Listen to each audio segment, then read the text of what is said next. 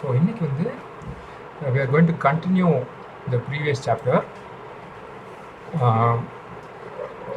இது வரைக்கும் வந்து we saw about cardiorespiratory physiology பார்த்தோம், how it works in different conditions, cold, hot weatherல, பொல்யூஷன் அதிகமாக இருக்கிற இடத்துல இதெல்லாமே நம்ம பார்த்தோம். Now we are getting into creating designing a cardiorespiratory program. அதுக்கு வந்து first we are starting off with general guidelines. So இதெல்லாம் வந்து யூஎஸ் கவர்மெண்ட் கைட்லைன்ஸ் மாதிரி ஹெல்த் டிபார்ட்மெண்ட்லேருந்து கொடுக்குறது. ஸோ ஃபர்ஸ்ட் பாயிண்ட் என்னென்னா, any amount of activity is better than no exercise at all. Okay, and to perform 150 to 300 minutes of moderate intensity cardiorespiratory activity or 75 to 150 minutes of vigorous. So மாடரேட்டாக வந்து 150 to 300 minutes பண்ணலாம், இல்லை 75 to 150 minutes கொஞ்சம் விகரஸான training, கொஞ்சம் ஹார்டான training பண்ணலாம், R combination of both. இதுதான் வந்து general கைட்லைன்ஸாக கொடுத்துருக்காங்க. அதே மாதிரி ஸ்ட்ரென்த் ட்ரைனிங் வந்து at least 2 times a week involving all major muscle groups பண்ணிடலாம் அப்படின்னு சொல்லியிருக்காங்க.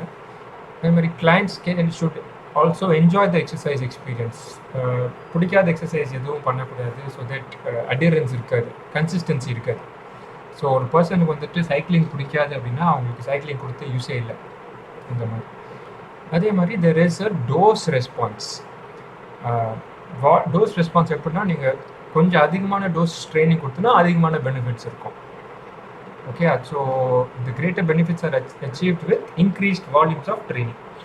ஓகே, ஆனால் there is a certain limit where volume ஏற்ற ஓவர் ட்ரெயின் ஆகிறதுக்கும் சான்ஸ் இருக்குது. பட் ஜென்ரல் கிளைண்ட்ஸ் அவ்வளோ சீக்கிரம் அந்த இடத்துக்கு போக மாட்டாங்க.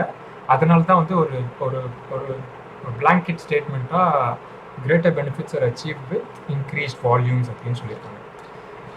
அதே மாதிரி ஹவு மச் யூ ப்ரோக்ரெஸ், ஒரு கிளைண்ட்டுக்கு வந்து எவ்வளோ ப்ரோக்ரெஸ் பண்ணுறீங்கன்னு பார்த்தோன்னா, it depends on the client's health, கிளைண்ட்டோட எவ்வளோ எக்ஸசைஸ் அவங்களால டாலரேட் பண்ண முடியுது, how much time available they have and ப்ரோக்ராமோட கோல். இதெல்லாம் வந்து just few of the factors. அதை பேஸ் பண்ணி தான் வந்து நீங்கள் ஒரு வீக்லேருந்து நெக்ஸ்ட் வீக்கு எவ்வளோ ப்ரோக்ரெஸ் பண்ண போகிறீங்கன்னு நீங்கள் பிளான் பண்ண போகிறீங்க. Okay, improvements in cardiorespiratory fitness occurs most quickly from progressive increases in exercise intensity and fades when training intensity is reduced. So cardiorespiratory fitness வந்து இம்ப்ரூவ் ஆகும்னா, நீங்கள் வந்து டியூரேஷன் மட்டுமே ஏற்றிக்கிட்டு இருந்ததுன்னா வந்துட்டு அவ்வளோ குயிக்காக வந்து உங்களுக்கு ப்ரோக்ரெஸ் ஆகாது. cardiorespiratory fitness, for fitness to quickly improve, what they say is intensity மட்டும் அதிகமாக ஃபோக்கஸ் பண்ணி கொஞ்சம் கொஞ்சமாக இன்டென்ஸாக பண்ணாருங்க. இன்டென்சிட்டின்னு சொல்லும் போது யூ ஆர் டாக்கிங், இப்போ wait ட்ரைனிங்கில் when you say intensity you are talking about 1 RM base பண்ணி நம்ம போடுற ஒர்க் அவுட்ஸ். அதே எக்ஸசைஸ் இன்டென்சிட்டி நம்ம யோசிக்கும் போது your heart rate, percentage of maximum heart rate, இல்லைன்னா VO2 மேக்ஸ், அதை பேஸ் பண்ணி நம்ம ப்ரோக்ராம் டிசைன் பண்ணுறோம். அதுதான் வந்து இன்டென்சிட்டி பேஸ் பண்ணி நம்ம போடுற ப்ரோக்ராமிங். ஓகே, ஸோ என்ன சொல்கிறாங்கன்னா, இன்டென்சிட்டியை வந்து you try to progress quickly so that improvements in cardiorespiratory fitness occurs. Okay, so இதே தான் வந்து ஜென்ரலாக ஒரு டேபிளாக கொடுத்துருக்காங்க. ஃப்ரீக்வன்சி எப்படி, டைம், இன்டென்சிட்டி எப்படி, டைம், டைப், எல்லாத்துக்குமே ஒரு டேபிள் மாதிரி கொடுத்துருக்காங்க. You can go through this. Okay, so frequency, minimal health benefits can be attained in as little as 1 or 2 sessions per week. So பெருமா ஹெல்த் பெனிஃபிட்ஸ் மட்டும் அப்படின்னு பார்த்தோன்னா 1 or 2 sessions a week பண்ணாலே வந்துட்டு பேர் மினிமல் ஹெல்த் பெனிஃபிட்ஸ் இருக்கும். But ரொம்ப நாளுக்கு இருக்குமான்னு பார்த்தோன்னா கிடையாது. இப்போ ஒரு வாரத்தில் ஒரு 2 நாள் 10-15 minutes வாக்கிங் பண்ணுறீங்கன்னா ஸ்டார்டிங்கில் கொஞ்சம் இருக்கும், ஒன்றுமே பண்ணாமல் இருக்கிறதுக்கு கொஞ்சம் பெனிஃபிட்ஸ் இருக்கும். பட் பியாண்ட் தட் அதுவும் அடாப்ட் ஆகிடும் and the benefits you get out of the training frequency will be much lesser. Okay, current guidelines recommend physical activity on most days of the week. So general client or inactive client almost all days of the week some form of physical activity இருக்கணும் அப்படின்னு தான் வந்து general guidelines சொல்கிறாங்க. So இப்போ exercise intensity, இப்போ கார்டியோவுக்கு வந்து exercise intensity எப்படி வந்து மானிட்டர் பண்ணுறது, அதை பேஸ் பண்ணி எப்படி ப்ரோக்ராம் பண்ணுறது அப்படின்னு பார்த்தோம்னா, there are multiple ways. First we have to define exercise intensity. It is the most important element of the exercise program. At the same time, it is the most difficult element to present quantitatively. So என்ன சொல்றேன்னா, exercise intensity is one of the most important elements. ஆனால் அதை வந்து எப்படி நம்ம quantify பண்ண போகிறோம், அது எப்படி வந்து நம்ம டிஃபைன் பண்ணுறோம் எக்ஸசைஸ் இன்டென்சிட்டி வந்து it is going to be quite difficult. ஏன்னா there are different methods of interpreting exercise intensity. ஒன்று நம்ம ஹார்ட் ரேட் பேஸ் பண்ணி பண்ணலாம், இல்லைன்னா ஆர்பிஇ பேஸ் பண்ணி பண்ணலாம், இல்லைன்னா கிளினிக்கல் மெத்தட்ஸில் VO2 max பேஸ் பண்ணி பண்ணலாம், இல்லை வாட்சில் ஆப்பிள் வாட்சில் இல்லை ஃபிட்பிட் வாட்சில் எவ்வளோ கேலரிஸ் பர்ன் பண்ணியிருக்கிறீங்க அதை பேஸ் பண்ணி பண்ணலாம். ஸோ இந்த மாதிரி மல்டிபிள் மெத்தட்ஸ் இருக்குது. ஒரு மெத்தடையும் we are going to see in detail. Okay, so first வந்து heart rate method. Heart rate method என்னன்னு பார்த்தோன்னா, நீங்கள் வந்து ஒரு ரெஸ்ட்டில் வந்து உங்கள் ஹார்ட் ரேட் எவ்வளோ அது வந்து ஒரு லெவல் நம்ம பார்க்க போகிறோம், which will be the resting heart rate. அதே மாதிரி எக்ஸசைஸ் ரிலேட்டடாக உங்களோட ஹார்ட் ரேட் எப்படி நம்ம டிசைன் பண்ண போகிறோம், that is also something we are going to see. So அது தெரியறதுக்கு, அது டிசைன் பண்ணுறதுக்கு ஃபஸ்ட்டு உங்களுக்கு தெரிய வேண்டியது resting heart rate and maximum heart rate. Okay, maximum heart rate எவ்வளோ அப்படின்னு கண்டுபிடிச்சிட்டோன்னா அதை பேஸ் பண்ணி என்ன சிம்பிள் அஸ் இன், இப்போ உங்களுக்கு ஸ்ட்ரென்த் ட்ரைனிங்கில் வந்து ஸ்குவாட்டில் வந்துட்டு 1 hour தெரிஞ்சுன்னா அதை பேஸ் பண்ணி உங்கள் ட்ரைனிங் வந்து நீங்கள் பிளான் பண்ணலாம். ஓகே, அதே மாதிரி கார்டியோரெஸ்பிரேட்டரிக்கு மேக்ஸிமம் ஹார்ட் ரேட் தெரியணும். அதை பேஸ் பண்ணி தான் நீங்கள் 70% ஒர்க் பண்ணுறீங்களா 60% ஒர்க் பண்ணுறீங்கன்னு you have to decide. Okay, so heart rate மெத்தடில் போனோன்னா first we have to figure out what your maximum heart rate is. ஆனால் இதில் ஒரு ப்ராப்ளம் இருக்குது, என்னென்னா மேக்ஸிமம் ஹார்ட் ரேட் அசஸ்மெண்ட் வந்துட்டு எல்லாருக்குமே நம்ம பண்ண முடியாது. இப்போ எக்ஸாம்பிள் வந்து ஸ்ட்ரென்த் ட்ரைனிங்கில் நம்ம வந்த மொதல் நாளே ஒரு கிளைண்ட்டுக்கு வந்து 1 rep மேக்ஸ் ஸ்குவாட்ஸ் நம்ம கொடுக்க முடியாது, ஏன்னா அவங்களுக்கு எக்ஸசைஸ் பண்ண தெரியாது, அந்த டெக்னிக் கரெக்டாக பண்ண தெரியாது. அதே மாதிரி வந்த மொதல் நாளே வந்து இவங்க வந்து 30 minutes இன்டென்ஸாக ஜாக் பண்ண சொல்ல முடியாது. அதே மாதிரி அசஸ்மெண்ட் வந்து த்ரெட்மில் அசஸ்மெண்ட் வந்து கிரேடட் எக்ஸசைஸ் டெஸ்ட்னு சில இதெல்லாம் இருக்குது, which will come later on. அந்த மாதிரி டெஸ்ட் எதுவுமே வந்து நம்ம கிளைண்ட்ஸ்க்கு கொடுக்க முடியாது. Okay, so maximal effort assessments is not recommended, not considered appropriate for most individuals. Okay, அதே மாதிரி மேக்ஸிமம் ஹார்ட் ரேட் வந்து it is determined using mathematical formulas. So எக்ஸாக்டாக வந்து நம்மளுக்கு ஒரு மெத்தட் கிடையாது ஹார்ட் ரேட் வந்து மெஷர் பண்ணுறதுக்கு. ஸோ ஒரு சில மேத்தமெட்டிக்கல் ஃபார்முலாஸில் உங்கள் ஹைட்டு வெயிட்டு ஏஜ் எல்லாம் போட்டு உங்களுக்கு வந்து ஒரு predicted heart rate maximum heart rate கண்டுபிடிச்சி அதை பேஸ் பண்ணி நம்ம வந்து 70% ஆஃப் மேக்ஸிமம் ஹார்ட் ரேட்டில் நம்ம ட்ரெயின் பண்ணுவோம், இல்லைன்னா 80% ட்ரெயின் பண்ணுவோம். Okay, so the estimated maximum heart rate is less useful and should be questioned due to its inherent error. So the maximum heart rate வந்து நம்ம அந்த ஃபார்முலா யூஸ் பண்ணி determine பண்ணுற மெத்தட்ஸில் வந்து நிறைய எரர் இருக்குது. It is not very exact. அந்த எரர்லாம் will see one by one. Okay, so இது எரர் வரதுக்கு ஃபியூ ஆஃப் த ரீசன்ஸ் என்னன்னு பார்த்தோன்னா, இந்த மேக்ஸிமம் ஹார்ட் ரேட் வந்து it depends on multiple factors. ஒன்று ஜெனட்டிக்ஸ். ஸோ இப்போ சில பேர் வந்து ஜெனட்டிக்காகவே வந்து அவங்களோட மேக்ஸிமம் ஹார்ட் ரேட் 200 இருக்கும், இன்னொருத்தங்களுக்கு ஜெனட்டிக்காக வந்து அது 180 தான் இருக்கும் மேக்ஸிமம் ஹார்ட் ரேட். அதே ஏஜ் இருக்கும், அதே ஆக்டிவிட்டி லெவல் இருக்கும், ஆனால் ஒருத்தவங்களுக்கு மேக்ஸிமம் ஹார்ட் ரேட் அதிகமாக இருக்கலாம், இன்னொருத்தவங்களுக்கு மேக்ஸிமம் ஹார்ட் ரேட் கம்மியாக இருக்கும். அதே மாதிரி எக்ஸசைஸ் மொடாலிட்டி. நீங்கள் ரன்னிங்கில் பண்ணும்போது உங்களோட மேக்ஸிமம் ஹார்ட் ரேட் வேறு மாதிரி இருக்கும், சைக்கிளிங்கில் பண்ணும்போது உங்களோட மேக்ஸிமம் ஹார்ட் ரேட் வேறு மாதிரி இருக்கும். ஓகே, அதே மாதிரி மெடிக்கேஷன் எடுக்கிறீங்கன்னா அதுக்கேற்ற மாதிரி மேக்ஸிமம் ஹார்ட் ரேட் மாறும். சரியா, பிளட் ப்ரெஷர் அந்த மாதிரி மெடிசன்லாம் எடுக்கிறீங்க அப்படின்னா உங்கள் ஹார்ட் ரேட் வந்து it will be different from normal without medicine இருக்கும்போது உங்களுக்கு மேக்ஸிமம் ஹார்ட் ரேட். அதே மாதிரி body size. Maximum heart rate வந்து it depends on your total body weight also. இப்போ நீங்கள் ஹெவியராக இருக்கிறீங்கன்னா your heart has to pump harder to supply blood to the full body. Okay, maximum heart rate is generally higher in smaller individuals who have smaller hearts and hence lower strokes volume. The maximum heart rate வந்து smaller individuals க்கு அதிகமாக இருக்கும், who have smaller hearts. Smaller individuals have smaller hearts, and larger individuals have large hearts. Okay. ஆல்டிடியூடுக்கு ஏற்ற மாதிரி கூட maximum heart rate வந்து differ ஆகும். ஏஜுக்கு ஏற்ற மாதிரியும் கூட டிஃபர் ஆகும். இது வந்து one of the most important principles. ஏன்னா இதை பேஸ் பண்ணி தான் சில ஃபார்முலாஸே have been created. Maximum heart rate generally decreases by 1 beat per minute each year, starting in the person's early 20s. So 20 இயர்ஸ்க்கு அப்புறம் பார்த்தோன்னா ஒரு இயருக்குமே வந்து அவங்களோட மேக்ஸிமம் ஹார்ட் ரேட் வந்து குறைஞ்சிக்கிட்டே வரும். அதனால தான் வந்து there is a formula to calculate maximum heart rate. எப்படின்னா 220 minus age. ஓகே, 220லேருந்து ஏஜை குறைச்சின்னா அவங்கள்ட்ட மேக்ஸிமம் ஹார்ட் ரேட் கிடைக்கும்னு சொல்லிட்டு ஒரு ரஃப்பான ஒரு எஸ்டிமேட்டாக வந்து அது ஒரு ஃபார்முலா இருக்குது. என்னென்னா it is not an exact formula. எல்லாருக்கும் வந்துட்டு 1 beat per minute வந்து குறையாது. எவ்ரி இயர் வந்து எல்லாருக்குமே குறையாது. ஒருத்தங்களுக்கு கொஞ்சம் அதிகமாக குறையும், ஒருத்தங்களுக்கு வந்து 1 beat per minute வந்து குறையாது per year.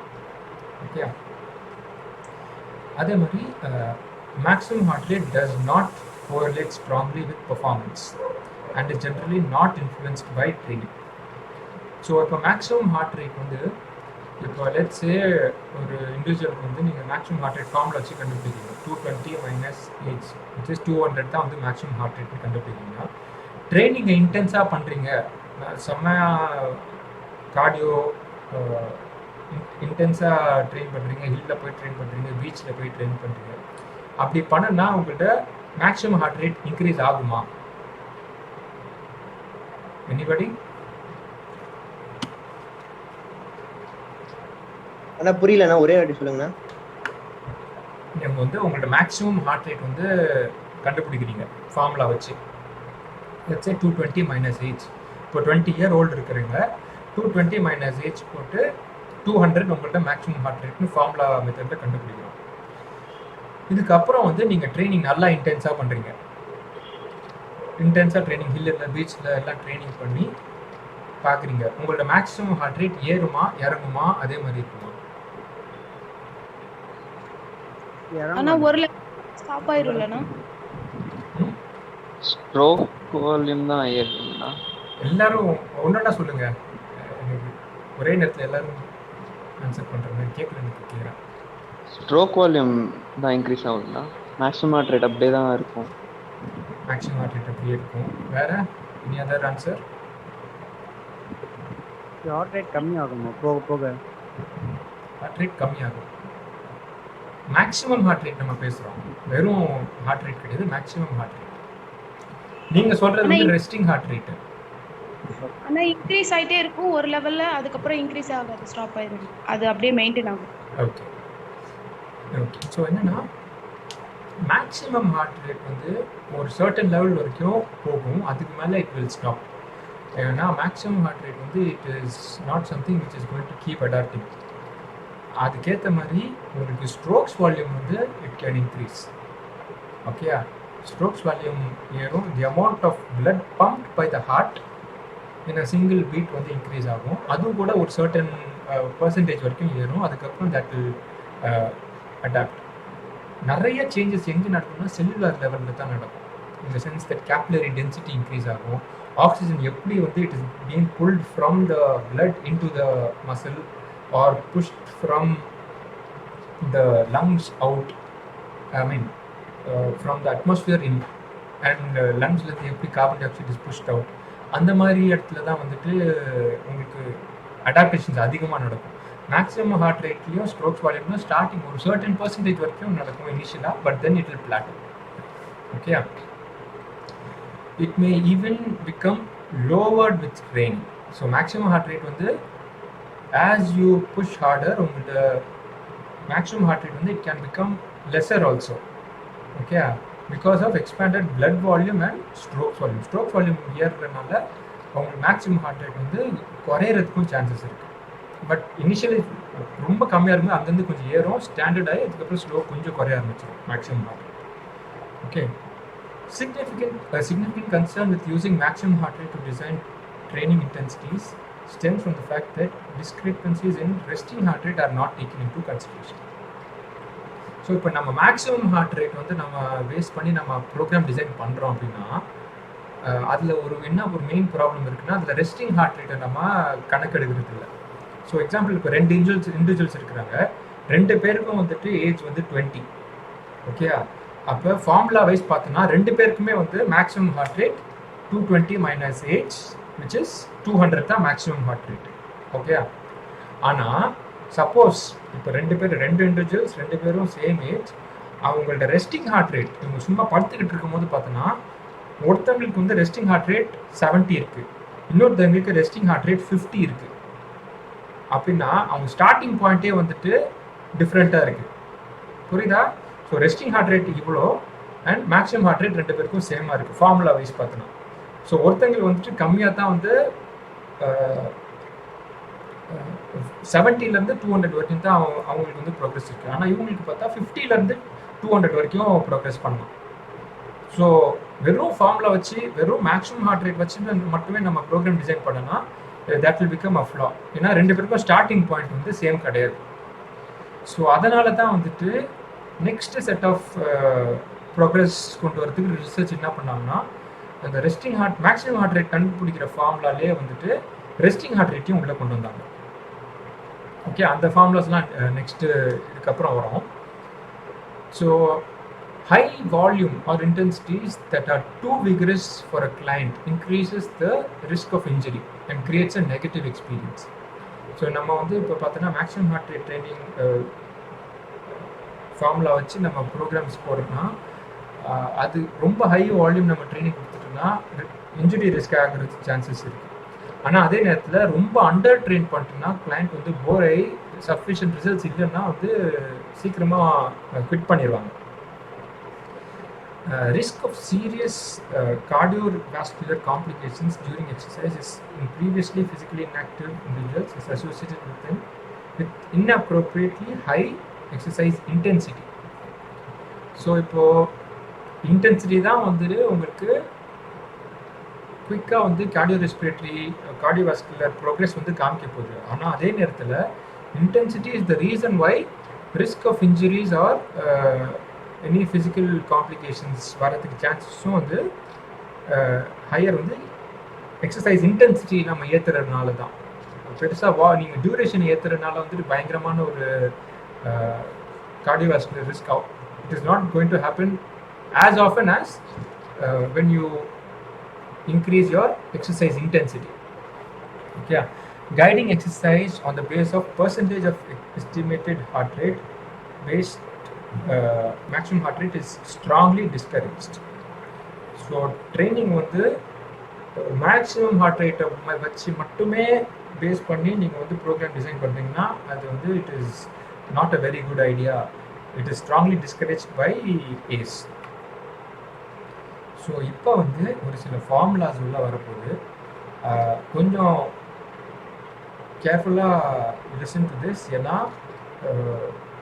மேத்தமெட்டிக்கல் கொஸ்டின்ஸ்லாம் கூட வரும். ஃபார்முலாஸ் பேஸ் பண்ணி நீங்கள் வந்து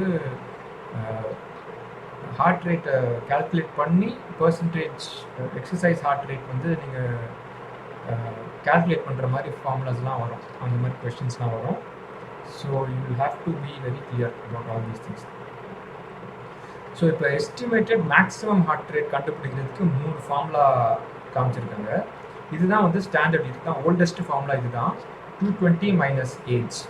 okay, standardised predicted maximum heart rate formula used in fitness for decades.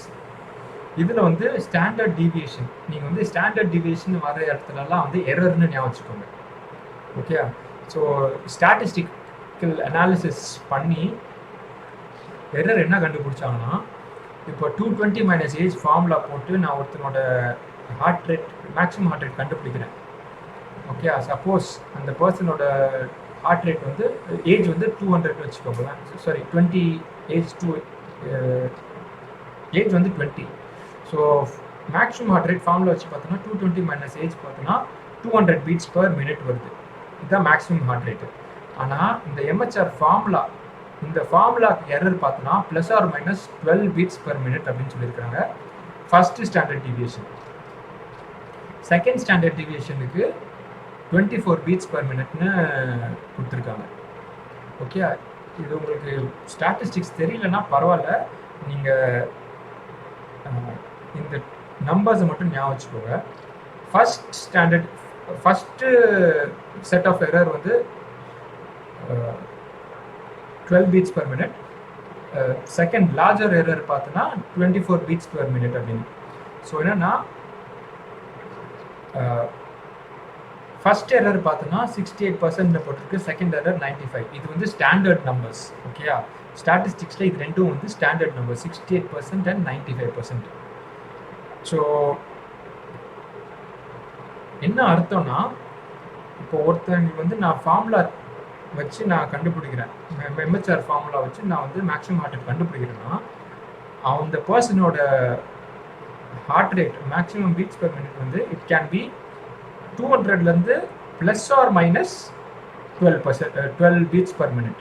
So 200ன்னு இருக்கிறது it can be -200 minus 12 which is 188 or 200 minus plus 12 which is 212 beats per minute.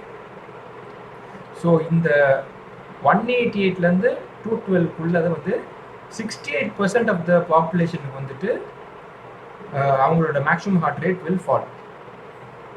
Okay, இப்போ 100 பேரை நான் வந்துட்டு செலக்ட் பண்ணி 100 பேருக்கும் ஏஜ் 20.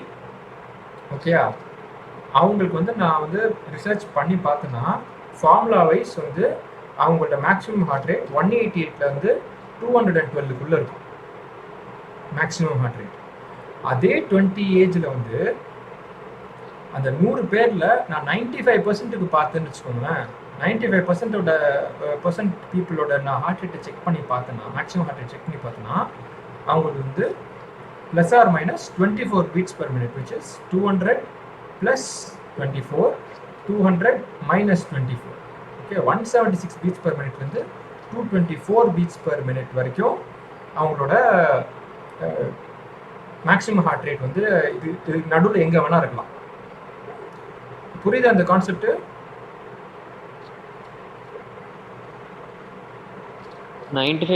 புரியலண்ணா. ஸோ இப்போ வந்து இப்போ 68%க்கு வந்து 12 புரிஞ்சுக்கல, அதே மாதிரி தான் 95%க்கு வந்து 24. ஓகே, கிளியரா புரிஞ்சிச்சா இல்லை?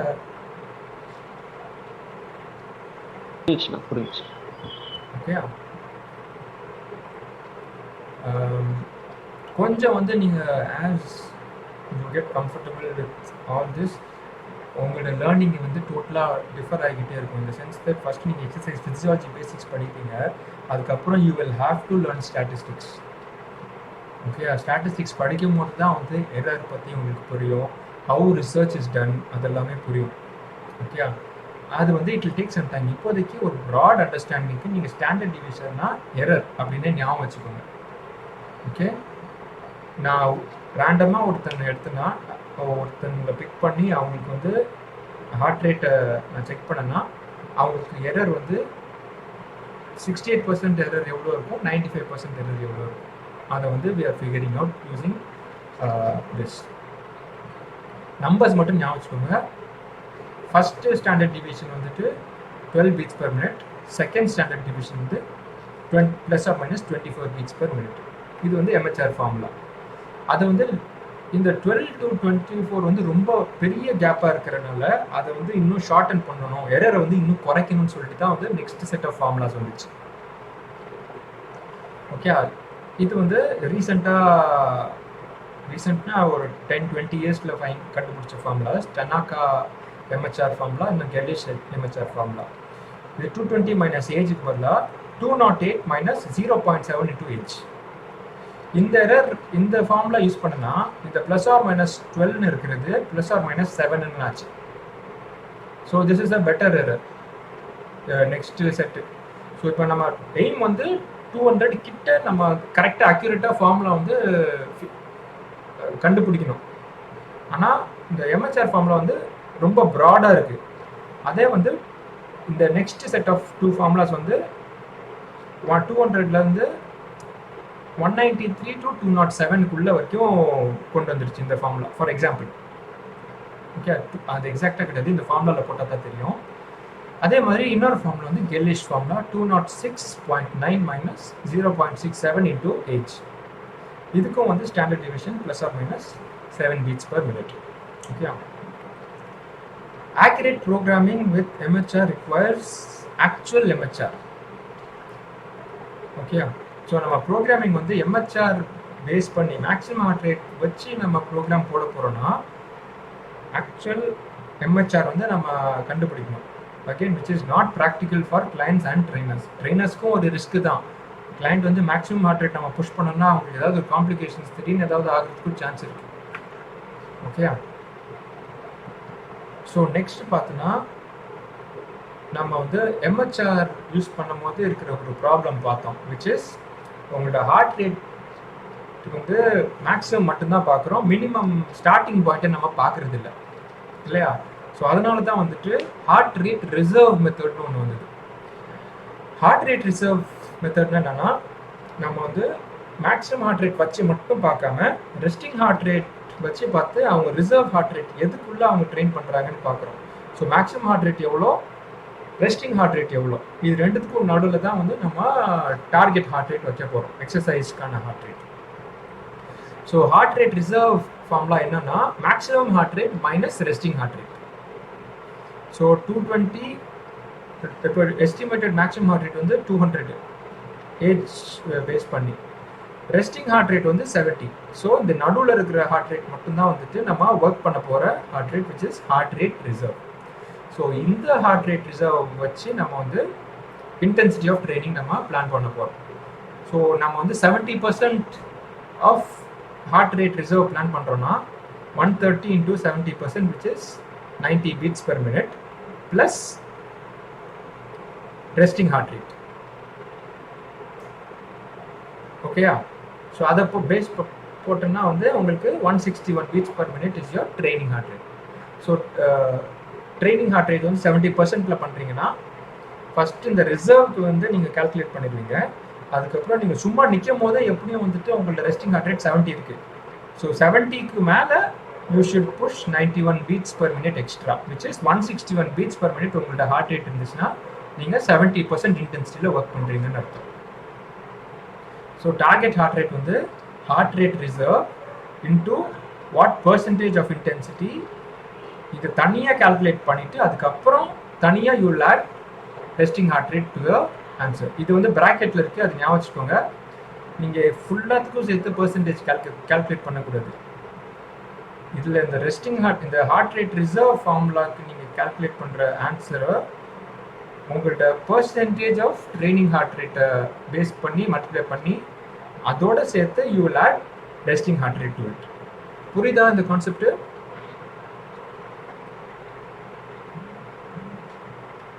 புரியுதுண்ணா? புரியுதுண்ணா.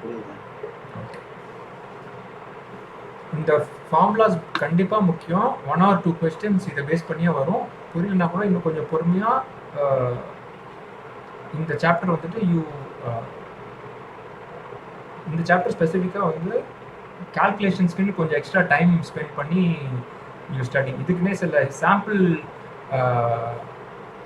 மாதிரி கொடுத்துருப்பாங்க, எக்ஸாம்பிள்ஸ் வச்சு டெக்ஸ்ட் புக்கில் கொடுத்துருப்பாங்க. when you see it you will understand. Okay, so இந்த ஹார்ட் ரேட் ரிசர்வ் பேஸ் பண்ணி வர ஃபார்முலாஸ்க்கு வந்துட்டு கார்வோனன் ஃபார்முலான்னு இன்னொரு பேர் இருக்குது. ஏன்னா கார்வோனன் ஒரு சயின்டிஸ்ட் தான் வந்துட்டு அதை ஃபஸ்ட்டு அதை பிரித்தார். மேக்ஸிமம் ஹார்ட் ரேட் வச்சு ட்ரைனிங் பண்ணாமல் ஹார்ட் ரேட் ரிசர்வ் வச்சு ப்ரோக்ராம்ஸ் போட ஆரம்பிச்சது. ஸோ அந்த ஹார்ட் ரேட் ரிசர்வ்னு வந்தாலே it is called heart rate ரிசர்வை பேஸ் பண்ணி வர ஃபார்முலா வந்து இந்த ஃபார்முலா, இந்த target heart rate which is equal to heart rate reserve into percentage of exercise intensity plus resting heart rate.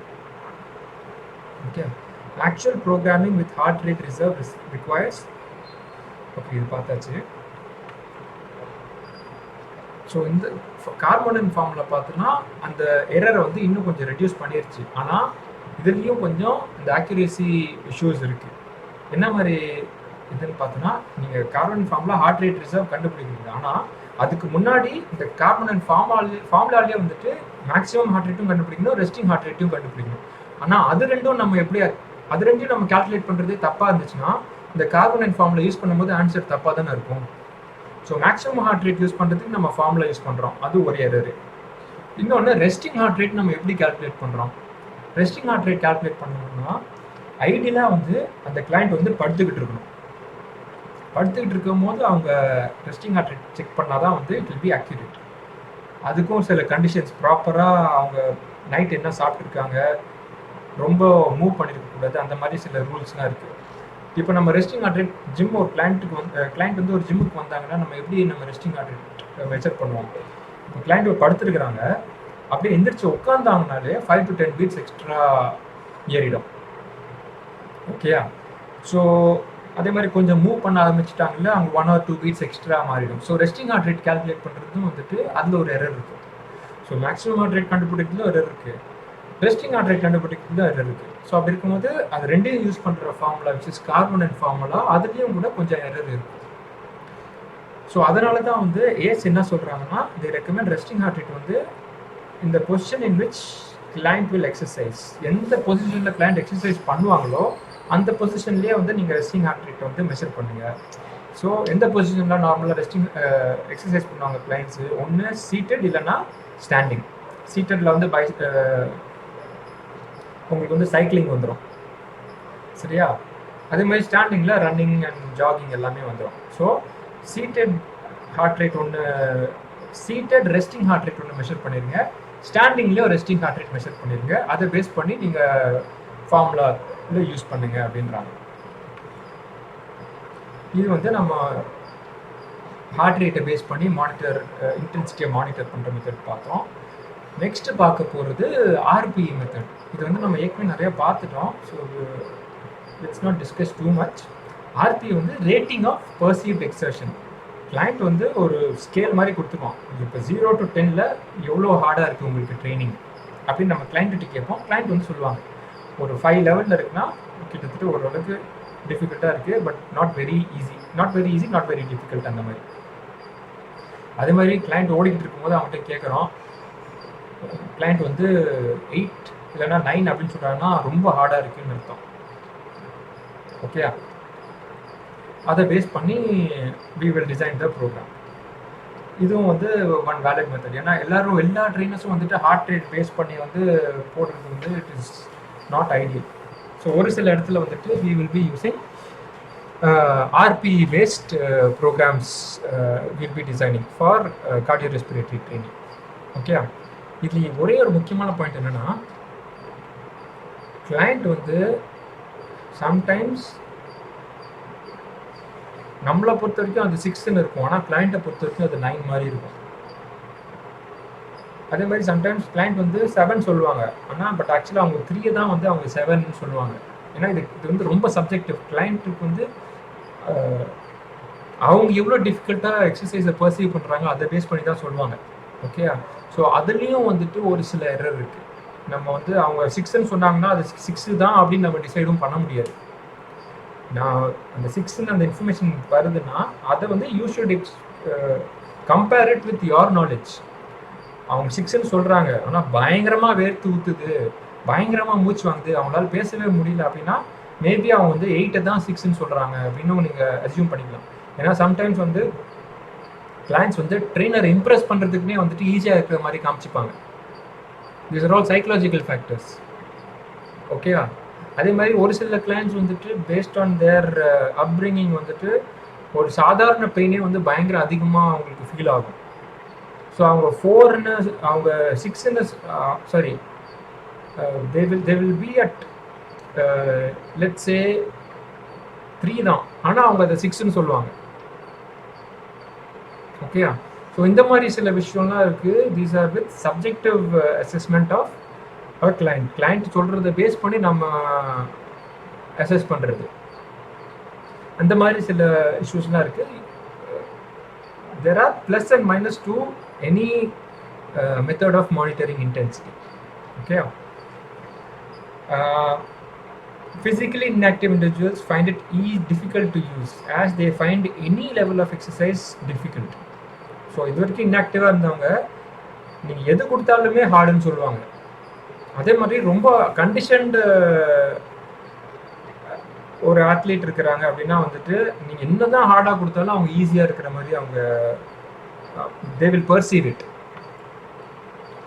Okay, next பார்த்தோன்னா VO2 max base பண்ணி நம்ம இன்டென்சிட்டியை மானிட்டர் பண்ணுறது. ஸோ இன்டென்சிட்டியை மானிட்டர் பண்ணுறது இதுவும் வந்து 2 மெத்தட் இருக்குது. Heart rate max and heart rate மேக்ஸும் வைப்போம், ரெஸ்டிங் ஹார்ட் ரேட்டும் வைப்போம். அதே மாதிரி VO2 மேக்ஸும் வைக்கிறோம், ரெஸ்டிங் VO2வும் வச்சு அது ரெண்டுத்துக்கும் நடுவில் இருக்கிற ரிசர்வை நம்ம பார்க்குறோம். Okay, there are minimal improvements in VO2 max if the intensity of training is below a threshold of 40 to 50% of VO2 max or VO2R. So நம்ம வந்து ஹெல்த் பெனிஃபிட்ஸ் நம்ம கார்டியோரெஸ்பிரேட்டரி ஃபிட்னஸ் இம்ப்ரூவ் பண்ணணும் அப்படின்னு பிளான் பண்ணும்போது நீங்கள் 40 to 50% ஆஃப் VO2 மேக்ஸை base பண்ணி நீங்கள் ட்ரைனிங் போட்டிங்கன்னா ரொம்ப மினிமலாக தான் இம்ப்ரூவ்மெண்ட்ஸ் இருக்கும். நீங்கள் 40 to 50 தாண்டி 55-60% ஆஃப் VO2 மேக்ஸ்ன்னு நீங்கள் ட்ரைனிங் கொடுத்தா தான் வந்து ஆக்சுவல் இம்ப்ரூவ்மெண்ட்ஸ் இன் VO2 மேக்ஸே இருக்கும். இந்த நம்பர் ரொம்ப முக்கியம், இதை பேஸ் பண்ணி கொஸ்டின்ஸ் வரும். Okay, training based on metabolic or ventilatory responses, it's much more meaningful than using arbitrary ranges of VO2 max and VO2R, especially because these values are predicted. Okay, so VO2 max பார்த்தனா first VO2 max என்னன்னா it is the amount of oxygen consumed by the body. Okay, அது வந்து எல்லாமே வந்து ஒரு formula base பண்ணி predict பண்ணுறது தான். ஓகே, ஸோ அந்த ஃபார்முலா பேஸ் பண்ணி நம்ம போடுற ப்ரோக்ராம்ஸ் வந்து it will not be as accurate. So நிறையா ஒரு ஹைரார்கி மாதிரி இருக்குது. சில ரெஸ்பான்சஸ் வந்து it will be much more accurate, VO2 max is not as accurate. Okay, depending on எந்த மெத்தடை யூஸ் பண்ணி நீங்கள் வந்து VO2 மேக்ஸ் கண்டுபிடிக்கிறீங்கன்னு சொல்லிட்டு. Okay, so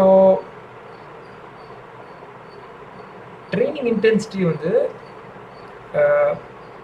there is another method of measuring training intensity which is not VO2 max, which is called ventilatory threshold.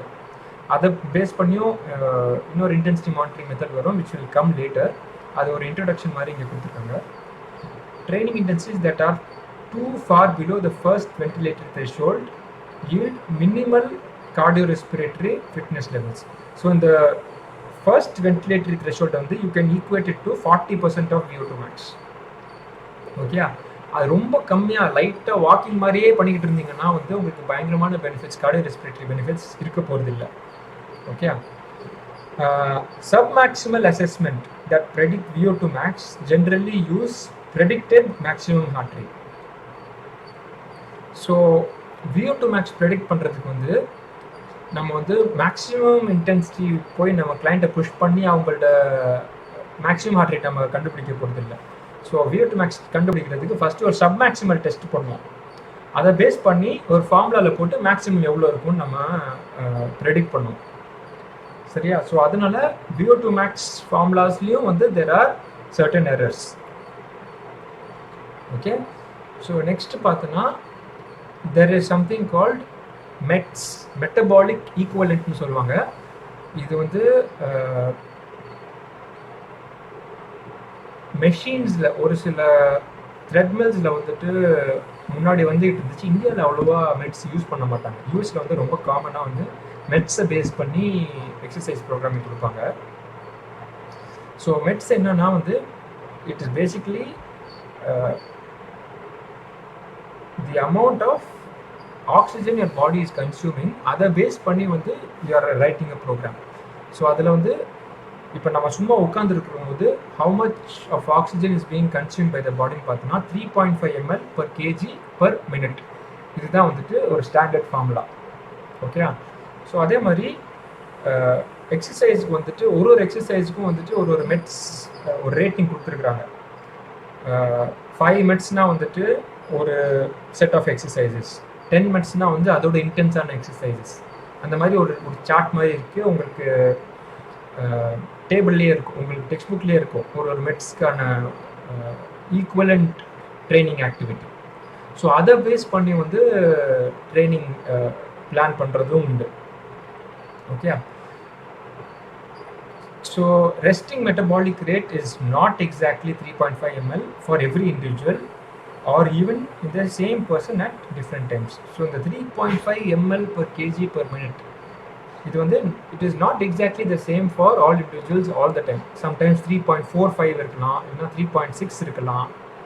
So இங்கே இருக்கிற அசம்ஷனும் வந்து it is not 100% accurate. So அதனால you use all these methods with caution.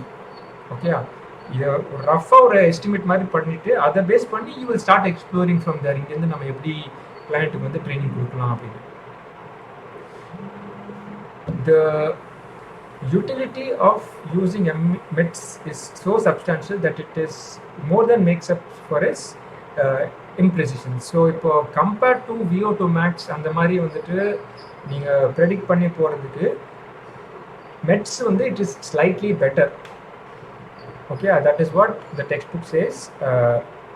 You will have to go with that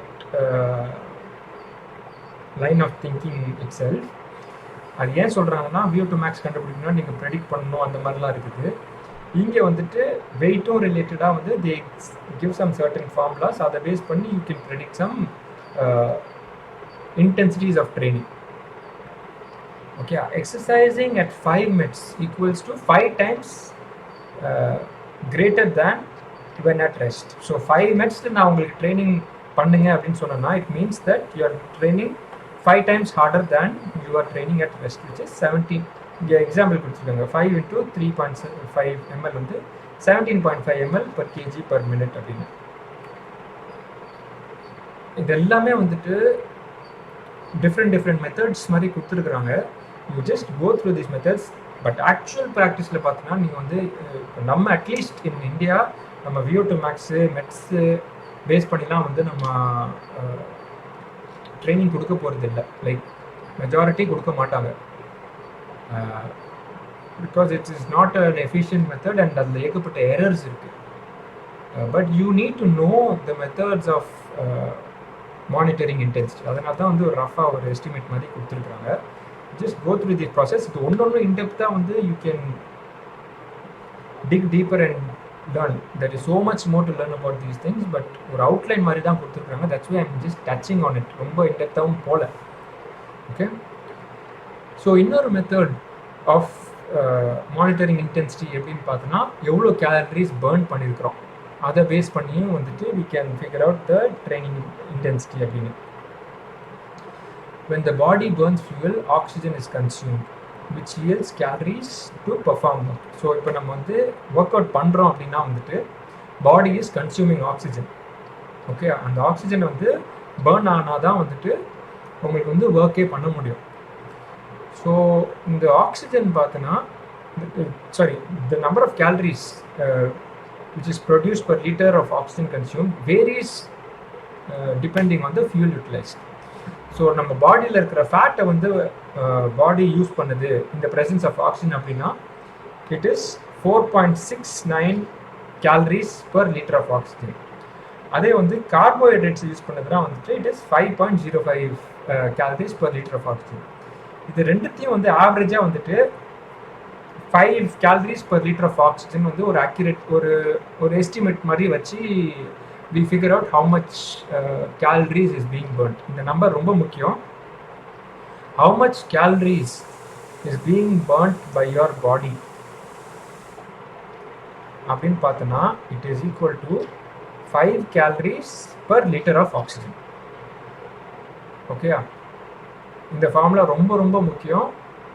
இதை base பண்ணியும் வந்துட்டு உங்களுக்கு ஒரு calculation paste questions ஏதாவது வரும். Okay, caloric expenditure is calculated in terms of gross or absolute VO2 max during an activity by measuring or estimating the total quantity of VO2, oxygen consumed per minute and multiplying by 5 liters. So இப்போ நீங்கள் வந்து total calories நம்ம எவ்வளோ consume பண்ணுறோம், எவ்வளோ spend பண்ணுறோன்னு கண்டுபிடிக்கணும்னா நம்மளுக்கு ஃபஸ்ட்டு தேவை எவ்வளோ ஆக்சிஜன் கன்சியூம் பண்ணுறோன்னு இன் லீட்டர்ஸ். அப்சல்யூட் அண்ட் ரிலேட்டிவ்னு இருக்குது, டூ டிஃப்ரெண்ட் திங்ஸ். அப்சல்யூட்னா வந்து total oxygen consume by the body. ரிலேட்டிவ்னு சொல்லும் போது நம்ம வந்து பர் கேஜி எவ்வளோ நம்ம ஆக்சிஜன் கன்சியூம் பண்ணுறோம், that will be relative. Absolute strength, relative ஸ்ட்ரென்த்னு சொல்லுவாங்க. அப்சல்யூட் ஸ்ட்ரென்த்னா வந்து டோட்டலாக எவ்வளோ லிஃப்ட் பண்ணுற, ரிலேட்டிவ்னா வந்து உங்கள் பாடி வெயிட்டுக்கு ரிலேட்டிவாக எவ்வளோ லிஃப்ட் பண்ணுறோம் அப்படின்னு. அதே மாதிரி தான் வந்து கார்டியோலையும் வந்துட்டு அப்சல்யூட் VO2 மேக்ஸ் இருக்குது, ரிலேட்டிவ் VO2 மேக்ஸ் இருக்குது. ஸோ அப்சல்யூட் வந்து டோட்டல் எவ்வளோ ஆக்சிஜன் நீங்கள் வந்து யூஸ் பண்ணுறீங்க, ஓகே. அதை எவ்வளோ ஆக்சிஜன் யூஸ் பண்ணுறீங்கன்னு கண்டுபிடிச்சி you multiplied by 5, you will get the number of calories burnt.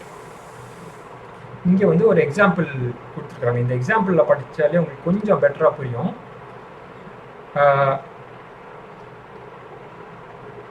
So இங்கே பார்த்தோன்னா ஃபார்முலா ஒன்று கொடுத்துருக்காங்க பாருங்கள்.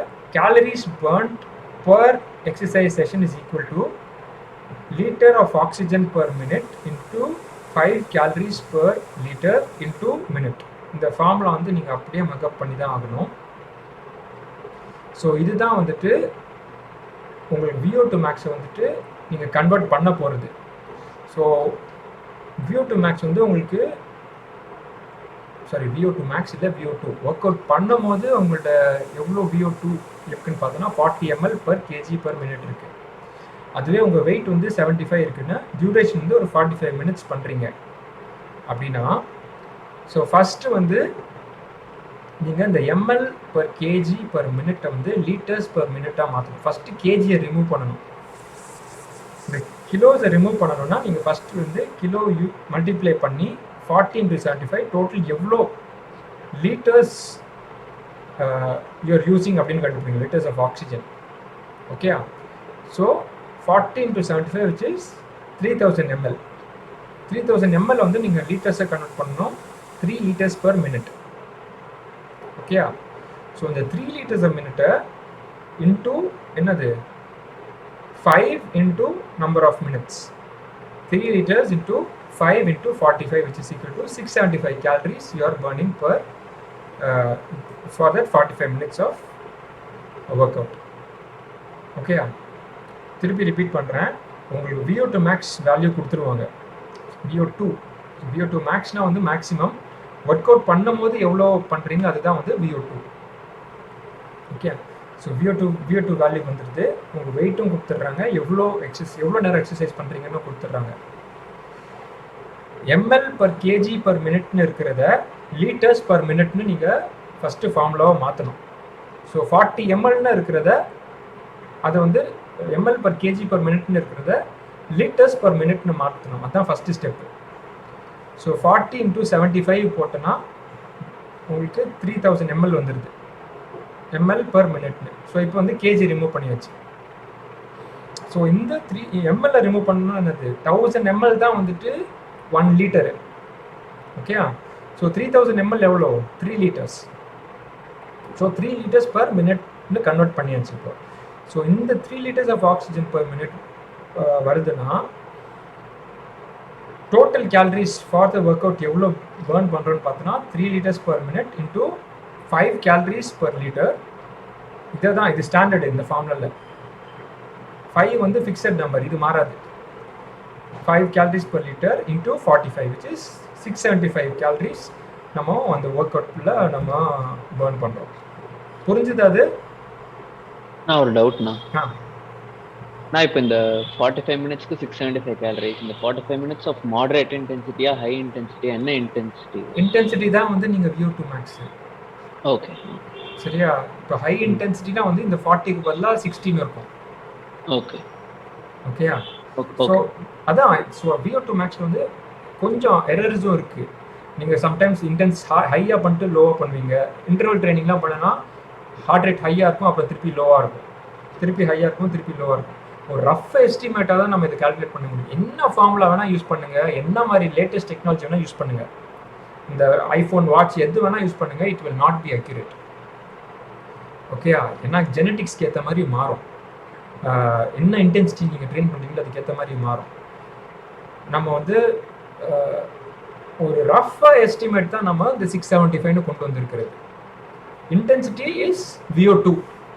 ஓகே, வேற ஏதாவது டவுட்ஸ் இருக்கா இந்த ஃபார்முலா யூஸ் பண்ணி வரதில்ல? ஏன்னா இதில் கொஸ்டின்ஸ் வரும்.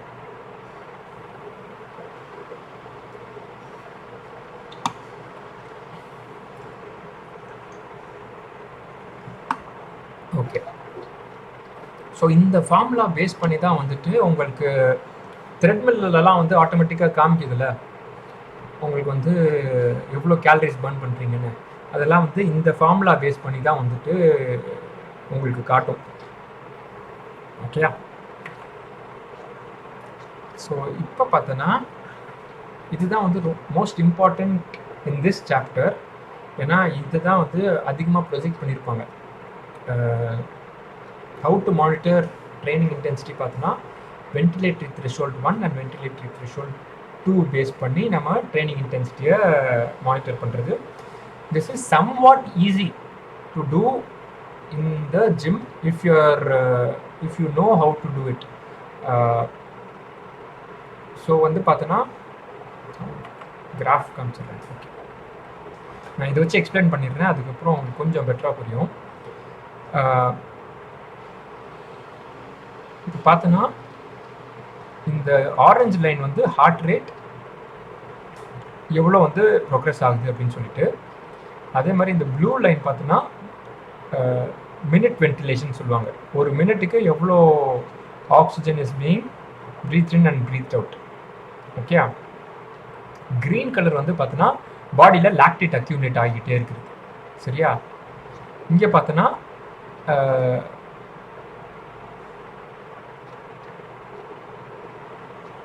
என்னது இங்கே வந்து அவுட்புட் இன் வாட்ஸ் எவ்வளோ வந்துட்டு நீங்கள் பவர் வந்துட்டு யூஸ் பண்ணிகிட்டு இருக்கிறீங்க அது இந்த பக்கம் வந்துடுது. அதே மாதிரி ஹார்ட் ரேட் லாக்டேட் வென்டிலேஷன் வந்து இந்த பக்கம் வந்துடுது. ஸோ இப்போ பார்த்தோன்னா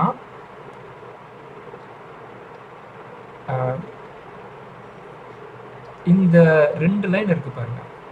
இந்த 2 லைனை மட்டும் ஞாபகம் வச்சுக்கோங்க. நீங்கள் ஃபஸ்ட்டு கிராஜுவலாக ட்ரைனிங் பண்ணிகிட்டு இருக்கும்போது ஸ்லோவாக வந்து உங்களுக்கு வந்துட்டு every thing increases very slowly. ஆனால் ஒரு பாயிண்ட்டுக்கு மேலே பார்த்தீங்கன்னா there is a sudden increase. Okay, அந்த சடன் இன்க்ரீஸ் எப்போனா உங்களுக்கு ஹார்ட் ரேட் ஒரு ப்ரீதிங் வந்துட்டு ஒரு நார்மல்லேருந்து கொஞ்சம் இன்க்ரீஸ் ஆகும். அந்த இடத்த தான் வந்துட்டு வென்டிலேட்டரி த்ரெஷோல்ட் 1 அப்படின்னு சொல்லுவாங்க, VT1. அதுதான் இந்த லைனு. ஓகே, அதுக்கப்புறமும் நீங்கள் இன்டென்சிட்டி ஏற்றுறீங்க அப்படின்னு பார்த்தோன்னா there will be one more line where சடனாக திருப்பி இருந்து உங்கள்கிட்ட ஹார்ட் ரேட் ப்ரீதிங் எல்லாமே இன்க்ரீஸ் ஆகும். ஸோ நார்மலாக போகிற இடத்துல சடனாக ஒரு இன்க்ரீஸ் இருக்கும், அதே மாதிரி ஏறிக்கிட்டு இருக்கும்போது சடனாக இன்னொரு இன்க்ரீஸ் இருக்கும். ஸோ அந்த 2 லைன் தான் வந்துட்டு VT1 and VT2. Okay, so இந்த 2 லைனை பேஸ் பண்ணி 3 ஜோன்ஸாக பிரிச்சிருக்கிறாங்க ட்ரைனிங்கை. ஸோ இந்த லைனுக்கு இந்த பக்கம் இருக்கிறது ஃபுல்லாகவே zone 1 ட்ரைனிங். ஸோ கொஞ்சம் ஸ்லோ கண்டினியூஸ் ட்ரைனிங் எல்லாமே இதுக்குள்ளே வந்துடும். ஒரு 70% ஆர் லெஸ், 60% ஆர் லெஸ் அந்த மாதிரி ட்ரைனிங் வந்து zone 1ல் வந்துடும். 60 to 70, 75 ஆர் 80% வந்து zone 2க்குள்ளே வந்துடும். அந்த 80% தாண்டி மேக்ஸிமம் எஃபர்ட்லாம் பண்ணுறீங்க பாருங்கள், அது எல்லாமே zone 3ல் வந்துடும். ஓகே, இந்த 3 பேஸ் பண்ணி வந்துட்டு டிஃப்ரெண்ட் மெத்தட்ஸ் ஆஃப் அசஸிங் உங்களோட ஒர்க் அவுட் எப்படி இருக்கணும்னு சொல்லிட்டு சில கைட்லைன்ஸ் மாதிரி கொடுத்துருக்குறாங்க. அதை தான் வந்து ரிப்பீட்டடாக இதுக்கப்புறம் நம்ம பார்ப்போம். ஓகே, இது வந்துட்டு நம்ம how to figure out VT1 and VT2 அதுதான் வந்துட்டு மெயின் சேலஞ்சே. இப்போது VT1 அண்ட் VT2 வந்து இந்த லாக்டேட் அக்யூமுலேட் ஆகிறது பேஸ் பண்ணி கூட there is certain formulas. Heart rate base பண்ணியும் சில ஃபார்முலாஸ் இருக்குது. நம்மளோட ப்ரீதிங் எவ்வளோ ஹையாக சடனாக இன்க்ரீஸ் ஆகுது அதை பேஸ் பண்ணியும் சில கைட்லைன்ஸ் இருக்குது. அதை பேஸ் பண்ணி you can figure out VT1 எங்கே நடக்குது அண்ட் VT2 எங்கே நடக்குதுன்னு சொல்லிட்டு. ஸோ இது ரெண்டுத்தையும் பேஸ் பண்ணி we are going to see some certain methods of figuring out இந்த 2 பாயிண்ட்டை பேஸ் பண்ணி we will be designing the programs. இது எப்படி ரிசர்ச்சில் கண்டுபிடிக்கிறாங்கன்னு பார்த்தோன்னா பிளட் டெஸ்ட் எடுத்து தான் கண்டுபிடிக்கிறாங்க. ஓகே, பிளட் டெஸ்ட் வச்சு இவனுக்கு வந்து VT1 இங்கே நடக்குது, இந்த ட்ரைனிங் இன்டென்சிட்டியில் VT1 நடக்குது ரீச் பண்ணுறான், அதே மாதிரி இந்த ட்ரைனிங் இன்டென்சிட்டியில் VT2 ரீச் பண்ணுறான்னு பிளட் டெஸ்ட் வச்சு லாக்டேட்டை கண்டுபிடிச்சி they are figuring that out.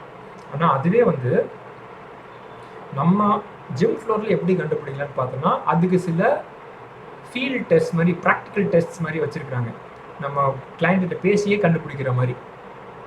Okay, அதுக்கான கைட்லைன்ஸ் வந்து they've given in this chapter.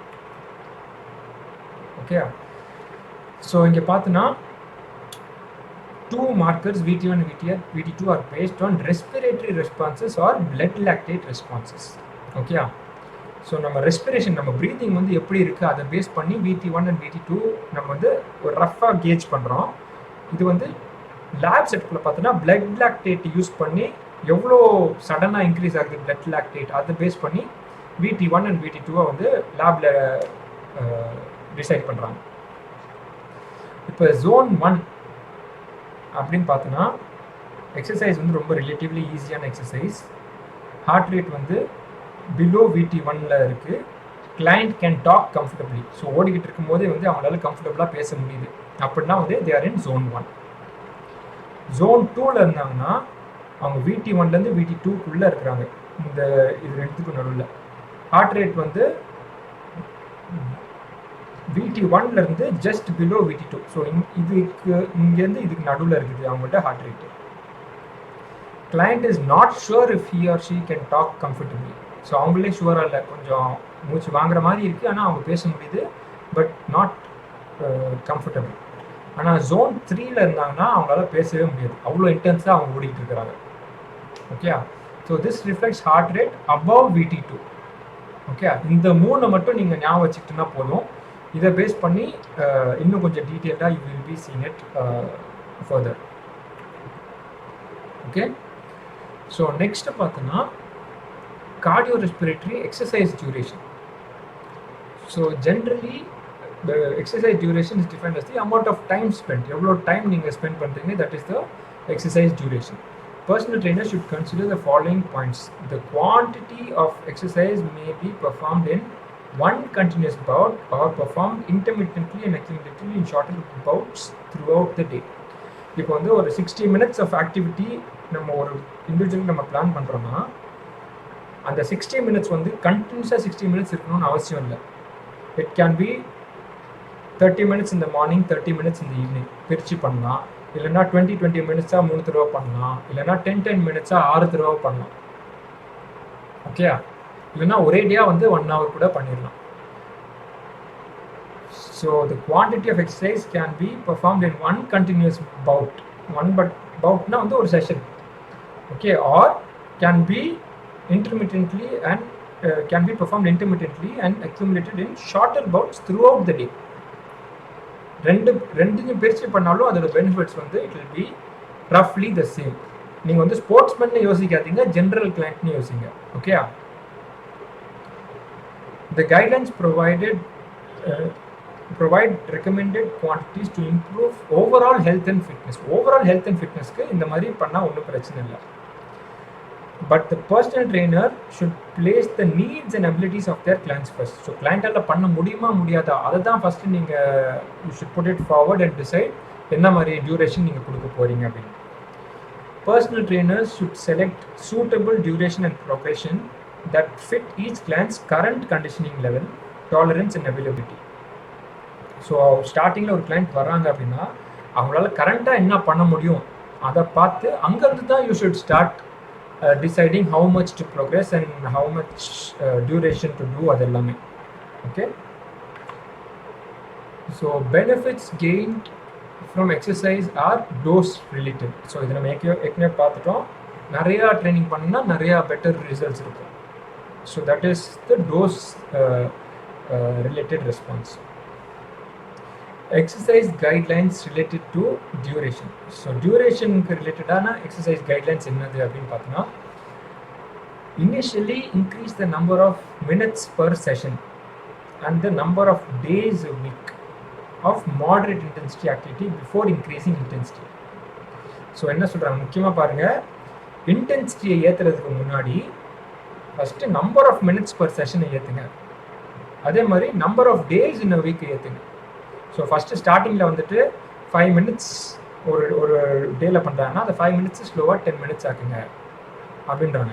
அதே மாதிரி வாரத்தில் 2 நாள் பண்ணுறீங்கன்னா அது வந்து வாரத்தில் 3 நாள் இல்லைன்னா 4 நாள் பண்ணுங்க அப்படின்றாங்க. மாடரேட் இன்டென்சிட்டியில் பண்ணுங்க அப்படின்றாங்க. அதுக்கப்புறம் தான் வந்துட்டு இன்டென்சிட்டி ஏற்றணும் அப்படின்றாங்க. அதுக்கப்புறம் தான் ஸ்பீடை ஏற்றணும். அதுக்கப்புறம் தான் ஹார்ட் ரேட்டை பேஸ் பண்ணி இன்னும் கொஞ்சம் ஹார்ட் ரேட்டை ஏற்றுறது எல்லாமே. ஸோ ஃபஸ்ட்டு டியூரேஷனையும் ஃப்ரீக்வன்சியும் ஃபஸ்ட்டு ஒர்க் பண்ண சொல்கிறாங்க. அதுக்கப்புறம் தான் இன்டென்சிட்டியில் ப்ரோக்ரஸ் பண்ண சொல்கிறாங்க. ஓகே, அதே மாதிரி be mindful of the magnitude increase in physical activity each week. So ஒரு வீக்குக்கும் இன்னொரு வீக்குக்கும் எவ்வளோ இன்க்ரீஸ் பண்ணுறீங்க அதுவும் வந்து கேர்ஃபுல்லாக நீங்கள் பிளான் பண்ணணும் அப்படின்றாங்க. இது ஏன் முக்கியம்னு பார்த்தோன்னா ஸ்டார்டிங் ஸ்டேஜஸில் நீங்கள் 5 minutesலேருந்து 10 minutesக்கு புஷ் பண்ணுவீங்க. Okay, which is how much? ஒரு 50% இன்க்ரீஸ், சாரி 100% இன்க்ரீஸ், டபுள் ஆகுது. ஆனால் அதே டபுள் வந்து நீங்கள் 30 minutes போனதுக்கப்புறம் நீங்கள் பண்ண மாட்டீங்க. 30 minutesக்கு அப்புறம் ஒரே நீங்கள் 1 hour வந்து நெக்ஸ்ட் வீக் நீங்கள் பண்ண போகிறது இல்லை இல்லையா? So you should be very mindful of how much you are progressing. 5 minutesலேருந்து 10 minutes விச் இஸ் டபுள். ஆனால் 20 minutesலேருந்து 40 minutes நம்ம கொடுக்க மாட்டோம். 20லேருந்து 25 தான் கொடுப்போம், இல்லைன்னா 30 கொடுப்போம். ஸோ அந்த மாதிரி யூ ஷுட் பி மைண்ட்ஃபுல் எவ்வளோ நீங்கள் ப்ரோக்ரஸ் பண்ணுறீங்க ஒரு வீக்லேருந்து நெக்ஸ்ட் வீக். அதுவும் வந்து you should be very careful. High volumes of moderate to vigorous physical activity appears to remove the excess risk of all-cause mortality that is associated with high volumes of sitting. So, நிறைய volumes of intense training பண்ணுறது வந்து it will remove the risk of mortality which is death associated to high volumes of sitting. ரொம்ப நேரம் உட்கார்ந்துட்டு இருக்கிறதுக்கு moderate to high intensity training நீங்கள் பண்ணிங்கன்னா அந்த ரிஸ்க் வந்து குறையுது அப்படின்றாங்க. Decreased sedentary time reduces the risk related to a lack of physical activity throughout the week. So sedentary டைமை நீங்கள் குறைச்சிக்கிட்டே வந்தீங்கன்னா ஹெல்த் ரிலேட்டட் ரிஸ்க்ஸ் எல்லாம் வந்து it keeps reducing. Okay, so இந்த டேபிள் வந்து இப்போ வேணா ஒரு ஸ்க்ரீன்ஷாட் எடுத்து வச்சுக்கோங்க இந்த டேபிளை. இதை நான் பழைய புக்லேருந்து எடுத்து போட்டிருக்கேன். புது புக்கில் வந்துட்டு அவங்க வந்து ஏசிஎஸ்எம் கைட்லைன்ஸ்னு போட்டு ஒரு லைன் மட்டும் கொடுத்துருக்குறாங்க. ஆனால் இந்த டேபிளை வந்து போடலை. ஏன் போடலன்னு தெரியல, மறந்துட்டாங்களா என்னன்னு தெரியல. அடாப்டட் ஃப்ரம் ஏசிஎஸ்எம் கைட்லைன்ஸ் அப்படின்னு சொல்லிட்டு ஒரு லைன் மட்டும் தான் கொடுத்துருக்குறாங்க. ஓகே, ஸோ இது ஒன்று மட்டும் ஸ்க்ரீன்ஷாட் வேணா எடுத்துக்கோங்க, இல்லை ஃபோட்டோ எடுத்து வச்சுக்கோங்க. இந்த ஒரு டேபிள் மட்டும் இதை பேஸ் பண்ணி கொஸ்டின்ஸ் வருமானு தெரில. ஆனால் அந்த டேபிள் வந்து அவங்க மறந்துட்டாங்க போடுறதுக்கு. மறந்துட்டாங்கன்னு தான் நினைக்கிறேன். ஏன்னா ACSM guidelines for exercise duration அப்படின்னு ஒன்று இருக்குது, அதை நீங்கள் பார்த்துக்கோங்கன்னு சொல்லிட்டாங்க. Okay, benefits gained from exercise and physical activity are dose related.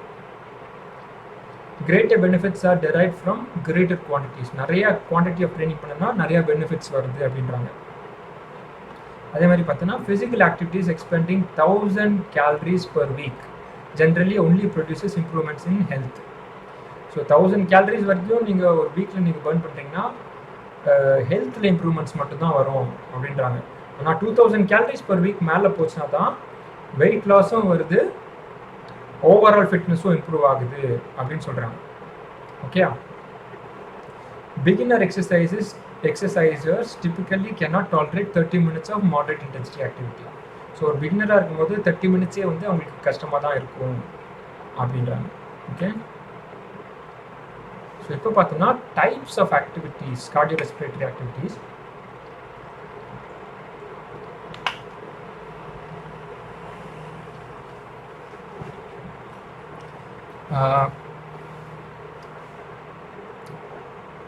என்ன டைப்ஸ் ஆஃப் ஆக்டிவிட்டீஸ்லாம் இருக்குது கார்டியோரெஸ்பிரேட்டரி? ரஃப்லி இந்த டேபிள் பார்க்காம சொல்லுங்கள். What are the different types of cardiorespiratory activities?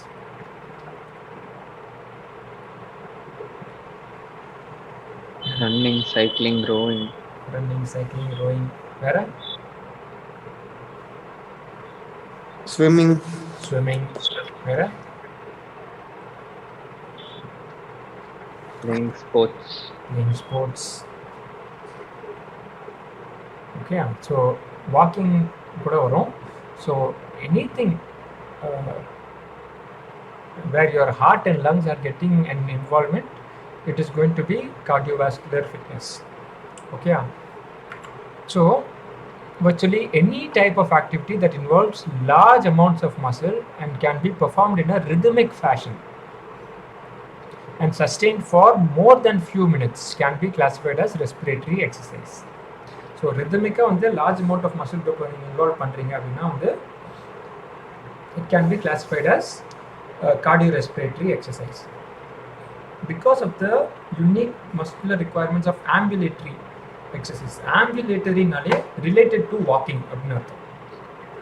Okay, these exercises are usually considered primary cardiorespiratory exercises. So normally வந்து walking, running, cycling, rowing இதெல்லாம் தான் வந்து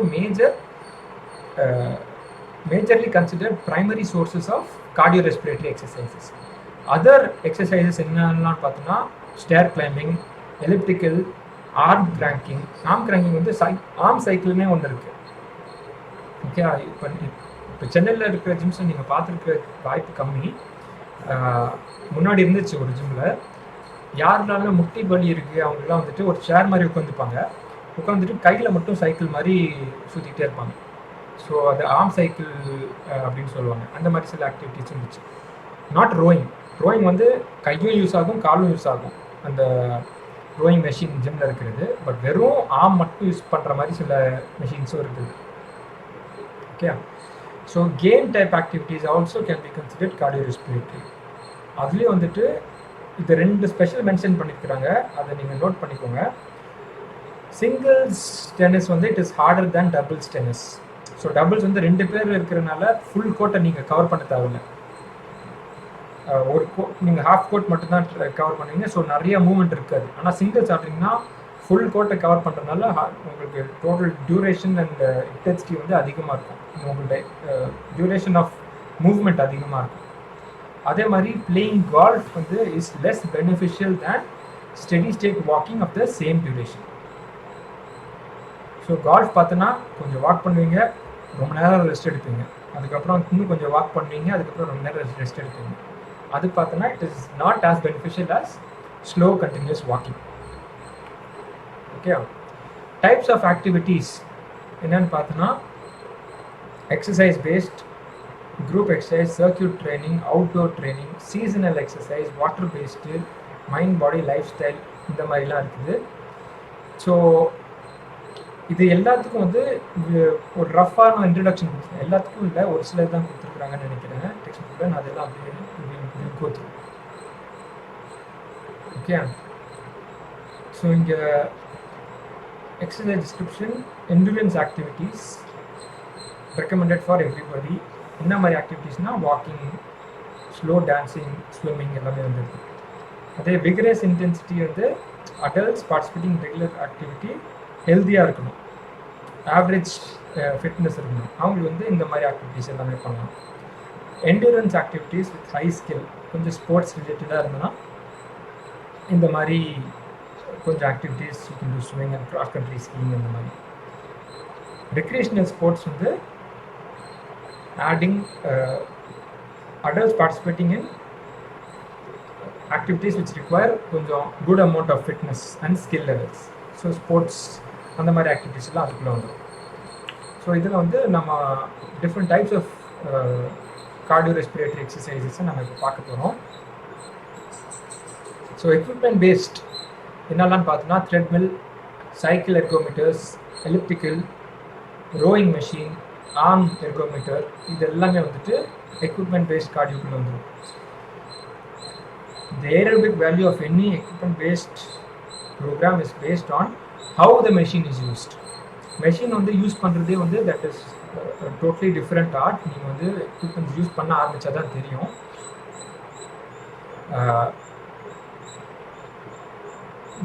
நிறையா எக்யூப்மெண்ட்ஸில் வந்து உள்ளே வந்து ஏகப்பட்ட செட்டிங்ஸ் இருக்கும். ஹை லோ போடலாம், லோனே இருக்கலாம், கிராஜுவலாக ஸ்டெப் பை ஸ்டெப் வந்துட்டு நீங்கள் ட்ரைனிங் இன்டென்சிட்டி ஏற்றலாம், ஏற்றி இறக்கலாம். நிறையா மெத்தட்ஸ் ஆஃப் ப்ரோக்ரெஸிங் இருக்குது. How to use the machine is a very important skill. Okay, so many pieces can estimate the MET or caloric cost of exercise. So most of the எக்யூப்மெண்ட்ஸில் வந்துட்டு ஒரு மினிட்டுக்கு இல்லைன்னா per 10 seconds எவ்வளோ gallery burn பண்ணுறீங்க அது வந்து காமிச்சிக்கிட்டே இருக்கும் ஸ்க்ரீனில். The accuracy of estimates for the MET cost of exercise on a particular device is only as good as the research supporting the equations. Okay, so இப்போ வந்து ஒரு மெஷின் பார்த்தோன்னா அதுக்குள்ளே வந்துட்டு ஒரு சிப் ஒரு ஃபுல்லாக ஒரு மதர் போர்ட் மாதிரி இருக்கும். அதுக்குள்ளே வந்து இன்பில்ட் ஃபார்முலாஸ் இருக்கும்.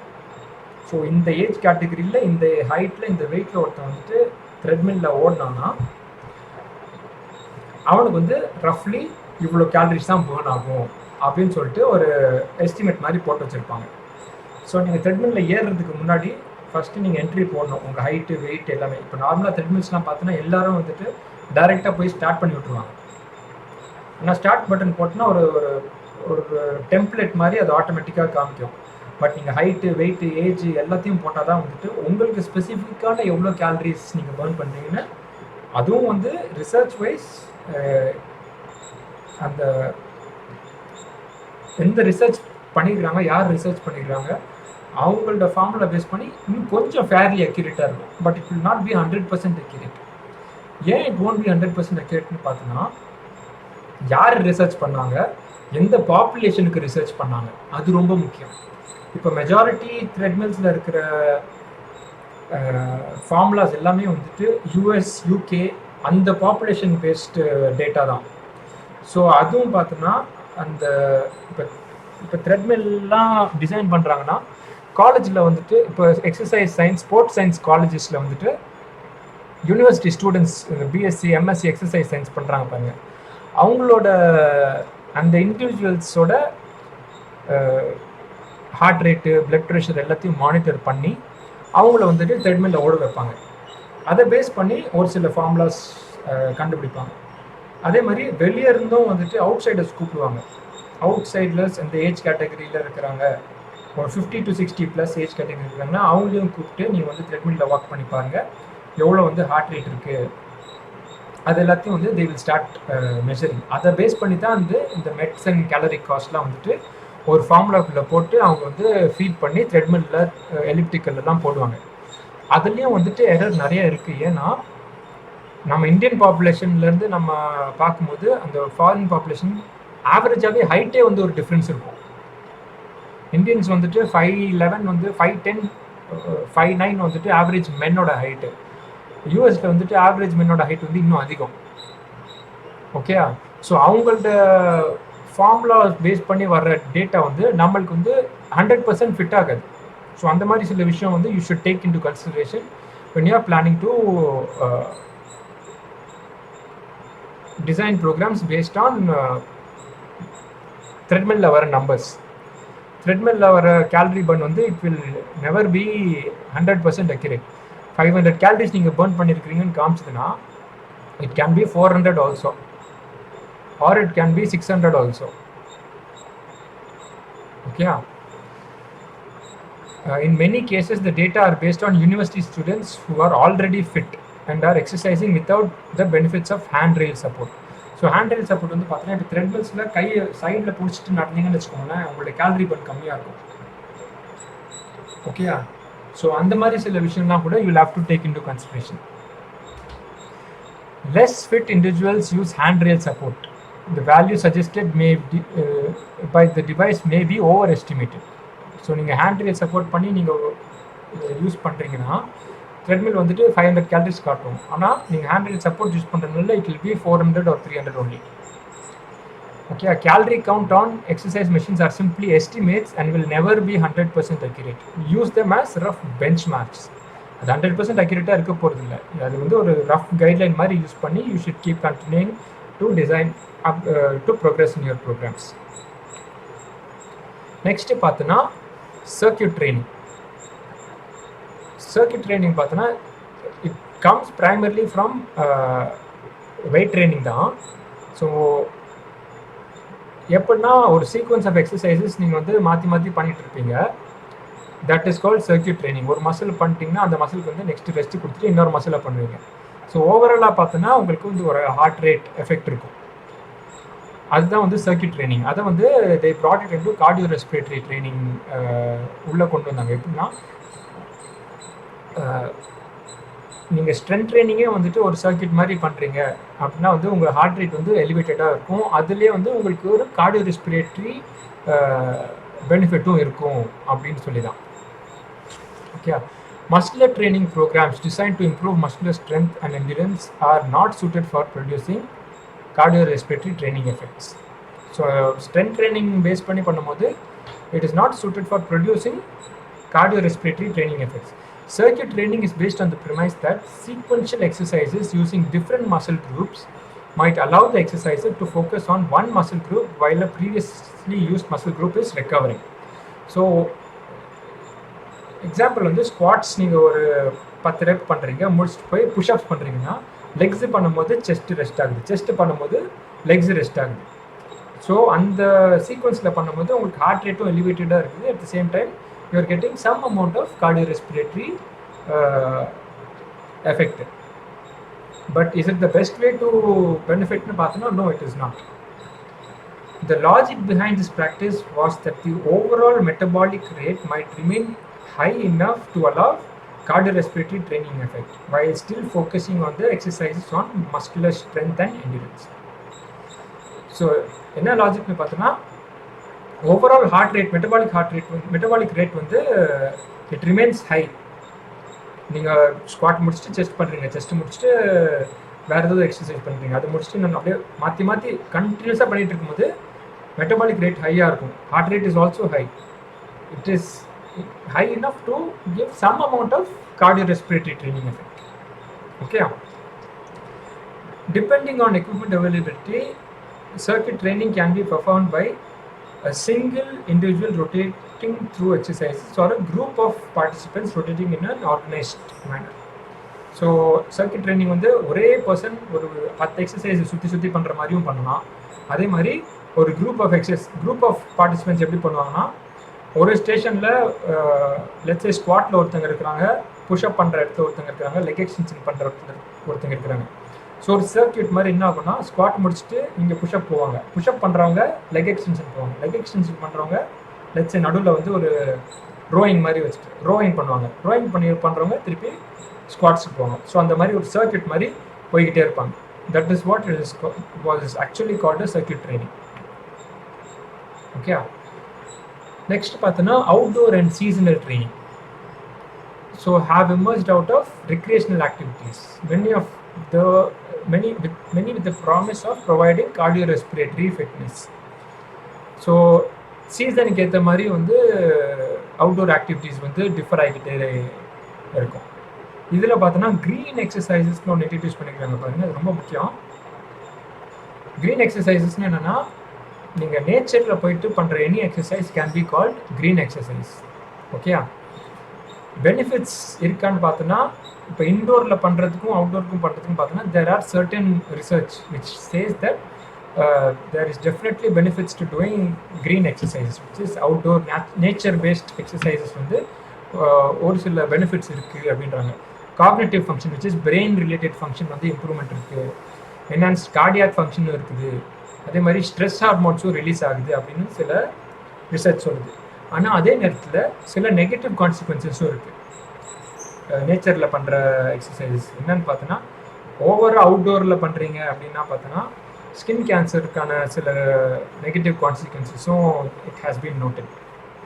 ஓகே, அதனால they saying use the sunscreen, ஒரு லோஷன் மாதிரி போட்டுட்டு you go in the out. அதே மாதிரி இன்னொன்று என்னென்னா, பொல்யூஷன் பேஸ்டு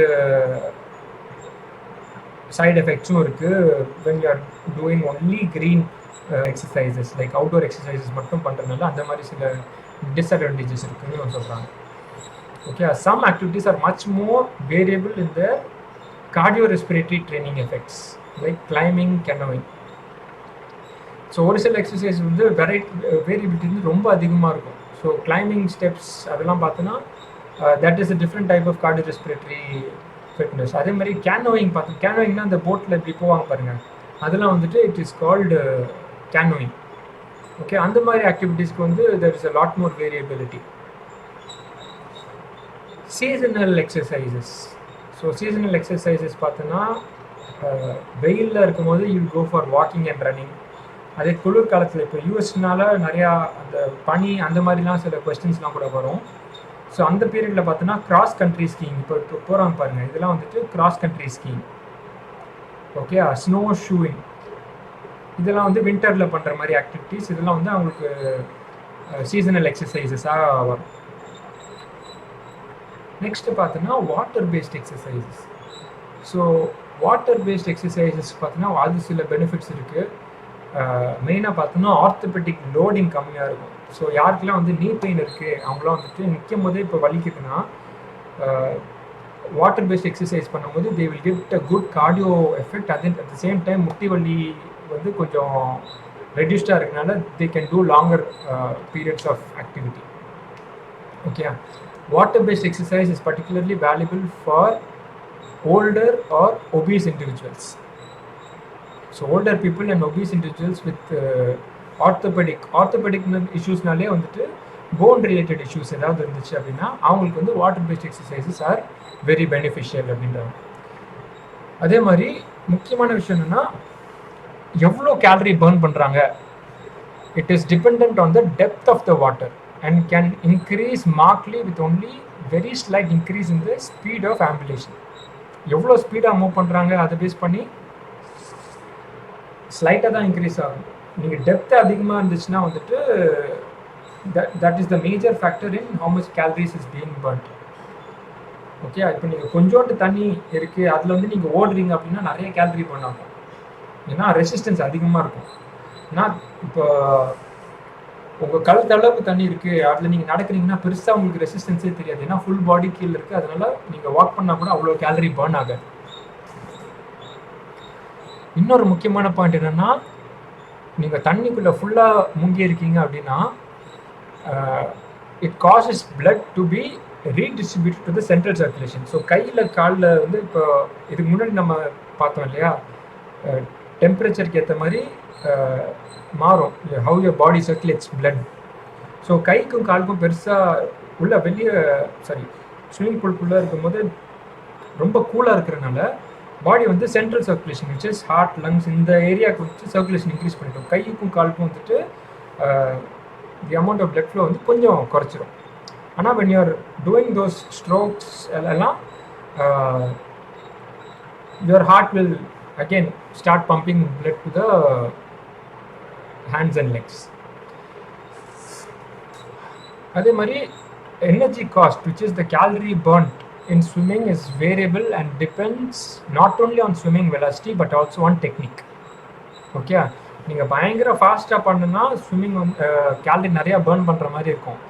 பட் டெக்னிக் வந்து ரொம்ப முக்கியம். சில பேர் வந்துட்டு மைல்டாக பண்ணுவாங்க, லைக் நல்லா டெக்னிக் தெரிஞ்சவங்களாம் வந்துட்டு ஸ்லோவாக ஸ்ட்ரோக்ஸ் நல்லா கரெக்டான டெக்னிக் பண்ணும்போது கேலரி பர்ன் வந்து ரொம்ப கம்மியாக இருக்கும். அதே மாதிரி கச்சா முச்சான்னு ஸ்விம் பண்ணிங்கன்னா வந்து கேலரி பர்ன் ரொம்ப அதிகமாக இருக்கும் டெக்னிக் தெரியாமல் நீங்கள் பண்ணிங்கன்னா. ஓகே,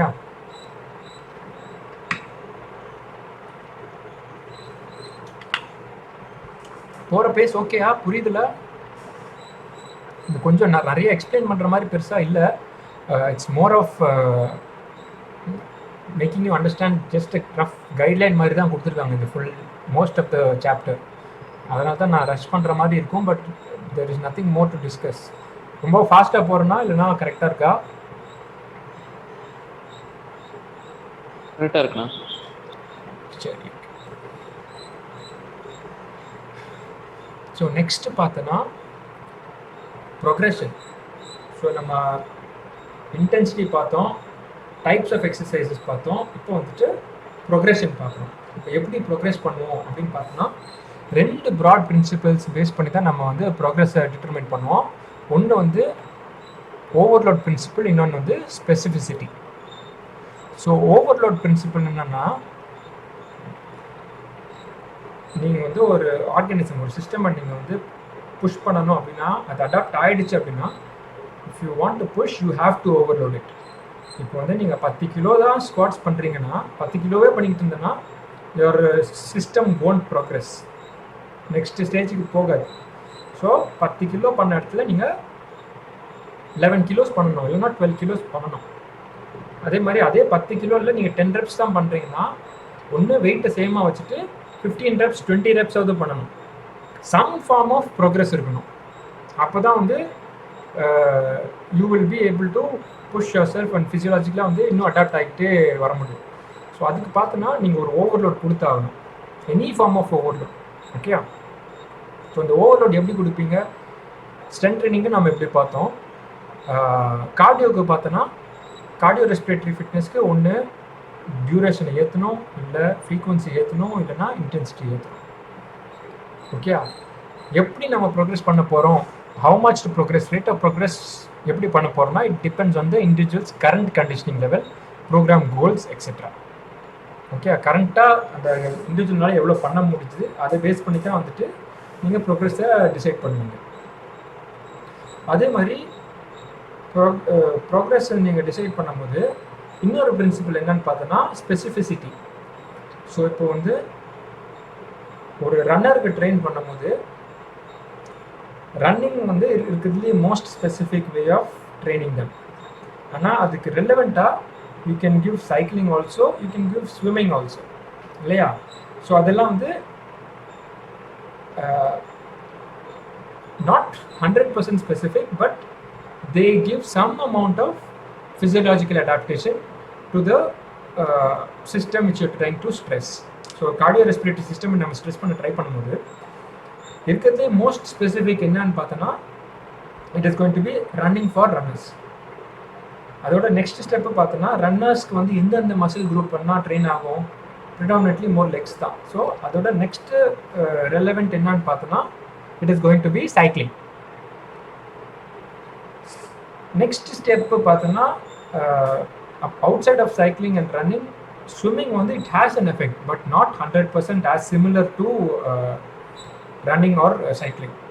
ஸோ இங்கே பார்த்தோன்னா இங்கே கொடுத்துருக்காங்க பாருங்கள், activities that use similar muscle groups, cycling for runners have 50% of the value. ஆனால் அதே வந்து நான் சிமிலர் ட்ரைனிங் வந்து 25% ஆஃப் த வேல்யூ இருக்குன்னு சொல்கிறாங்க. ஸோ சேம் மசில்ஸை ட்ரெயின் பண்ணும்போது அட்லீஸ்ட் 50%. இப்போ நீங்கள் ரன்னிங்க்கு ஸ்பெசிஃபிக்காக 100% ட்ரெயின் பண்ணணும்னா நீங்கள் ரன்னிங் தான் பண்ணி ஆகணும். ஆனால் சைக்கிளிங் பண்ணும்போது ஆனால் கோல் வந்து ரன்னிங் தான், அதுக்கு நீங்கள் சைக்கிளிங் சப்ஸ்டிடியூட் பண்ணனா at least 50% you will get that benefit. Swimming பண்ணும்போது you will get at least 25%. So அப்போ இப்போ 50% தான் கிடைக்குது, 25% தான் கிடைக்குது, அப்போ ஏன் நம்ம இதை பண்ணணும் அப்படின்னு you can ask. But point is you should use these as tools. Sometimes வந்து நீங்கள் வெறுமா ரன்னிங் பண்ணிட்டு இருக்கீங்கன்னா ஓவர் ட்ரெயின் ஆகும், ஓவர் யூஸ் இன்ஜுரிஸ் வரும். ஸோ அதனால் கொஞ்சம் கிராஸ் ட்ரைனிங் பண்ணுறது வந்து it will be very beneficial. So runner cycling பண்ணும்போது அந்த same pattern of muscle groups வந்து ட்ரெயின் பண்ணாமல் இருக்கிறதுனால மசில்ஸ் வந்து கொஞ்சம் ரிகவர் ஆகும், ஜாயின்ட்ஸ் கொஞ்சம் ரிகவர் ஆகும் ஃப்ரம் ரன்னிங். ரோடில் ரன்னிங் பண்ணுறதுனால அந்த இம்பேக்ட் கொஞ்சம் ரெடியூஸ் ஆகும். அதே மாதிரி இன்ஜுரி ஏதாவது ஆயிருக்கு, காலில் ரொம்ப இன்ஜுரி ஆயிருக்கு, பட் அதே நேரத்தில் ஃபங்க்ஷன் வந்து கார்டியோரெஸ்பிரேட்டரி ஃபிட்னஸ் வந்து மிஸ் பண்ணிடக்கூடாது அப்படின்னா you can think of swimming. So swimming பண்ணும்போது காலில் பெருசாக இம்பேக்ட் இருக்காது, ஆனால் ஹார்ட்டுக்கும் லங்க்கும் நல்ல ஒரு கண்டிஷனிங் இருக்கும். ஸோ எக்ஸாம்பிள் ஃபிசியோ வந்துட்டு ஒரு 3 weeks நீங்கள் எதுவும் பண்ணக்கூடாது, நீ பெயின் நல்லா அப்படின்னு சொல்லிட்டாங்கன்னா you can definitely replace swimming. Swimming பண்ணும்போது உங்களுக்கு கார்டியோரெஸ்பிரேட்டரி ஃபங்க்ஷன் வந்து அட்லீஸ்ட் நீங்கள் ஒரு 25% தான் நீங்கள் மெயின்டைன் பண்ணிகிட்டே இருப்பீங்க. ஸோ 25% அப்பர் பாடியில் நீங்கள் ட்ரெயின் பண்ணிட்டீங்கன்னா நீங்கள் அப்பர் பாடி நீங்கள் 100% ட்ரெயின் பண்ணும்போது லோவர் பாடியில் வந்து அந்த 25% வந்து ஒரு பெனிஃபிட் இருக்கும். It will be something better then not doing anything. ஓகேயா? Exercise duration is the most appropriate variable to manipulate initially. So starting ஸ்டேஜஸில் நீங்கள் ப்ரோக்ரஸ் எய்ம் பண்ணும்போது ஃபஸ்ட்டு எக்ஸசைஸ் டியூரேஷனில் ஒர்க் பண்ண சொல்கிறாங்க. ஸோ நோட் பண்ணிங்க, இதெல்லாம் வந்து மேஜராக வந்து ஒரு ஜென்ரல் ஃபிட்னஸ் கிளைண்ட் பேஸ் பண்ணி தான் சொல்லுவாங்க, ஆத்லீட்ஸ் ஸ்போர்ட்ஸ்மேன் பேஸ் பண்ணிலாம் சொல்ல மாட்டாங்க. ஸோ ஜென்ரல் ஃபிட்னஸ் வரவங்களுக்கு வந்துட்டு ஃபஸ்ட்டு டியூரேஷனில் ஃபஸ்ட்டு மேனிபுலேட் பண்ணுங்கள், ஸ்லோவாக டியூரேஷன் ஏற்றிக்கிட்டே வாங்க அப்படின்னு சொல்கிறாங்க. Build exercise session by 10% every week every week or two over the first 4 to 6 weeks. So first 4 to 6 weeks வந்து 10% இன்க்ரீஸ் பண்ணிக்கிட்டே வாங்க எவ்ரி 1 or 2 weeks அப்படின்னு சொல்கிறாங்க. ஸோ ஃபஸ்ட் வீக் வந்து நீங்கள் லெட்ஸே 10 minutes பண்ணுறீங்க அப்படின்னா வந்துட்டு டெக்னிக்கலாக இவங்க சொல்கிறபடி பார்த்தோன்னா செகண்ட் வீக் எவ்வளோ பண்ணணும்? 10% பர் வீக்னா எவ்வளோ பண்ணணும்? 11 minutes தான் பண்ணணும். But it is not practical. சரியா? அந்த மாதிரிலாம் நம்ம கொடுத்தோன்னா கிளைண்ட்ஸ் நம்மகிட்ட ஓடியே போயிடுவாங்க. You take an intuitive guess தான். பட் ஆஸ் நீங்கள் 30 minutes போனதுக்கப்புறம் யூ கான் டபுள். ஓகே, நீங்கள் 5 minutes 5 to 10 minutes இன்டர்வல்ஸ்லேயே நீங்கள் போகலாம். But percentage is a better indicator, especially when you R handling கொஞ்சம் சீரியஸான கேசஸ்லாம் லைக் ஹார்ட் ரேட் அந்த மாதிரி இஷ்யூஸ், கார்டியோரெஸ்பிரேட்டரி இஷ்யூஸ் இருக்கிறவங்களுக்குலாம் பார்த்தோன்னா safer to go 1 or 2 minutes அந்த மாதிரி கிராஜுவலாக இன்க்ரீஸ் பண்ணுறது பெட்டர். பட் ஃபேட் லாஸ் அந்த மாதிரி பெர்ஃபார்மன்ஸ் கோல்ஸ்லாம் வரும்போது நீங்கள் 10% இன்க்ரிமெண்ட்லாம் வந்து நிஜமாக வேலைக்கே ஆகாது. டெக்ஸ்ட் புக் வைஸ் இதுதான் கொடுத்துருக்குறாங்க. எக்ஸாம் பாயிண்ட் ஆஃப் வியூலையும் you should stick to these numbers only. எவ்வளோ ப்ரோக்ரஸ் பண்ணலாம் அப்படின்னு கேட்டோம்னா 10% every week 1 or 2 weeks. Okay, for the first 4 to 6 weeks. Okay, adherence is developed. Once adherence is developed, personal trainers can implement progress by increasing frequency and intensity. So ஓரளவுக்கு 4 to 6 weeks வந்து ரெகுலராக பண்ண ஆரம்பிச்சிட்டாங்க training அப்படின்னா next வந்து frequency of ட்ரைனிங்கும் இன்டென்சிட்டியும் வந்து நீங்கள் increase பண்ணலாம் அப்படின்றாங்க. அதே மாதிரி டிஃப்ரெண்ட் டைப்ஸ் ஆஃப் எக்ஸசைசஸும் you can include. Cross training பண்ணலாம், வாக்கிங் பண்ணலாம், சைக்கிளிங், எலிப்டிக்கல், இந்த மாதிரி டிஃப்ரெண்ட் டைப்ஸ் ஆஃப் எக்ஸசைசஸும் யூ கேன் இன்க்ளூட். அதே மாதிரி அந்த வேரியேஷனுக்குள்ளேயே வந்துட்டு you can increase, bring some variety. இப்போ இப்போ த்ரெட்மில்லே பண்ணுறீங்கன்னா த்ரெட்மில்லே வந்துட்டு இன்டர்வல் ட்ரைனிங் மாதிரி பண்ணலாம். Jog for 1 minute, walk for 1 minute, இல்லைனா sprint for 1 minute and jog for 1 minute. Fartlek training பண்ணலாம். ஃபார்ட் லெக் வந்து ஸ்பீட் பிளே அப்படின்வாங்க. Okay, it is like multiple exercises வந்து குரூப் ஆஃப் எக்ஸசைசஸ் நீங்கள் வந்து ஒரு கேஆட்டிக்காக பண்ணுவீங்க. But there will be some structure to it.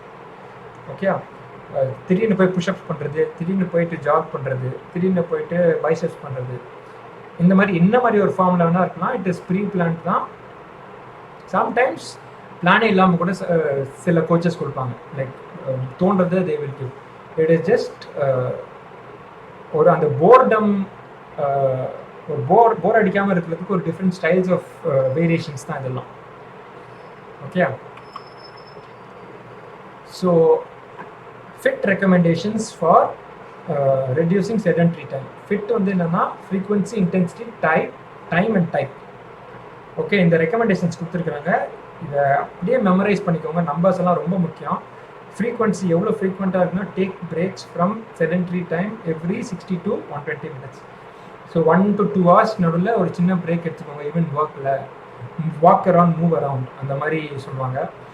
Intensity எப்படி இருக்கணும் அந்த மாதிரி சில guidelines. 25 to 50% of VO2 max, 1.5 to 3 METs or below VT1.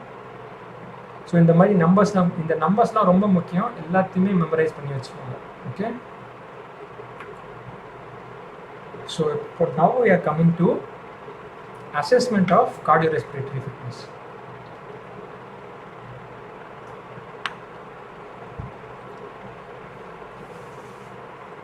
So என்ன மாதிரி அசஸ்மெண்ட் பண்ணுறது, இப்போ கிளைண்ட்டுக்கு வந்துட்டு எப்படி நம்ம அசஸ் பண்ணி அந்த அசஸ்மெண்ட் பேஸ் பண்ணி தான் நம்ம வந்து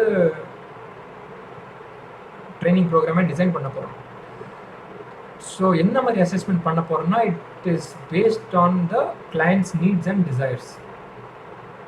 ஓகே, இந்த thousands ஆஃப் அசஸ்மெண்ட்ஸ் இருக்குது கார்டியோரெஸ்பிரேட்டரி ஃபிட்னஸ்க்கு மட்டுமே. ஓகே, நம்ம இந்த டெஸ்ட் தான் பண்ணணும்னு கிடையாது. நீங்கள் whichever test you want you can choose to assess their fitness levels, cardiorespiratory fitness levels. Okay, என்ன மாதிரி assessment you're going to figure out, you're going to use அப்படின்னா it is based on certain factors. Something like first வந்து என்ன equipment available, what client ஓட life style என்னது, எவ்வளோ time இருக்குது, அதே மாதிரி how comfortable you are about the assessment. நீங்கள் ஏற்கனவே பண்ணாத அசஸ்மெண்ட்னா உங்களுக்கு வந்து கம்ஃபர்டபுளாக இருக்காது. You need some practice. Okay, so இதை பேஸ் பண்ணி தான் you will decide which assessment you are going to use. During the administration of any exercise assessment, personal trainers must always be aware of identifiable signs or symptoms that merit immediate assessment termination.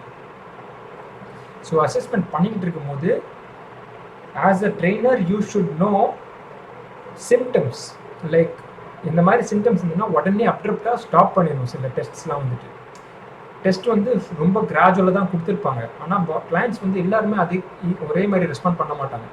Sometimes லைட்டாக நம்ம intensity ஏற்றினோடனே அவங்களுக்கு பயங்கரமாக வேர்க்க ஆரம்பிக்குது, பயங்கரமாக மூச்சு வாங்குது, ஒரு மாதிரி டிஸ்ஓரியன்டாக இருக்கிறாங்க, த்ரெட்மில்ல நடக்கும்போது நேராக நடக்க மாட்டேங்கிறாங்க, அன்னிவனாக நடக்கிறாங்க அப்படின்னா வந்துட்டு இமீடியட்டாக you need to stop the exercise.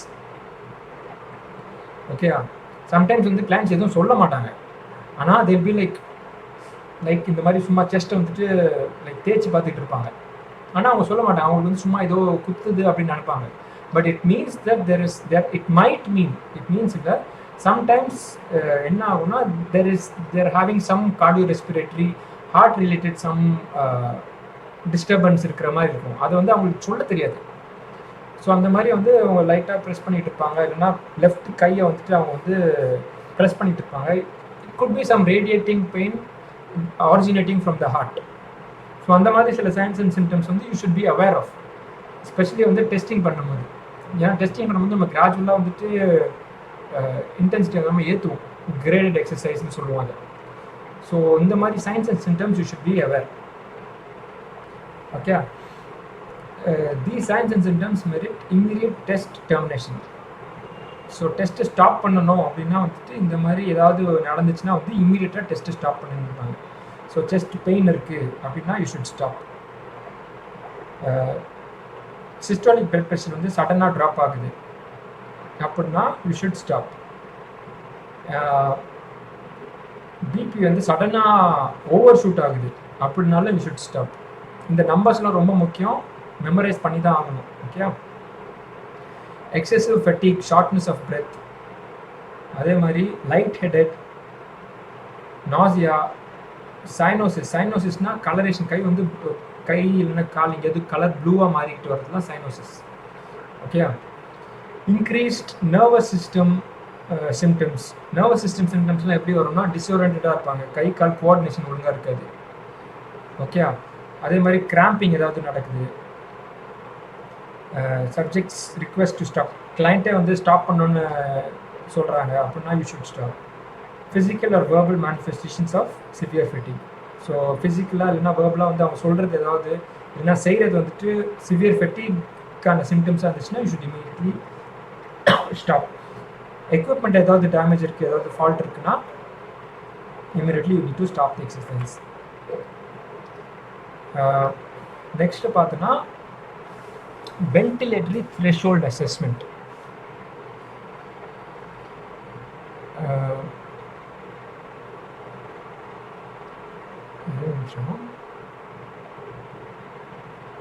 Okay, இதெல்லாம் வந்து ஒரு செட் ஆஃப் இதுக்குள்ள வரும். we'll take a small break and we'll start at 11:30. okay.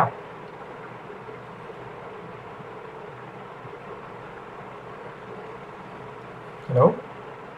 Okay now. Okay, 11:30 we'll catch up.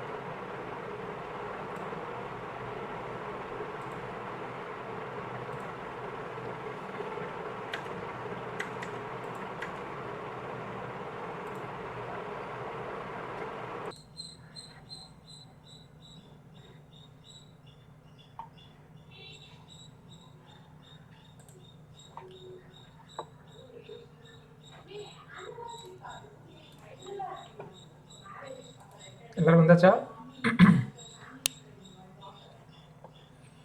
சாட்டில் சும்மா ஒரு டெக்ஸ்ட் மட்டும் பண்ணிடுங்க.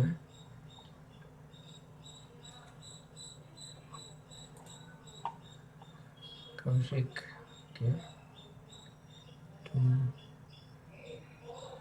3 4 5 6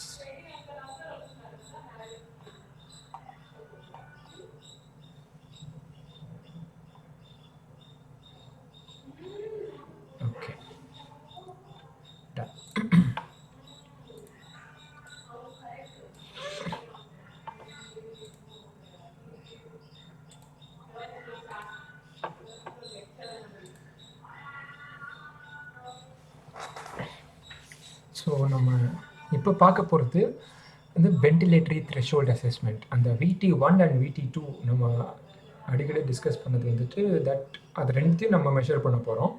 அதை பேஸ் பண்ணி will be designing programmes. Okay, so ventilatory threshold assessment is based on the physiological principle of ventilation.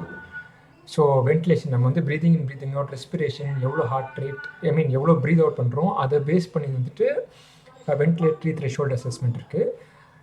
எப்போ வந்து நம்ம breathing வந்து சடனாக இன்க்ரீஸ் ஆகுதோ, ஹார்ட் ரேட் ப்ரீதிங் எப்போ அதிகமாக இன்க்ரீஸ் ஆகுதோ அதை பேஸ் பண்ணி ஃபிசியலாஜிக்கலாக சர்டன் திங்ஸ் நடக்குது. அதை வந்து நம்ம கோரிலேட் பண்ணி ஓகே இந்த நேரத்தில் வந்துட்டு ஃபிசியலாஜிக்கலாக இது நடக்கலாம், அதுக்கேற்ற மாதிரி ப்ரீதிங்கும் வந்து மாறுது. ஸோ நம்ம வென்டிலேஷன் வச்சு we are going to assume okay இவங்க வந்து இந்த ஸ்டேஜ் ஆஃப் இன்டென்சிட்டியில் இருக்கிறாங்க அப்படின்னு. அதே மாதிரி ப்ரீதிங் சடனாக ட்ரைனிங் பண்ணிகிட்டு இருக்கும்போது சடனாக இன்னும் கொஞ்சம் இன்க்ரீஸ் ஆகும். ஸோ அந்த செகண்ட் ஸ்டேஜ், அந்த ஸ்டேஜை க்ராஸ் பண்ணதுக்கப்புறம் ஃபிசியலாஜிக்கலாக certain things are happening in the body. அது ரெண்டும் ரிலேட்டடாக இருக்கிறதுனால அந்த ரெண்டு ஜங்ஷனை வச்சு we are going to do some assessments. Okay, so during submaximal exercise, ventilation increases linearly with oxygen uptake and carbon dioxide production. This occurs through an increase in tidal volume. So tidal volume is the amount of oxygen, air breathed in and breathed out in 1 minute. In one breath. சரியா, ஒரு breathல எவ்வளோ volume of air consume பண்ணுறீங்க, that is tidal volume. So ventilation increases linearly with oxygen uptake. So breathing வந்து oxygen uptake ஏற வந்து ventilation increase ஆகுது. Okay, at higher or near maximal intensities the frequency of breathing becomes more pronounced. So intensity ஏற frequency of breathing நிறைய தடவை, இப்போ நார்மலாக one time breath பண்ணி ஒரு மினிட்ல வந்துட்டு 15 times ப்ரீத் பண்ணுறீங்கன்னா இன்டென்சிட்டி ஏற 25 times 30 times 35 timesனு நீங்கள் ப்ரீத் பண்ணிட்டு இருப்பீங்க. நல்லா ஃபாஸ்ட்டாக ப்ரீதிங் இன்க்ரீஸ் ஆகிட்டு இருக்கும். Okay, this disproportionate rise in breathing rate represents a state of ventilation that is no longer linked to oxygen demand at the cellular level and is generally termed the ventilatory threshold. So இந்த point இருக்கு இல்லையா, எங்கே வந்து breathing வந்து அந்த frequency of breathing வந்து சடனாக increase ஆகுது, ரொம்ப அதிகமாக. நார்மலாக 15 breathஸில் இருக்குது, சடனாக 13 breaths ஆகுது. அந்த ஸ்டேட் வந்து அது அங்கே தான் வந்து it is the state where ventilation is no longer linked with oxygen demand. So இங்கே வந்து பார்த்தோன்னா அந்த ஸ்டேஜ் வர்ற வரைக்கும் பாடி எவ்வளோ ஆக்சிஜன், செல்லில் எவ்வளோ ஆக்சிஜன் தேவை, அதை பேஸ் பண்ணி தான் வந்துட்டு நம்ம அமௌண்ட் ஆஃப் அந்த டைடல் வால்யூம் இன்க்ரீஸ் ஆகுது. பட் ஒரு பாயிண்ட்டுக்கு மேலே என்ன ஆகிடுதுன்னா ஆக்சிஜன் உள்ள டிமாண்ட் வந்து கம்மி தான், ஆனால் உள்ளே இருக்கிற கார்பன் டை ஆக்சைடு மெட்டபாலைட்ஸ் எல்லாமே வெளியே வரணும். ஓகே, ஆக்சிஜன் டிமாண்ட் வந்து கம்மியாக தான் இருக்குது, பட் டிமாண்ட்ஸ் ஆஃப் உள்ளே இருக்கிற அழுக்கு எல்லாமே, அழுக்குன்னு சொல்லக்கூடாது, மெட்டபாலிக் வேஸ்ட், அது எல்லாமே வெளியே வரணும். ஸோ அதனால் வந்து ப்ரீதிங் ஃப்ரீக்வன்சி அதிகமாச்சுன்னா தான் உள்ளே இருக்கிற கார்பன் டை ஆக்சைடு எல்லாமே வெளியே வர முடியும். Okay, the overcompensation in breathing frequency results from an increase in carbon dioxide production related to anaerobic glycolysis that predominates during near maximal intensity exercise. So carbon dioxide increase ஆகிறதுனால breathing frequency increase ஆகுது. So during strenuous exercise, breathing frequency may increase from 12 to 15 breaths per minute to 35 to 45 breaths per minute. So நார்மலாக 12 to 15 breaths இருக்கிற இடத்துல 35 to 45 breaths per minute ஆகிடும். அதே மாதிரி tidal volume increases from resting rate of 0.4 liters to 1 liter up to 3 liters கூட increase ஆகுது. Okay, as exercise intensity increases, ventilation increases in a somewhat linear manner, demonstrating deflection points at certain intensities associated with metabolic changes within the body. So intensity ஏற ventilation வந்து ஸ்லோவாக ஏறிக்கிட்டே இருக்குது. Okay, லீனியராக ஸ்லோவாக ஏறிக்கிட்டே இருக்குது, பட் ரெண்டு இடத்துல மட்டும் டிஃப்ளெக்ஷன் பாயிண்ட்ஸ் இருக்குது. ஸோ இப்படி ஸ்லோவாக ஏறுற இடத்துல சடனாக இன்னும் கொஞ்சம் அதிகமாக ஏறுது, அதே ஸ்லோவாக அந்த ஏறினதுக்கப்புறம் பார்த்தோன்னா இன்னொரு இடத்துல திடீர்னு இன்னும் கொஞ்சம் அதிகமாக ஃபாஸ்ட்டாக ஏற ஆரம்பிக்குது. அந்த ரெண்டு டிஃப்ளெக்ஷன் பாயிண்ட் தான் வந்துட்டு VT1 அண்ட் VT2ன்னு சொல்கிறது. One such deflection point, called the crossover point or first ventilatory threshold, VT1, represents a level of intensity at which blood lactate accumulates faster and must be offset by blood buffers. So first VT1 அந்த ஒரு sudden deflection point இருக்குல்ல, அந்த பாயிண்ட்ல என்ன ஆகுதுன்னா blood lactate வந்து ஃபாஸ்டா பிளட்டுக்குள்ள muscle கிட்ட அந்த பிளட்ல வந்து மிக்ஸ் ஆகிட்டு இருக்குது. It's more of lactate is being produced. ஆனால் நிறைய ப்ரொடியூஸ் ஆகுது. அதே நேரத்தில் பாடி வந்து என்னன்னா it is smart enough to remove that lactate. So இப்போ நார்மலாக கொஞ்சோண்டு பிளட் லாக்டேட் ப்ரொடியூஸ் ஆகிற இடத்துல அந்த VT1 ரீச் பண்ணும்போது நிறையா பிளட் லாக்டேட் ப்ரொடியூஸ் ஆகுது. ஆனால் நிறைய பிளட் லாக்டேட் ப்ரொடியூஸ் ஆகுது. அதே நேரத்தில் நிறைய பிளட் லாக்டேட் வந்து ரிமூவும் ஆகிடுது. ரிமூவ் பண்ணுறது வந்து மசில் பஃபரிங் கெப்பாசிட்டின்னு சொல்லுவாங்க. பிளட்லேயும் சில பஃபர்ஸ் இருக்கும். என்ன பண்ணோன்னா சில காம்போனன்ட்ஸ்லாம் இருக்கும், உள்ளே இருக்கிற அந்த வேஸ்ட் மெட்டீரியல்ஸ் எல்லாத்தையும் வெளியே எடுத்துகிட்டு போயிட்டு இருக்கும். ஸோ அது வந்து அந்த ஆசிட் வந்து நியூட்ரலைஸ் பண்ணிடும். Okay, so the start point where blood lactate வந்து அதிகமாக அக்யூமுலேட் ஆகுது, அந்த இடம் வந்து VT1. Okay, this metabolic change causes the person to alter breathing in an effort to blow off the extra carbon dioxide. So இந்த பாயிண்ட்ல வந்து இந்த எக்ஸ்ட்ரா கார்பன் டை ஆக்சைடும் லாக்டேட் எல்லாமே அதிகமாக ஃபார்ம் ஆகுறதுனால அந்த carbon di oxide it has to flow it of. அதனால வந்து breathing வந்து இன்க்ரீஸ் ஆகிடுது. The cardiorespiratory challenge to the body at this point lies primarily with inspiration and not the expiration of additional amount of carbon dioxide. So இந்த point வரைக்கும், up to this point, இந்த VT1 reach ஆகிற வரைக்கும் வந்துட்டு oxygen உள்ள தேவை. அதுதான் வந்து பாடியோட மெயின் பிரைமரி சேலஞ்ச். இதை தாண்டினதுக்கப்புறம் கார்பன் டை ஆக்சைடை வெளியே தள்ளணும். அதுதான் வந்து பாடியோட பிரைமரி ஃபோக்கஸ் ஆகிடுது. The need for oxygen is met through an increase in tidal volume and not respiratory rate. So respiratory rate ஏற்றுறதுனால வந்துட்டு ஆக்சிஜன் டிமாண்ட்ஸ் வந்து மீட் ஆகாது. tidal volume, amount of volume of air breathed in one breath, அது increase ஆகிறதுனால தான் வந்து amount of oxygen needs வந்து it is being met. As exercise intensity continues to increase past the crossover point, ventilation increases exponentially as oxygen demand outpaces the oxygen delivery system.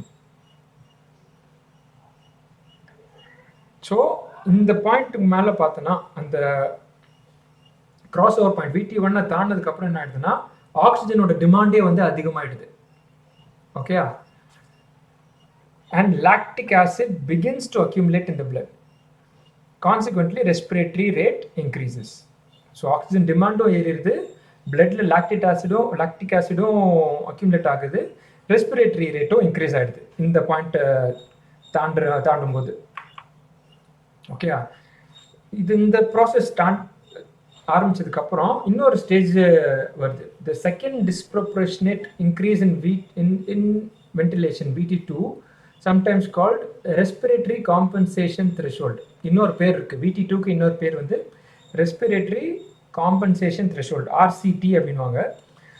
இது எப்போ நடக்குதுன்னா at the point where lactate is rapidly increasing with intensity and results in hyperventilation even relative to the extra carbon dioxide that is being produced.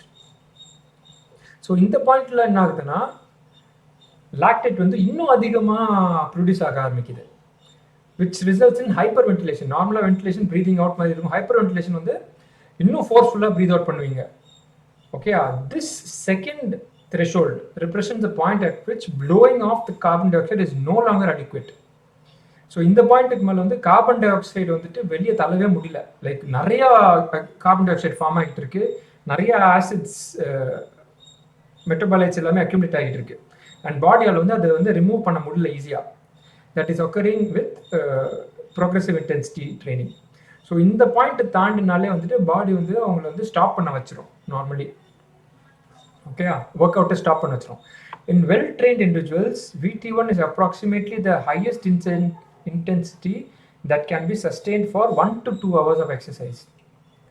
So VT1 அந்த நீங்கள் threshold கிட்ட அந்த ரேஞ்சிலே நீங்கள் இருக்கிறீங்க அப்படின்னா வந்துட்டு அந்த இன்டென்சிட்டியில் ட்ரெயின் பண்ணுறீங்கன்னா நீங்கள் 1 to 2 hours அதே பேஸை வந்து நீங்கள் மெயின்டைன் பண்ண முடியும். எலிட் ரன்னர்ஸ்லாம் வந்து VT1 is close to their competition base.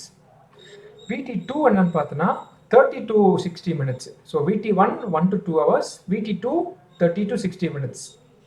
Okay, so இப்போ இந்த VT1 அண்ட் VT2 வந்து இட் மேக் சென்ஸ் தட் இந்த 2 பாயிண்ட்லேயும் வந்து ஏதோ நடக்குது உள்ள பாடியில். ஓகே, ஒன்று ஆக்சிஜன் டிமாண்ட் ஏறுது, கார்பன் டை ஆக்சைடு அதிகமாக அக்யூமுலேட் ஆகுது, லாக்டேட்டும் அதிகமாக அக்யூமுலேட் ஆகுது.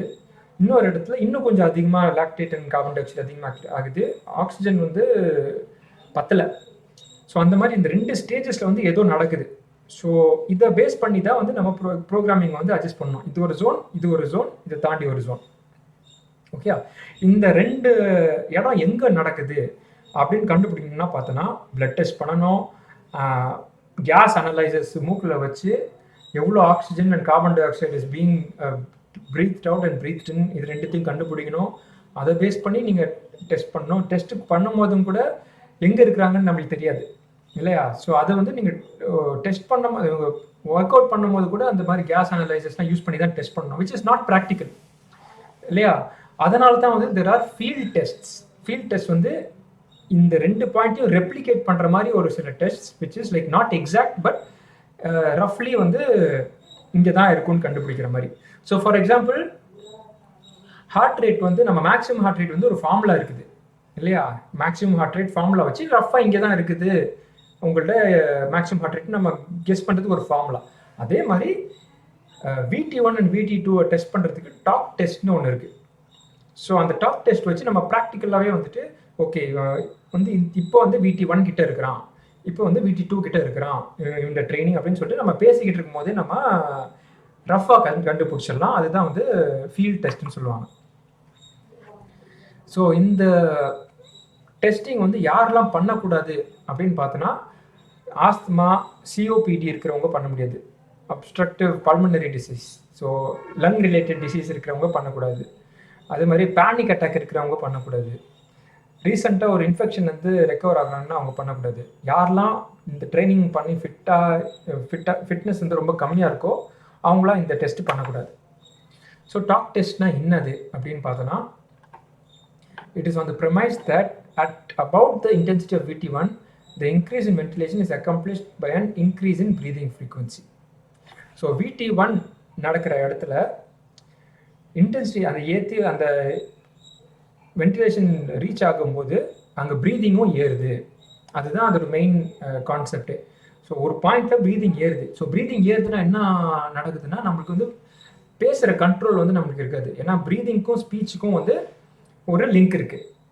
ஸோ அந்த பாயிண்ட் எப்போ வந்து ப்ரீதிங் வந்து ஐ மீன் கம்ஃபர்டபுளாக ஓடிக்கிட்டே பேசுறது வந்துட்டு கம்ஃபர்டபுளாக இல்லையோ அந்த ஸ்டேஜ் கிட்ட வந்துட்டுன்னா அப்போ வந்து அவங்க VT1 கிட்ட இருக்கிறாங்க, அவர் VT1 தாண்டி இருக்கிறாங்கன்னு சொல்லிட்டு அது ஒரு டெஸ்ட்.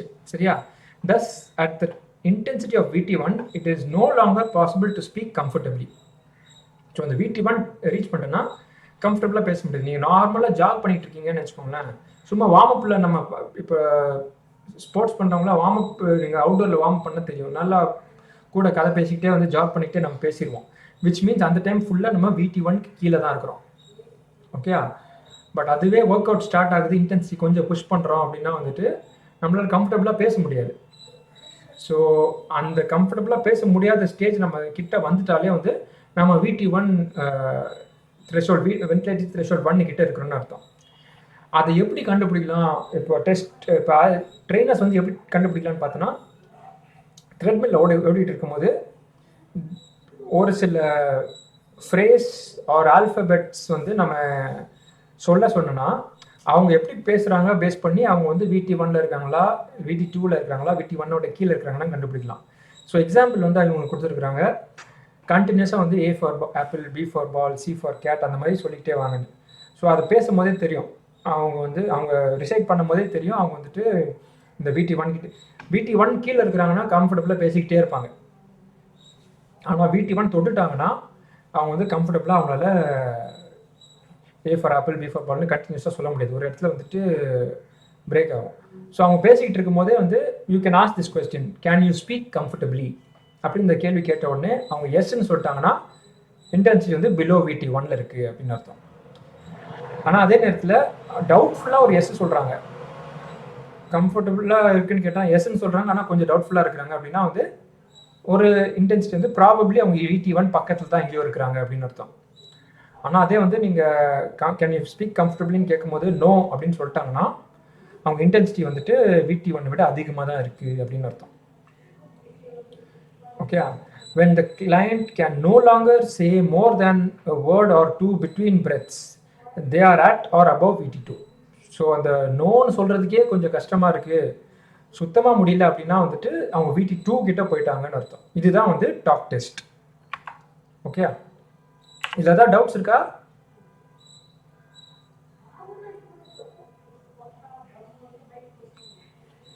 ஓகே இல்லைண்ணா. Okay. Another option is to compare the number to which an individual can count during the expiration phase of one breath. Okay, during exercise. So என்னன்னா ப்ரீத் நல்லா நார்மலாக பேசிகிட்டு இருக்கும்போது ஒரு நல்ல ஒரு டீப் பிரெத் எடுத்துகிட்டு 1 2 3 4 5 6 7 8 9 10 ப்ரீத் அவுட், ஒரே ஒரு செட் ப்ரீத் அவுட் பண்ணும்போது எது வரைக்கும் கவுண்ட் பண்ணிட்டீங்கன்னு பார்க்கணும். ஓகே, ஸோ நார்மலாக வந்து எவ்வளோ நீங்கள் ஒரு நார்மல் பிரெத்தில் இப்போ சும்மா உட்காந்துக்கிட்டு இருக்கும்போது அவர் நின்றுக்கிட்டு இருக்கும்போது எவ்வளோ வந்து நீங்கள் கவுண்ட் பண்ணுறீங்க ஒரு ப்ரீத் அவுட்டில். ஒரு எக்ஸ்பிரேஷன் ஃபேஸில் நல்லா மூச்சு இழுத்து 1 2 3 4 5 6 7 அப்படியே ஒரு count till you breathe out, full breath out ஆகிற வரைக்கும். நெக்ஸ்ட் ப்ரீத் இன் எடுக்கிறதுக்கு முன்னாடி வரைக்கும் எவ்வளோ எடுக்கிறீங்க, லெட்ஸே வந்து நீங்கள் ஒரு 50 வரைக்கும் போயிட்டீங்க. ஓகே, அதே வந்து நீங்கள் ஒர்க் அவுட் பண்ணும்போது த்ரெட்மில்ல இருக்கும் போது ஒரு டீப் பிரெத் எடுத்துகிட்டு திருப்பி கவுண்ட் பண்ணி 1 2 3 4 5 6 நீங்கள் சொல்கிறீங்க. ஸோ லெட்ஸே நீங்கள் 25 வரைக்கும் கவுண்ட் பண்ணுறீங்க. ஸோ நார்மல் ரெஸ்ட்டில் இருக்கும்போது நீங்கள் வந்து 50 ரீச் பண்ணுறீங்க ஒரே பிரெத்தில், ஒர்க் அவுட் பண்ணும்போது 25 ரீச் பண்ணுறீங்க அப்படின்னா என்னது, அது 50%.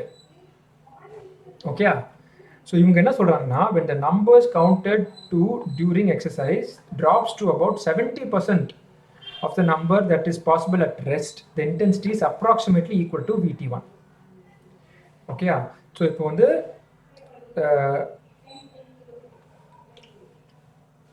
ரெஸ்ட்டில் இருக்கும்போது 50, ஒர்க் அவுட் பண்ணும்போது 25 வரைக்கும் போகிறீங்க கவுண்ட் பண்ணுறீங்க அப்படின்னா 50% இருக்குது அப்படின்னா வந்துட்டு நீங்கள் VT1 தாண்டி போயிட்டீங்க. ஆனால் அதுவே வந்து 70%. ஸோ எக்ஸாம்பிள் ரெஸ்ட்டில் வந்துட்டு 100, ரெஸ்ட்டில் இருக்கும்போது 1 2 3 4 5 6 7 8 100 வரைக்கும் போய்ட்றீங்க. ஆனால் ஒர்க் அவுட் பண்ணிக்கிட்டு இருக்கும்போது நீங்கள் 70 வரைக்கும் போய்ட்றீங்கன்னா which is 70% இல்லையா? ஸோ அந்த 70% நீங்கள் ரீச் பண்ணிட்டீங்கன்னா நீங்கள் VT1 கிட்ட இருக்கிறீங்கன்னு அர்த்தம். இது வந்து இன்னொரு field test. The talk test has several advantages as a method of programming and monitoring exercise compared to a given percentage VO2 max or percentage MHR, since it is based on an individual's unique metabolic and ventilatory response to exercise. So in the talk test pathana, it is not coming from any formula. VO2 max மாதிரி ஒரு predicted formula, MHR மாதிரி predicted formula இருந்து வராம ஒரு இண்டிவிஜுவலோட unique metabolic and ventilatory ரெஸ்பான்ஸை base பண்ணி இருக்கிறதுனால திஸ் இஸ் மோர் அட்வான்டேஜஸ் அப்படின்றாங்க. Okay, higher intensity training for individuals with performance goals can be regulated in terms of VT2. So இது வந்து VT1 வரைக்கும் வந்து ஜென்ரல் ஃபிட்னஸ்னு we can predict with that. But higher intensities performance கோல்ஸ்லாம் போயிட்டுன்னா நம்ம வந்து VT2 மெஷர் பண்ணணும். Okay, so submaximal test for talk test for VT1. So இது வந்து ஒரு ப்ரொசீஜர் மாதிரி கொடுத்துருக்குறாங்க எப்படி இந்த டெஸ்ட்டை பண்ணணும் அப்படின்னு. Okay, the test is best performed using heart rate telemetry for continuous monitoring. So heart rate strap மாதிரி ஒன்று போட்டு வச்சிடணும் to avoid VT1. Okay, so இப்போ வந்து கிராஜுவலாக நீங்கள் வந்து ஒரு டெஸ்ட்டை நீங்களே டிசைன் பண்ணிடலாம். ஓகே, ஒரு ஸ்டேஜ் பை ஸ்டேஜ் வந்து நீங்கள் வந்து அவங்களோட ஸ்பீடை வந்து ஏற்றுவீங்க, ட்ரெட்மில்ல ஸ்பீடு ஏற்றுவீங்க, இல்லைன்னா ரெசிஸ்டன்ஸை ஏற்றுவீங்க, இல்லைன்னா எது வேணால் ஏற்றலாம். ஓகே, ஸோ ஹார்ட் ரேட்டை போட்டுடுறீங்க, ஹார்ட் ரேட் மானிட்டரை. அதுக்கப்புறம் கொஞ்சம் நேரம் ஜாக் பண்ண வைக்கிறீங்க. ஜாக் பண்ண வச்சுட்டு அவங்களோட ஹார்ட் ரேட்டை செக் பண்ணுறீங்க. அதுக்கப்புறம் ஒரு 60 to 120 செகண்ட்ஸ் வரைக்கும் அந்த இருக்கு பாருங்க. Heart rate stage must also be determined with 60 to 120 seconds per stage. ஒரு ஸ்டேஜ் வந்து லெட்ஸ் சே 120 செகண்ட்ஸ், 2 மினிட்ஸ் ஒரு ஸ்டேஜ் கணக்கு வச்சுப்போம். ஸோ 2 மினிட்ஸ் ஒரு ஸ்டேஜ் வைக்கிறீங்கன்னா அந்த எண்டு லாஸ்ட் அந்த 2 மினிட்ஸ் ரீச் ஆகும்போது லாஸ்ட் ஒரு 10 செகண்ட்ஸில் வந்து நீங்கள் ஹார்ட் ரேட்டை செக் பண்ணுவீங்க. ஓகே, அந்த ஹார்ட் ரேட்டை பேஸ் பண்ணி நெக்ஸ்ட் ஸ்டேஜ் வந்துட்டு இன்னொரு 5 beats per minute ஏறுற மாதிரி கொஞ்சம் ஸ்பீடை ஏற்றுவீங்க. ஸ்பீடை ஏற்றிட்டு நெக்ஸ்ட் இன்னொரு 2 மினிட்ஸ் அந்த டெஸ்ட் கண்டினியூ ஆகும். ஸோ நார்மலாக வந்து அந்த இன்க்ரீஸ் வந்து ஒரு ஸ்டேஜுக்கும் இன்னொரு ஸ்டேஜுக்கும் 5 beats per minute மேலே ஏறக்கூடாது. The end point of the test is determined by the client's ability to recite or a predetermined combination of phrases. So அந்த டெஸ்ட் நடக்கும்போது அந்த 120 beats அந்த 120 செகண்ட்ஸ் அந்த 2 மினிட்ஸ் ஸ்டேஜ் முடியும் போது நம்ம வந்து கிளைண்ட்ஸ்டையும் கேட்டுருவோம், இந்த மாதிரி ப்ரீதிங் வந்து ஐ மீன் கம்ஃபர்டபுளாக அவங்களால பேச முடியுதான்னு சொல்லிட்டு கேட்போம். ஏதாவது ஒன்று A for apple, B for ball அது வந்து நம்ம பேச சொல்லுவோம். அவங்களால அது ஒழுங்காக பண்ண முடியலாம், அந்த இடத்துல ஸ்டாப் பண்ணிவிட்டு அந்த ஹார்ட் ரேட்டு நம்ம நோட் பண்ணி வச்சுருவோம். அதுதான் வந்து அவங்களோட VT1. ஓகேயா? அதே மாதிரி இம்பார்ட்டன்ட் நோட் என்ன சொல்லியிருக்காங்கன்னா, reading as oppose to reciting from memory is not advised. So reading வந்து நாட் அட்வைஸ்ட்னு சொல்கிறாங்க. நீங்கள் மெமரியிலேருந்து நீங்கள் சொல்கிற மாதிரி ரிசைட் பண்ணுற மாதிரி நீங்கள் பார்த்துக்கோங்க, ரீடிங் பண்ணாதீங்க. ஏன்னா ரீட் பண்ணும்போது கொஞ்சம் கை பேலன்ஸ் மிஸ் ஆகும். புக்கை வந்து நீங்கள் முன்னாடி வச்சுருப்பீங்க ட்ரெட்மில் முன்னாடி, பேலன்ஸ்லாம் காம்ப்ரமைஸ் ஆகுறதுனால நீங்கள் மெமரியிலேருந்தே சொல்கிற மாதிரி ஏதாவது ஒன்று பிளான் பண்ணிக்கோங்க அப்படின்றாங்க. The objective of the tests are to measure the heart rate response at VT1 by progressively increasing the exercise intensity and achieving steady state at each stage. So ஒரு இப்போ கோல் என்னது, VT1 நம்ம கண்டுபிடிக்கணும். ஓகே, அதுக்கு என்ன பண்ணுறோன்னா எக்ஸசைஸ் இன்டென்சிட்டி கொஞ்சம் ஏற்றுறோம், அதுக்கப்புறம் ஸ்டெடி ஆக்குறோம். அந்த ஒரு 2 மினிட்ஸ் ஸ்டெடி ஆகும் ஹார்ட் ரேட்டை, திருப்பி ஏற்றுறோம். எப்போல்லாம் இன்டென்சிட்டி ஏற்றுறோமோ அப்போல்லாம் ஹார்ட் ரேட் கொஞ்சம் ஏறும். ஏறினதுக்கப்புறம் அது ஸ்டெடி ஆகிற வரைக்கும் வெயிட் பண்ணுவோம். அதுக்கப்புறம் அவங்கள பேச சொல்லுவோம். அவங்க பேசுகிறாங்க, கம்ஃபர்டபுளாக பேசுகிறாங்கன்னா திருப்பி ஏற்றுவோம். ஏற்றுனதுக்கப்புறம் கொஞ்சம் ஹார்ட் ரேட் ஏறும், திருப்பி ஸ்டெடி ஆகும். எப்போ வந்து ஹார்ட் ரேட் ஸ்டெடி ஆகலையோ அப்போ வந்து அவங்களால வந்து கம்ஃபர்டபுளாக பேச முடியாது. That is your VT1. This point represents the intensity at which an associated increase in tidal volume should not compromise breathing rate or the ability to talk. So ability to talk வந்து it should not be compromised. Progressing beyond this point where breathing rate increases significantly makes continuous talking difficult. So இந்த பாயிண்ட்டை தாண்டி நீங்கள் வந்துட்டு next ஸ்டேஜுக்கு நீங்கள் push பண்ணனா வந்துட்டு டெஸ்ட்டோட அக்யூரசி வந்துட்டு மிஸ் ஆகிடும். ஸோ எந்த ஸ்டேஜில் வந்துட்டு அந்த ப்ரீதிங் கம்ஃபர்டபுளாக இல்லையோ அதுதான் வந்து உங்களோட VT1 you will determine. So இது என்ன ப்ரொசீஜர், இதுக்கு வந்து ஒரு ப்ராப்பர் ப்ரொசீஜர் ஸ்டெப் பை ஸ்டெப்பாக அவங்க எக்ஸ்பிளைன் பண்ணியிருக்காங்க. கோல் என்னது, it is to incrementally increase workload in small quantities to determine VT1. Okay, large சடனாக ரொம்ப ஃபாஸ்ட்டாக இன்க்ரீஸ் பண்ணிட்டீங்கன்னு வச்சுக்கோங்களேன், நீங்கள் VT1 தாண்டி போயிடுவீங்க. ஸோ இந்த 5 beats per minute ஸ்பீடு இல்லாமல் ப்ரோக்ரஸ் இல்லாமல் சடனாக 10 இல்லைனா 20 beats நீங்கள் ப்ரோக்ரஸ் ஆகிட்டிங்கன்னா உங்களுக்கு எங்கே வந்து அந்த VT1 வருதுன்னு தெரியாது, அதை தாண்டியும் நீங்கள் போயிடலாம். ஸோ அதனால ஸ்மால் இன்க்ரிமெண்ட்ஸாக ஓகே சொல்கிறாங்க. எப்படி வந்து இன்டென்சிட்டி ஏற்றலாம் அப்படின்னு பார்த்தோன்னா, ஒன்று 0.5 miles per hour, நம்ம ஊரில் வந்து கிலோமீட்டர்ஸ் per hour வச்சுக்கோங்க. கிலோமீட்டர்ஸ் per hour ஸ்பீடில் நம்ம ஒரு ஸ்டேஜில் வைப்போம். ஹார்ட் ரேட் ஸ்டெடி ஆனதுக்கப்புறம் அவங்கள பேச சொல்லுவோம், ஹார்ட் ரேட்டை மானிட்டர் பண்ணி வச்சுருவோம். ஈஸியாக இருக்குன்னா இன்னொரு 0.5 kilometers per hour ஸ்பீடு ஏற்றுவோம். ஒன்று அது பண்ணலாம். இல்லைன்னா 1% கிரேடு த்ரெட்மில்ல வந்துட்டு இன்க்ளைன் ஆகிட்டே இருக்கும், அதுதான் வந்து கிரேடுன்னு சொல்லுவாங்க. ஸோ ஒரு ஸ்டேஜுக்கு அப்புறம் ஒரு 1% ஏற்றலாம், ஸ்பீடு அதே மாதிரி வச்சுட்டு கிரேடை மட்டும் ஏற்றலாம். இல்லைன்னா வந்துட்டு இந்த இஎஃப்எக்ஸில் சைக்கிள்லாம் பார்த்தீங்கன்னா ரெசிஸ்டன்ஸ் இருக்கும், அது வந்து 10 to 20 watts வந்து ஏற்றலாம். ஸோ ரெசிஸ்டன்ஸ் ஹார்ட் ஆக உங்களுக்கு அந்த ஹார்ட் ரேட் ரெஸ்பான்ஸும் நீங்கள் மானிட்டர் பண்ணிட்டு வந்துடலாம். Objective is to increase steady state heart rate at each stage. So ஒரு ஸ்டேஜ்லேயும் வந்து ஸ்டெடி ஸ்டேட்டை மெயின்டைன் பண்ணணும். அதுக்கப்புறம் எங்கே அந்த ஸ்டேஜில் வந்து ஸ்டெடி ஸ்டேட் மெயின்டைன் பண்ண முடியலையோ that is where your test will stop. இன்னொரு முக்கியமான பாயிண்ட் வந்து டெஸ்ட் வந்து 8 to 16 minutesக்குள்ளே முடிஞ்சிடணும். நீங்கள் பொறுமையாக 0.5 0.5 0.5ன்னு ஏற்றி 30-40 மினிட்ஸ்லாம் ஆச்சுன்னா டெஸ்ட்டோட அக்யூரேசி போயிடும். Okay, so plan in such a way that 8 to 16 மினிட்ஸ்க்குள்ளே இந்த டெஸ்ட் வந்து முடிச்சிடணும் நீங்கள். Measure heart rate and blood pressure both sitting and standing. Describe the test to the client and ask if they have any questions. Each stage of the test should last 1 to 2 minutes to achieve steady state heart rate at each workload. So ஒரு workload which is intensity ஏற்றி ஒரு ஸ்டேஜ்லேயே வந்து 1 to 2 minutes வந்து அந்த stage should last. Client வந்து allow the client to warm up and get used to the apparatus. If using a treadmill, avoid the handrails. So treadmill வந்து சைடில் அங்கே பிடிச்சிட்டுலாம் ஓடக்கூடாது. அது மாதிரி adjust the workload intensity so that the client is working at a moderate to strong intensity. ரொம்ப low intensity ஆரம்பிக்காதீங்க, அது மாதிரி ரொம்ப high intensity ஆரம்பிக்கக்கூடாது. Moderate to strong intensity ஆரம்பிச்சு gradually you will progress towards the latter part of the stage. ஒரு stage எவ்வளோ 1 to 2 minutes, சரியா? So latter ஸ்டேஜ்னா end stage of latter partனா end part of அந்த 2 minutes. So 2 minutesல last ஒரு 30 seconds வந்து நீங்கள் வந்து you will measure the heart rate and ask them to talk. So அவங்கள பேசவும் சொல்வீங்க, அதே நேரத்தில் ஹார்ட் ரேட்டையும் மெஷர் பண்ணிடுவீங்க. Upon completion of the recital, ask the client to identify whether they felt this was easy. So first அவங்கள பேச சொல்லுவீங்க. ஸோ 3 விஷயம் பண்ணுறீங்க அந்த ஸ்டேஜ், ஒரு ஸ்டேஜ் முடியும் போது. ஃபஸ்ட்டு அவங்கள பேச சொல்கிறீங்க, ரெண்டாவது அவங்கள ஹார்ட் ரேட்டை மெஷர் பண்ணிடுறீங்க, மூணாவது நீங்கள் அவங்ககிட்டே கேட்டுடுறீங்க கம்ஃபர்டபுளாக இருக்கா இல்லையான்னு. Okay, the test concludes when the client reports that they can speak but not entirely comfortable. So எப்போ வந்து அவங்க கம்ஃபர்டபுளாக பேச முடியலன்னு சொல்கிறாங்களோ அப்போ வந்து நீங்கள் டெஸ்ட்டை ஸ்டாப் பண்ணிடுறீங்க. If VT1 is not achieved, progress to the next stage. So கம்ஃபர்டபுளாக இருக்குது அப்படின்னு சொன்னாங்கன்னா நெக்ஸ்ட் ஸ்டேஜ் கொஞ்சம் ஸ்பீடு ஏற்றி நீங்கள் ட்ரை பண்ணுவீங்க. இது மாதிரி கிராஜுவலாக நீங்கள் ப்ரோக்ரஸ் பண்ணிட்டே போவீங்க. ஒன்ஸ் VT1 ஐடென்டிஃபை பண்ணிட்டீங்க அப்படின்னா கூல் டவுன் ஃபேஸில் போயிடுவீங்க. ஒரேடியாக ஸ்டாப் பண்ணக்கூடாது, கூல் டவுன் கொஞ்சம் நேரம் பண்ணிவிட்டு அதுக்கப்புறம் you will stop the test. Conduct the test in 2 separate occasions to determine an average VT1 heart rate. So இது வந்து ஒருத்தரும் நீங்கள் பண்ணிட்டீங்க. ஸோ எப்போவுமே நம்ம ஃபஸ்ட் டைம் பண்ணுறது கரெக்டாக இருக்குன்னு அவசியம் இல்லை.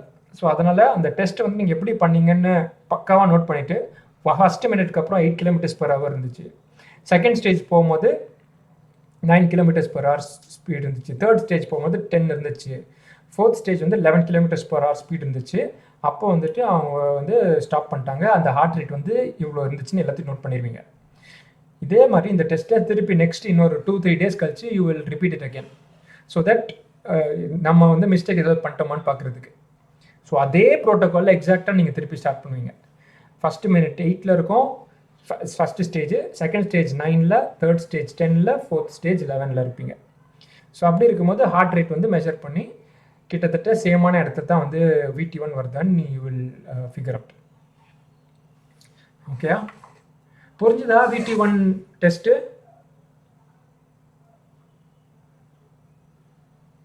ஹலோ, ஓகேண்ணா ஓகேண்ணா. ஓகே, மற்றவங்களாம்? எஸ்ண்ணா. ஓகே,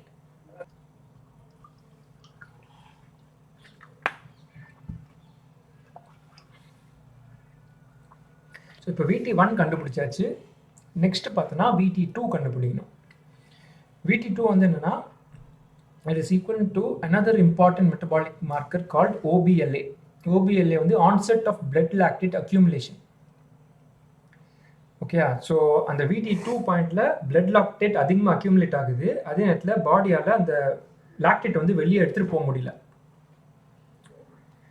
ஸோ அக்யூமுலேஷன் ஃபாஸ்ட்டாக இருக்குது, பஃபரிங் வந்து ஸ்லோவாக இருக்குது. பஃபரிங்னா ரிமூவல். ஸோ நிறைய ஃபார்ம் ஆகுது, ரிமூவல் வந்து கம்மியாக இருக்குது. OBLA is the point at which blood lactate accumulates at rates faster than the body can buffer and remove. So blood lactate வந்து if it is greater than 4 millimole per liter of blood. Millimole per liter of oxygen.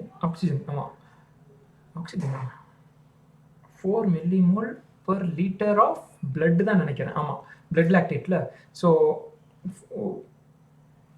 4 millimole per liter of blood. அதுக்குன்னு 1 liter blood எடுத்து அவங்க பார்க்க போகிறது இல்லை. எவ்வளோ blood இருக்கோ அதை பேஸ் பண்ணி they will do the calculations. This marker represents an exponential increase in the concentration of lactate. So lactate நார்மலாக ஏறிக்கிட்டு இருந்து இந்த பாயிண்ட்டுக்கு மேலே VT2க்கு மேலே சடனாக நிறைய ஏற ஆரம்பிச்சிடும். Increasing an indicating an exercise intensity that can no longer be sustained for longer. So in the onset of blood lactate accumulation இந்த பாயிண்ட்டை தாண்டிடுச்சுன்னா இதுக்கு மேலே வந்து எக்ஸசைஸ் வந்து ரொம்ப நேரம் நம்ம பண்ண முடியாதுன்னு அர்த்தம். ஓகே, ஹிஸ்டாரிக்லி இதுக்கு வந்து இன்னும் 2 பேர் இருக்குது, லாக்டேட் த்ரெஷோல்ட் ஆர் anaerobic thresholdனு சொல்லிட்டு. So lactate threshold, anaerobic threshold, onset of blood lactate accumulation, ventilatory threshold 2, இது எல்லாமே வந்து கிட்டத்தட்ட சேமான ஸ்பாட் தான். ஓகே, கொஞ்சம் ஸ்லைட் டிஃப்ரென்சஸ் இருக்குது, பட் அந்த டெப்த்துக்குள்ளே இப்போ போவேன்னா, ஏன்னா இது ஒரு ரஃப் அண்டர்ஸ்டாண்டிங் என்னன்னா போதும் இப்போதைக்கு. Continually measuring blood lactate is an accurate method to determine OBLA and the corresponding VT2. So நம்ம வந்து ஒர்க் அவுட் பண்ணிட்டு இருக்கும்போது கண்டினியூஸாக பிளட்டை மெஷர் பண்ணிகிட்டே இருக்கணும்.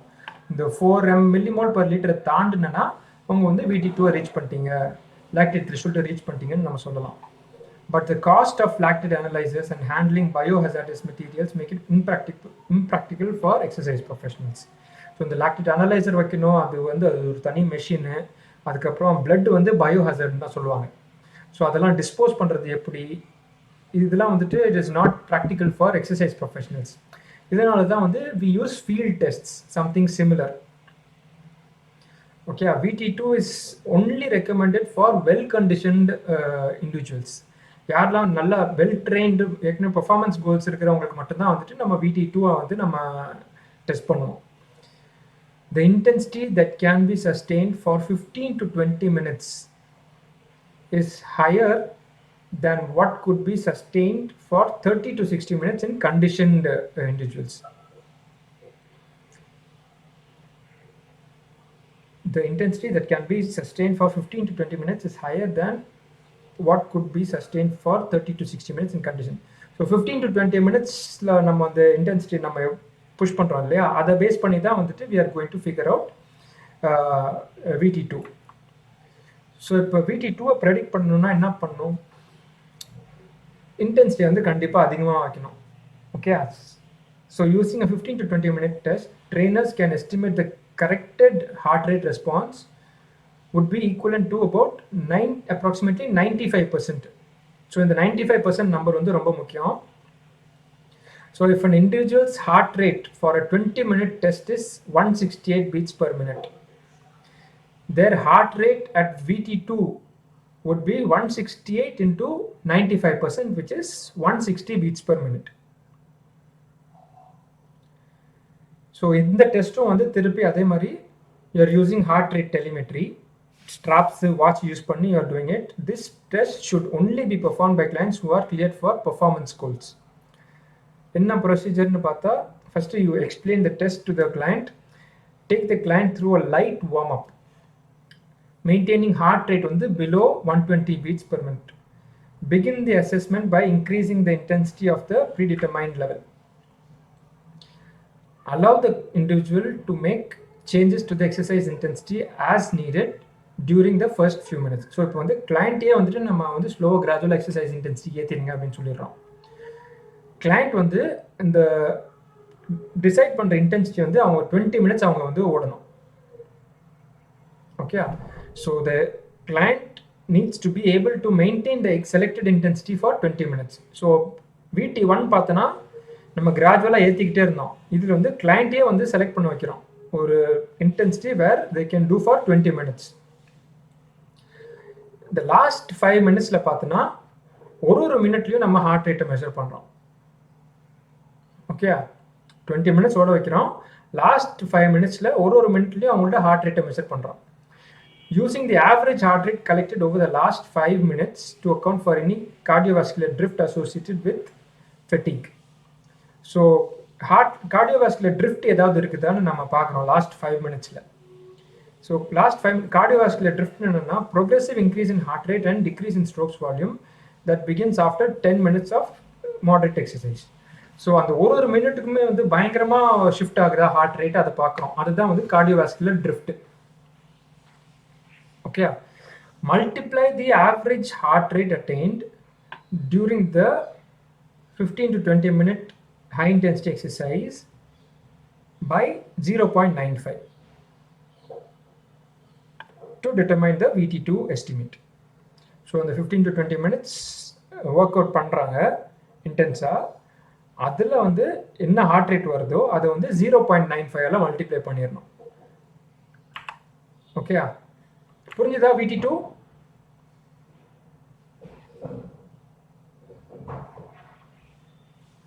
ஹலோ, புரியுதுண்ணா.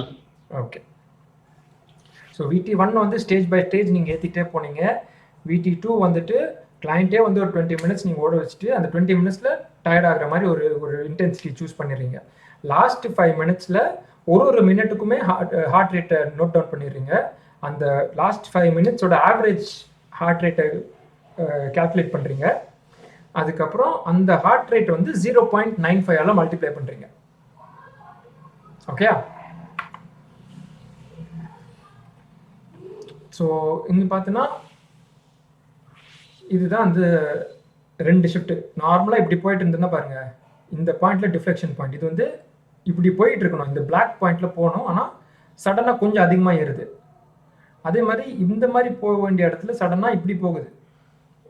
ஸோ இந்த 2 பாயிண்ட் தான் வந்துட்டு VT1 அண்ட் VT2 வேறு சடன் ஷிஃப்ட். இந்த 2 இடத்துலையுமே பார்த்தீங்கன்னா ப்ரீதிங் வந்து ஒரு ஷிஃப்ட் இருக்கும். நார்மலாக ப்ரீதிங் நார்மலாக இருக்கிற இடத்துல இந்த இடத்துல வந்து கொஞ்சம் ப்ரீதிங் அதிகமாகும். இந்த இடத்துல இந்த இடம் தாண்டின உடனே, அதே மாதிரி இந்த இடம் தாண்டின உடனே ப்ரீதிங் இன்னும் கொஞ்சம் வேற மாதிரி அதிகமாகும். So VT1 occurs as soon as blood lactate begins to accumulate. blood lactate accumulate ஆக ஆரம்பிக்கும் போது இங்கே VT1 நடக்குது. இங்கே வந்து blood lactate ரொம்ப ஃபாஸ்ட்டாக ரொம்ப அதிகமாக அக்யூமுலேட் ஆகிற இடத்துல VT2 நடக்குது. ஓகே, ஸோ இப்போ பார்த்தோன்னா components of cardiorespiratory workout session. So ஒரு ஒர்க் அவுட் செஷனில் என்ன இருக்கும்? வார்ம் அப்பு, ஒரு மெயின் ஒர்க் அவுட் என்ன கூல் டவுன். இதுதான் வந்து ஒரு காம்பனன்ட்ஸ் ஆஃப் ரெஸ்பிரேட்டரி ஒரு ஒர்க் அவுட் செஷன். அதில் வார்ம் அப் எப்படி இருக்கணும்? First start off with light exercise. Workout வந்து 5 to 10 மினிட்ஸ் இருக்கணும். பிகின் ஸ்லோலி, லோ இன்டென்சிட்டியில் ஆரம்பித்து கிராஜுவலாக இன்டென்சிட்டி ஏற்றிக்கிட்டே இருக்கணும். If high intensity intervals are planned during the conditioning phase, the latter portion of the warm-up could include some brief high intensity exercise to prepare the exerciser for more intense conditioning. So இப்போ வந்து warm அப் வந்து 10 minutes லைட்டாக பண்ணுறீங்க, முடிச்சுட்டு வந்து நீங்கள் வந்து ஒரு ½ an hour வந்துட்டு கண்டினியூஸ் ஓட போகிறீங்க. அப்படின்னா 10 மினிட்ஸ் வந்து ஜாக், ஃபஸ்ட்டு 10 மினிட்ஸ் நீங்கள் ஸ்லோவாக ஜாக் பண்ணால் போதும். ஓகே, ஆனால் அதுவே உங்கள் மெயின் ஒர்க் அவுட் நீங்கள் வந்துட்டு இன்டர்வல் ட்ரைனிங் பண்ண போகிறீங்க, ஸ்ப்ரிண்ட் பண்ண போகிறீங்க அப்படின்னா வந்து இன்டென்சிட்டி ரொம்ப அதிகமாக இருக்கும். அப்போ வார்ம் அப்லேயும் வந்து கொஞ்சம் ஒரு டிரான்சிஷன் இருக்கும். இங்கே வந்துட்டு வார்ம் அப் வந்து ரொம்ப லோவாக பண்ணிவிட்டு ஒரேடியாக போய் நீங்கள் ஓட முடியாது. ஸோ வார்ம் அப் முடிஞ்சு அந்த 10 மினிட்ஸ் முடியும் போது எண்ட் ஸ்டேஜ் ஆஃப் வார்ம் அப்பில் வந்து கொஞ்சம் லைட்டாக இன்டென்ஸான ஒரு ஜாகிங்கோ ஸ்ட்ரைடோ ஏதாவது வந்து நீங்கள் இன்ட்ரடியூஸ் பண்ணிடணும். வெறுமா சும்மா லைட்டாக ஜாகிங் வாக்கிங் பண்ணிட்டு ஒரேடியாக போயிட்டு ஸ்ப்ரிண்ட் பண்ண முடியாது. ஸோ அந்த எண்ட் போர்ஷனில் of warm up you should do some amount of intense activity which is going to prepare you for conditioning phase. The harder the conditioning phase and or older the exerciser, the more extensive the warm up should be. So இந்த conditioning face வந்து ரொம்ப இன்டென்ஸாக நிறைய heart rate, sprint, intervals அந்த மாதிரி plan பண்ண போகிறீங்கன்னா warm up வந்து ரொம்ப லாங்காக இருக்கும். கிராஜுவலாக அந்த இன்டென்சிட்டிக்கு ஸ்லோவாக வார்ம் அப்பும் பில்ட் ஆகிக்கிட்டே இருக்கும். அதே மாதிரி ஒர்க் அவுட் பண்ணுற கிளைண்ட் வந்துட்டு ரொம்ப கொஞ்சம் ஏஜ் அதிகமாக இருந்துச்சுன்னா அவங்களுக்கும் வந்து வார்ம் அப் வந்து கொஞ்சம் கிராஜுவலாக ஸ்லோவாக நீங்கள் இன்டென்சிட்டி ஏற்றிக்கிட்டு வரணும். ஸோ தட் அந்த ஒர்க் அவுட் வார்ம் அப்லேயே வந்து கிராஜுவலாக அவங்க பண்ணுற போகிற ஒர்க் அவுட் ஈக்குவலான இன்டென்ஸ் வந்து கிராஜுவலாக you should progress to it. Warm up should not be so demanding that it creates fatigue that would reduce performance. So warm அப்லேயே ரொம்ப டயர்டும் ஆகிடக்கூடாது. அதுக்கேற்ற மாதிரி you should plan the warm up. ரொம்ப இன்டென்ஸாக பண்ணுறீங்கன்னா உங்கள் மெயின் ஒர்க் அவுட்டோட பெர்ஃபார்மன்ஸ் வந்து குறைஞ்சிரும். ஸோ கண்டிஷனிங் ஃபேஸ்னா என்னது, அதுதான் main work out. The higher intensity elements of a session should take place fairly early in the training session and should conclude with steady state intensity. So இப்போ warm up முடிச்சிட்டிங்க, main workout பண்ணுறீங்கன்னா ஃப்ரெஷ்ஷாக இருக்கும் போது உங்கள் first half of the ஒர்க் அவுட்லேயே வந்து டிஃபிகல்ட்டான ஹை இன்டென்சிட்டி ஆஸ்பெக்ட்ஸ் எல்லாமே ஃபஸ்ட்டே முடிச்சிடணும். அதுக்கப்புறம் தான் வந்துட்டு நீங்கள் இந்த ஏதாவது லைட் ஆக்டிவிட்டி ஏதாவது பண்ணுறீங்கன்னா யூ ஷுட் டூ இட். இது வந்து எல்லாமே அகெயின் நீங்கள் ஜென்ரல் கிளைண்ட் ஆஸ்பெக்டில் மட்டும் தான் பார்க்குறீங்க. ஸ்போர்ட்ஸ்மேன் ஆஸ்பெக்டில் நீங்கள் யோசிக்காதீங்க இந்த விஷயம்லாம். High intensity elements of a session should take place early in the conditioning phase. Okay. So ஃப்ரெஷ்ஷாக இருக்கும்போது நிறைய எனர்ஜி இருக்கும், அப்போ தான் டிஃபிகல்ட்டான எக்ஸசைசஸ்லாம் பண்ணிடணும். அதுக்கப்புறம் வந்து ஸ்லோ கண்டினியூஸ்லாம் வேறு ஏதாவது பண்ணுறீங்க அப்படின்னா அதுக்கப்புறம் பண்ணிக்கலாம், அந்த மாதிரி சொல்கிறாங்க. அதே மாதிரி இன்டர்வல் ட்ரைனிங் வந்து ரேஷியோஸ் இருக்குது. ரேஷியோஸ் எப்படின்னா 1:3 1:1 கொடுத்துருக்காங்க பாருங்கள். ஸோ அது என்னென்னா, ஃபஸ்ட்டு நம்பர் வந்து work intensity or rest and ஒர்க்கோட டியூரேஷன், 3 வந்து ரெஸ்ட்டோட டியூரேஷன். ஸோ இப்போ 1 minute ஓட போகிறீங்கன்னா 3 minutes ரெஸ்ட் எடுக்கணும். இங்கே பார்த்தோன்னா அதே மாதிரி 10 minutes ஓட போகிறீங்கன்னா 10 minutes ரெஸ்ட் எடுக்கணும். ஓகே, இது நீங்கள் எப்படி வேணால் சூஸ் பண்ணலாம், depends on the training intensity எல்லாமே. ஸோ இப்படி தான் இன்டர்வல்ஸ் வந்து you'll be calculating. First number வந்து ஒர்க் அவுட்டோட லோடு எவ்வளோ டியூரேஷன், செகண்ட் வந்து ரெஸ்ட்டோட எவ்வளோ டியூரேஷன். இது ஒன்றுனா இது 3, இது ஒன்றுனா இது 1, எப்படி வேணா இருக்கலாம். 1:1 இருக்குது, 1:2 இருக்குது, 1:3 இருக்குது, 1:4 இருக்குது. ஸ்ப்ரிண்டர்ஸ்லாம் 1:15 வரைக்கும் போவாங்க. ஸ்ப்ரிண்டர்ஸ் எப்படி, ஒரு ஸ்ப்ரிண்ட் வந்து ஒரு 100 meters வந்து லெட்ஸ் சே சும்மா ஹைப்போதெட்டிக்கலாக வந்துட்டு 10 seconds முடிக்கிறாங்க 100 meters அப்படின்னா, நெக்ஸ்ட் ஸ்ப்ரிண்ட் எப்போ எடுப்பாங்க, மினிமம் 15 minutes எடுப்பாங்க பிரேக்கு. ஸோ அப்படின்னா பார்த்தோன்னா இது 1:20 30 தாண்டி போயிடுது ரெஸ்ட் பீரியடு. ஓகேயா? ஸோ இதெல்லாம் வந்து தனியாக ஒரு ஸ்டடியே இருக்குது இன்டர்வல் ட்ரைனிங் பற்றி. இது பற்றியே தனியாக புக்ஸ்லாம் இருக்குது, you can study if you're interested in it. இப்போதைக்கு ஒரு இன்ட்ரடக்ஷனாக வந்து ஜென்ரல் கிளைண்ட்ஸ்க்கு 1:1 1:2 1:3 அந்த ரேஞ்சில் வந்து ரெக்கவரி ரேஷியோ நீங்கள் பிளான் பண்ணலாம்.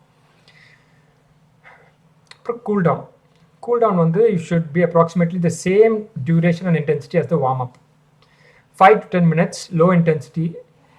This phase is directed primarily towards preventing the tendency for blood to pool in the extremities. So இப்போ நீங்கள் ஒர்க் அவுட் பண்ணுறீங்க, ஸ்ப்ரிண்ட் பண்ணிட்டீங்கன்னா, கார்டியோரெஸ்பிரேட்டரி ஒரு 1.5 hour ஜாக் பண்ணிட்டீங்கன்னா ஃபுல் பிளட் வந்து காலுக்கு தான் இருக்குது. ஓகேயா? ஸோ அப்படி இருக்கிறனால பிளட் வந்து திருப்பி ரிட்டர்ன் ஹார்ட்டுக்கும் லங்ஸ்க்கும் வந்துட்டு வரணும், இல்லைனா வந்துட்டு ஒரு மாதிரி தலை சுற்றுற மாதிரி ஒரு ஃபீலிங் இருக்கும்.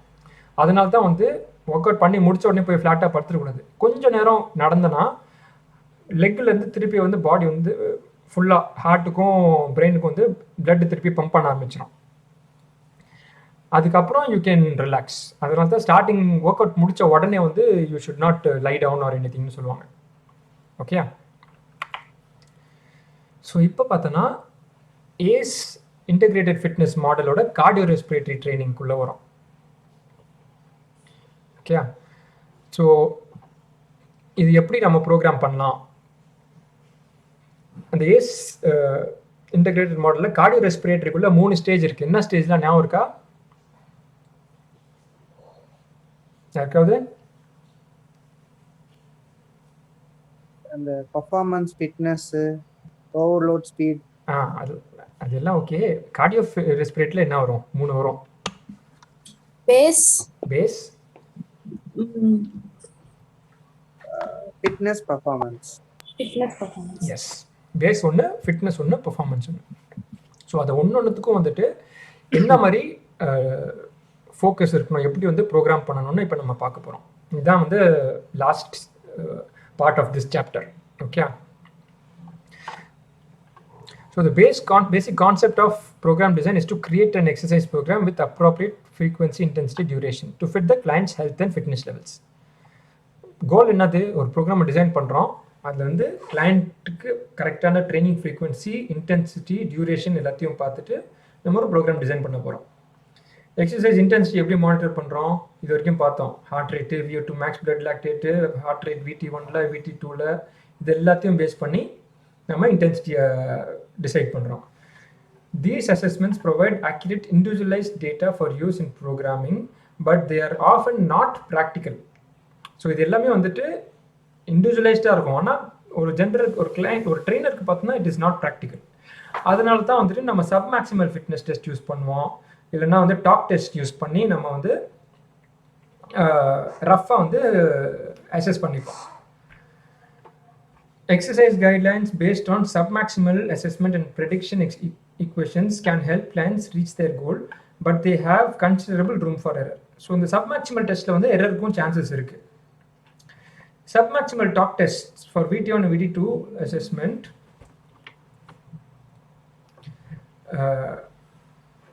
provide trainers with submaximal fitness assessments that give fairly precise heart rate that relate directly to VT1 and VT2 metabolic markers. So இப்போ நம்ம சப்மேக்சிமலாக வந்து இந்த டாக் டெஸ்ட் வச்சு வென்டிலேட்டரி த்ரெஷோல்ட் அசஸ்மெண்ட் பண்ணி செக் பண்ணுற ஹார்ட் ரேட் வந்து நம்ம அந்த பிளட் டெஸ்ட் பண்ணி ரிசர்ச் பண்ணுறாங்க பாருங்க, அந்த VT1க்கும் VT2க்கும் ஆல்மோஸ்ட் க்ளோஸாக இருக்குது. ஸோ அதனால் it is much more helpful for trainers அப்படின்றாங்க.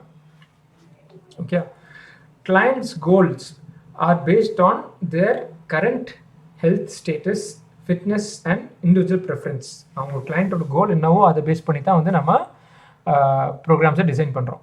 By utilising the assessment and programming tools, trainers can develop personalized cardiorespiratory programs for clients ranging from physically inactive to endurance athletes. இந்த assessments programming டூல்ஸ்லாம் use பண்ணி trainers வந்து ஒரு inactive பர்சனுக்கும் programme design பண்ணலாம், endurance அத்லீட்க்கும் programme design பண்ணலாம் அப்படின்னா. Note that not every client will start in the same phase of training. So multiple phases இருக்குல்ல, அந்த பேஸு, ஃபிட்னஸ், பெர்ஃபார்மன்ஸ்னு கிளைண்ட் வந்து எல்லாரும் ஒரே ஸ்டேஜில் ஆரம்பிக்க போகிறதில்ல. ஒரு ஒரு கிளைண்ட்டும் ஒரு ஒரு ஸ்டேஜில் இருப்பாங்க. அதே மாதிரி ஒரு சில கிளைண்ட்ஸ் எப்படின்னா இந்த ஒரு பக்கம் ஐஎஃப்டி மாடலில் ஒரு பக்கம் வந்து மஸ்குலர் ட்ரைனிங்க்கு கோல்ஸ் இருக்கும், இன்னொரு பக்கம் வந்துட்டு கார்டியோரெஸ்பிரேட்டரி கோல்ஸ் இருக்கும் இல்லையா. இந்த மூணு ஸ்டேஜ் இருக்கும் இல்லையா. கிளைண்ட் ஒரு சில கிளைண்ட்ஸ் வந்துட்டு மஸ்குலர் ட்ரைனிங்கில் பிகினர் லெவலில் இருப்பாங்க, ஆனால் கார்டியோரெஸ்பிரேட்டரியில் அட்வான்ஸ்டில் இருப்பாங்க. ஓகே, அதையும் நீங்கள் நோட் பண்ணணும். Programming for each cardiorespiratory training phase will be based on 3 zone intensity model. இந்த 3 zone, zone 1, zone 2, zone 3 base பண்ணி தான் வந்துட்டு cardiorespiratory training நீங்கள் பிளான் கொடுப்பீங்க. Note that training principles in the ACE IFT model can be implemented by trainers using various exercise intensity markers such as heart rate, maximum heart rate reserve, maximum heart rate. But the exercise intensities will not be as accurate compared to heart rate at VT1 and VT2. So இந்த ace IFT model நீங்கள் implement பண்ணுறீங்க அப்படின்னா வந்து preferably VT1, VT2 use பண்ணி பண்ணுங்க அப்படின்றாங்க. ஏன்னா அதை பேஸ் பண்ணி தான் ஏஸ் ஐஎஃப்டி மாடல் வந்து டிசைட் பண்ணியிருக்கிறாங்க. ஓகே, ஸோ இங்கே வந்து டிஃப்ரெண்ட் ஜோன்ஸு எப்படி ஒரு ஜோன் எப்படி இருக்குன்னு சொல்லிட்டு அதுக்கான இன்டென்சிட்டி மார்க்கரையும் ஒரு டேபிள் மாதிரி கொடுத்துருக்காங்க. வெரி சிம்பிள், நீங்கள் படித்தாலே உங்களுக்கு ஈஸியாக புரிஞ்சிடும். எக்ஸாம்பிள் பார்த்தோன்னா இங்கே பாருங்கள், டாக் டெஸ்ட்னா can talk comfortably, can talk but not sing, அந்த மாதிரி சும்மா ஒரு டேபிள் மாதிரி கொடுத்துருக்குறாங்க. நீங்கள் அதை பார்த்தாலே உங்களுக்கு புரிஞ்சிடும். நம்பர்ஸ்லாம் இந்த நம்பர்ஸ்லாம் கூட ஞாபகம் வச்சுக்கோங்க. ஓகே, VO2 ரிசர்வ் வந்துட்டு ஜோன் 1க்கு முன்னாடி என்னது, ஜோன் 1 இது, ஜோன் 2, ஜோன் 3. ஸோ இந்த ஸ்டேஜஸ்லாம் எவ்வளோ பர்சன்டேஜில் இருக்குதுன்னு நீங்கள் மெமரைஸ் பண்ணி தான் ஆகணும், கொஸ்டின்ஸ் வரும். ஓகே, அதே மாதிரி மெட்ஸ்க்கு இன்னொரு டேபிள் கொடுத்துருக்குறாங்க, VO2 மேக்ஸ்க்கும் ஒரு டேபிள் கொடுத்துருக்குறாங்க.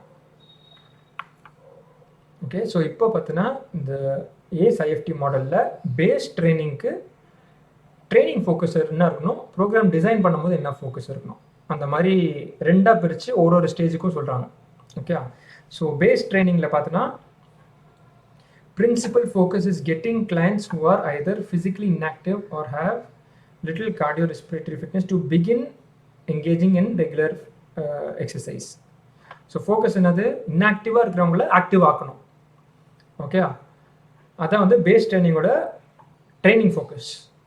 எக்ஸசைஸ் வந்து low to moderate intensity. Primary goal வந்து ஹெல்த் அண்ட் செகண்டரி கோல் வந்து fitness. First goal health, second goal தான் ஃபிட்னஸாக இருக்கும். இப்போ வேற என்ன ட்ரைனிங் ஃபோக்கஸ் இருக்குன்னு பார்த்தோன்னா, கிளைண்ட் வந்து ஒர்க் அவுட் பண்ணுறது ஒரு பாசிட்டிவ் ஃபீல் கொடுக்கணும். Training focus on base training is establishing consistent exercise participation. So கன்சிஸ்டண்ட்டாக கிளைண்ட் வரணும்.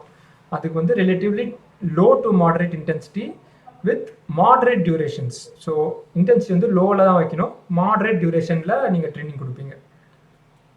இப்போ VT1 பேஸ் பண்ணி பார்த்தோன்னா Zone 1க்கு கீழே தான் ஃபுல்லாக ட்ரைனிங் இருக்கும். பேஸ் ட்ரைனிங்கோட focus Zone 1 training where heart rate is below VT1 may not be strenuous enough to provoke significant changes in VO2 but will contribute to general ways to improve health. So health மட்டும் improve ஆகும், but ஃபிட்னஸ்லாம் பெருசாக improve ஆகாது. Weight loss அந்த மாதிரிலாம் எதிர்பார்க்க மாட்டோம் base ட்ரைனிங்கில். Once regularity of exercise habit is established, the duration of exercise is extended until client is able to exercise 20 to 30 minutes most days with less fatigue. So exercise habit ஆகிடுச்சு, அவங்க கம்ஃபர்டபுளாக ஆகிட்டாங்க அப்படின்னா ஸ்லோவாக வந்து நீங்கள் டியூரேஷனை ஏற்றிக்கிட்டே வரீங்க. ஃபஸ்ட் ஸ்டார்டிங் வந்து சில பேர் ரொம்ப டீகண்டிஷனாக இருப்பாங்க, 5 to 10 minutes தான் நீங்கள் கொடுப்பீங்க. கிராஜுவலாக வந்து 20 to 30 minutes 3 to 5 days a week வந்து நீங்கள் கொடுக்குற அளவுக்கு நீங்கள் ப்ரோக்ரஸ் பண்ணுவீங்க. அதுதான் வந்து உங்கள்கிட்ட பேஸ் ட்ரைனிங்கோட கோல். Okay, the concept of minimal intensity threshold for provoking training effect was articulated by Cardirespiratory, who made the observation that training at intensities of less than 50% of heart rate reserve failed to cause reductions in resting heart rate. So health benefits nu vandale kuda Cardirespiratory and the scientist enna kandupidichaarna, the 50% of heart rate intensity கீழ நீங்க train பண்றீங்க இல்ல 60% of maximum heart rate கீழ train பண்ணீங்கன்னா உங்களோட resting heart rate வந்து இன்னும் கீழே கூட இறங்காது. ரெஸ்டிங் ஹார்ட் ரேட் வந்து கீழே போச்சுன்னா it means your health is improving, your fitness is இம்ப்ரூவிங்னு அர்த்தம். ஆனால் பேஸ் ஃபிட்னஸ்லேயே வந்துட்டு நீங்கள் ஜஸ்ட் பிகாஸ் நீங்கள் வந்து 10 to 20 minutes பண்ணுறீங்கன்னா டசன்ட் மீன் தட் உங்கள்ட்ட ஹெல்த் வந்து இம்ப்ரூவ் ஆகுதுன்னு அர்த்தம் இல்லை. மைல்டாக இம்ப்ரூவ் ஆகலாம், ஆனால் அந்த ஒரு மினிமம் த்ரெஷோல்டுன்னு ஒன்று இருக்குது. அந்த மினிமமை தாண்டினா தான் வந்துட்டு உங்களுக்கு வந்து பெனிஃபிட்ஸ் கொஞ்சம் அதிகமாக நீங்கள் பார்க்க முடியும் அப்படின்றாங்க. Improvements in VO2 max may continue for 6 to 12 months after the beginning of an regular exercise program. So கிட்டத்தட்ட 6 to 12 months வரைக்குமே வந்து VO2 max increase ஆகிறதுக்கு சான்ஸ் இருக்குது பிகினர்ஸ்க்கு. ட்ரைனிங் வந்து you should start slowly and begin during the beginning of weeks and slower gradually you will keep progressing in the duration. Lower intensity exercise programs have been shown to be associated with a variety of beneficial health outcomes. So low intensity நீங்கள் பண்ணால் கூட நிறையா health benefits கூட இருக்குன்றாங்க. ஆனால் இங்கே ஒன்றே ஒன்று நோட் பண்ணிக்கோங்க, மினிமம்னு ஒன்று இருக்குது. எவ்வளோ லோவாக பண்ணுறீங்கன்னு அது ஒரு மேட்டர் இருக்குது, அதையும் நீங்கள் ரொம்ப லோவாகவும் வச்சுக்கூடாது. Using this approach, there are significant gains in health, but there will be a minimum of injuries. So ஒன்றுமே பண்ணாதவங்களுக்கு கொஞ்சம் ஹெல்த் கெயின்ஸும் இருக்கும், அதே நேரத்தில் இன்ஜுரிஸும் மினிமமாக இருக்கும். ஸோ இந்த பேஸ் ட்ரைனிங்கில் ப்ரோக்ராமிங் எப்படி பண்ணணும், இப்போ வந்து ட்ரைனிங் என்ன ஃபோக்கஸ் பண்ணணும்னு பார்த்தோம். இப்போ அதே பேஸ் ட்ரைனிங்கில் என்ன ப்ரோக்ராம் டிசைன் ஃபோக்கஸ் இருக்கும். ப்ரோக்ராம் டிசைன் எப்படி பண்ணணும்னு பார்த்தோன்னா, ஃபஸ்ட்டு இவங்களுக்குலாம் பார்த்தோன்னா ஃபிட்னஸ் அசஸ்மெண்ட்னு ஒன்று தேவையில்லை. ஏன்னா எப்படி இருந்தாலும் அன்ஃபிட்டாக தான் இருக்க போகிறாங்க. அவங்களுக்கு போயிட்டு நம்ம VT1 VT2லாம் பண்ணணும்னு அவசியமே இல்லை. வெறும் லைட்டாக ட்ரைனிங் கொடுத்தோன்னா அவங்க VT1 கீழே தான் அவங்க பண்ணுவாங்க. Okay, so initial fitness assessments are not required because they will only confirm low levels of fitness. All cardiorespiratory exercise during base training falls within zone 1. So அந்த VT1க்கு கீழே தான் இருக்கும். ஆனால் நம்ம VT1 மெஷர் பண்ணணும்னு அவசியம் இல்லை, பிகாஸ் இவங்க வந்து வெரி அன்ஃபிட்டாக இருப்பாங்க. So teach clients to use the 0 to 10 ratio scale with the clients exercising at an RPE of 3 to 4. So 0 to 10ல 3 to 4 ரேஞ்சில் இருக்கணும். Okay, not necessary to conduct submaximal talk test assessment to determine heart rate at VT1 until a client is ready to progress to fitness training. So fitness training progress ஆகிற வரைக்கும் அந்த talk test பண்ணணும்னு அவசியம் இல்லை.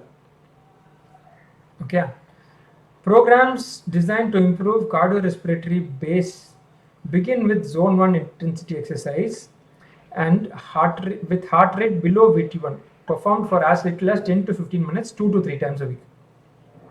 So zone 1 கீழே தான் training இருக்கணும், heart ரேட்டும் VT1 கீழே தான் இருக்கணும். 10 to 15 minutes தான் நீங்கள் ஸ்டார்ட் பண்ணுவீங்க, 2 to 3 times a week பண்ணுவீங்க. இது வந்து ஸ்லோவாக 10 to 15 minutes இருக்கிறது 20 minutes வரைக்கும் நீங்கள் எய்ம் பண்ணணும்.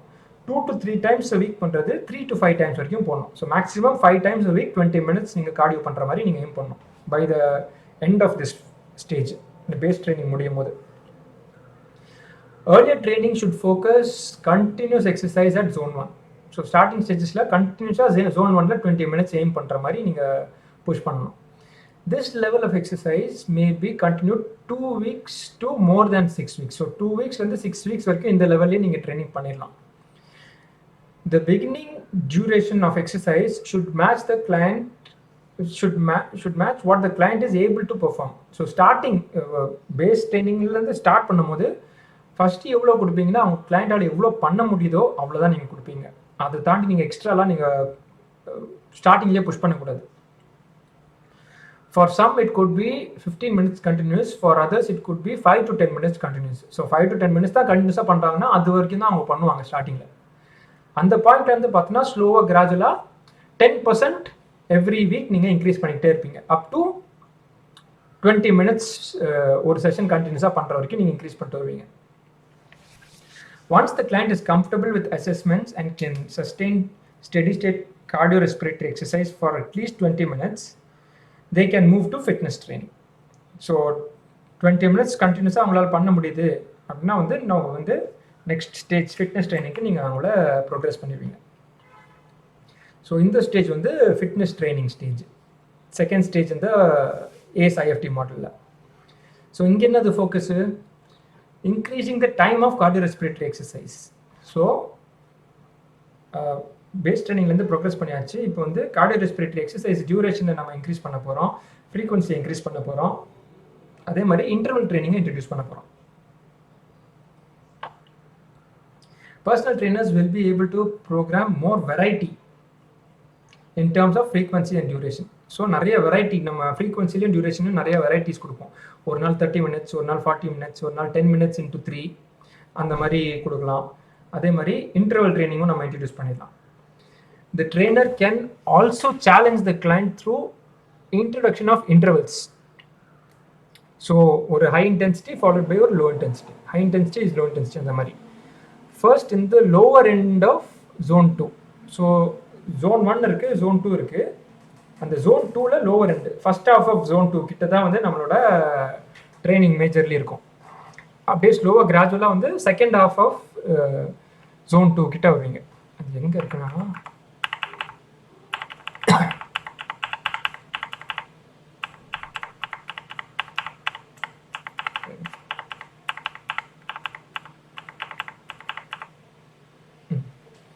ஸோ இந்த zone 1 zone 2 இருக்குது பாருங்கள். இந்த ஜோன் இந்த ஸ்டேஜே வந்து ரெண்டாக பிரிக்கிறாங்க. இந்த மிட் பாயிண்ட் மாதிரி வைங்க. ஸோ ஸ்டார்டிங் ஸ்டேஜ் இப்போ தான் இங்கே இந்த பேஸ் ட்ரைனிங்லேருந்து ப்ரோக்ரஸ் பண்ணியிருக்கீங்கன்னா ஃபஸ்ட்டு கொஞ்ச நாளைக்கு ட்ரைனிங் வந்து இந்த இடத்துல தான் இருக்கும், இங்கேருந்து இது வரைக்கும் தான். அப்படியே ஸ்லோவாக ப்ரோக்ரஸ் பண்ண போனால் இந்த இடத்துலேருந்து இந்த இடம் வரைக்கும் நீங்கள் ட்ரெயின் பண்ண ஆரம்பிப்பீங்க. ஸோ ஸ்லோவாக இன்டென்சிட்டி ஏற்றுவீங்க. ஓகே,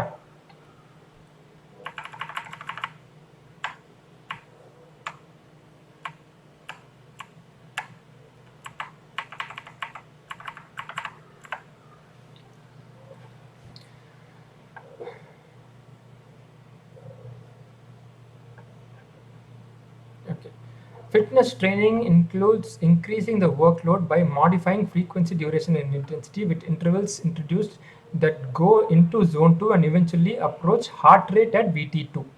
ஸோ கிட்டத்தட்ட ஹார்ட் ரேட் அந்த செகண்ட் ஸ்டேஜ் இருக்கு பாருங்கள், அந்த ஹார்ட் ரேட் வரைக்கும் நீங்கள் டச் பண்ணிட்டு வரீங்க. ஆனால் அந்த zone 2க்குள்ளே தான் இருக்கிறீங்க. zone 2ல இருக்கிறீங்க, VT2 வரைக்கும் போகிறீங்க. ஆனால் VT2 தாண்டி நீங்கள் போகிறதில்ல. Okay, zone 2 intervals provide a stimulus that will eventually increase the heart rate at VT1. So நீங்கள் zone 2ல இன்டர்வல்ஸ் பண்ண உங்களோட ஹார்ட் ரேட் வந்து இந்த VT1ல இருக்கிற ஹார்ட் ரேட் வந்து இன்க்ரீஸ் ஆகிடும், resulting in the client being able to exercise at a lower heart rate when training at the same intensity. So நீங்கள் VT2ல நீங்கள் zone 2ல ட்ரெயின் பண்ண VT1 வந்துட்டு நார்மலாக லெட்ஸ் சே VT1 வந்து உங்களுக்கு 120 beats per minuteல உங்களுக்கு நீங்கள் VT1 பண்ணிக்கிட்டு இருந்தீங்க அப்படின்னா நீங்கள் VT2ல zone 2ல ட்ரெயின் பண்ண அந்த 120ல VT1 வந்து ஈஸி ஆகிடும். ஸோ 125ல தான் உங்களுக்கு VT1 ரீச் ஆகும். புரியுதா?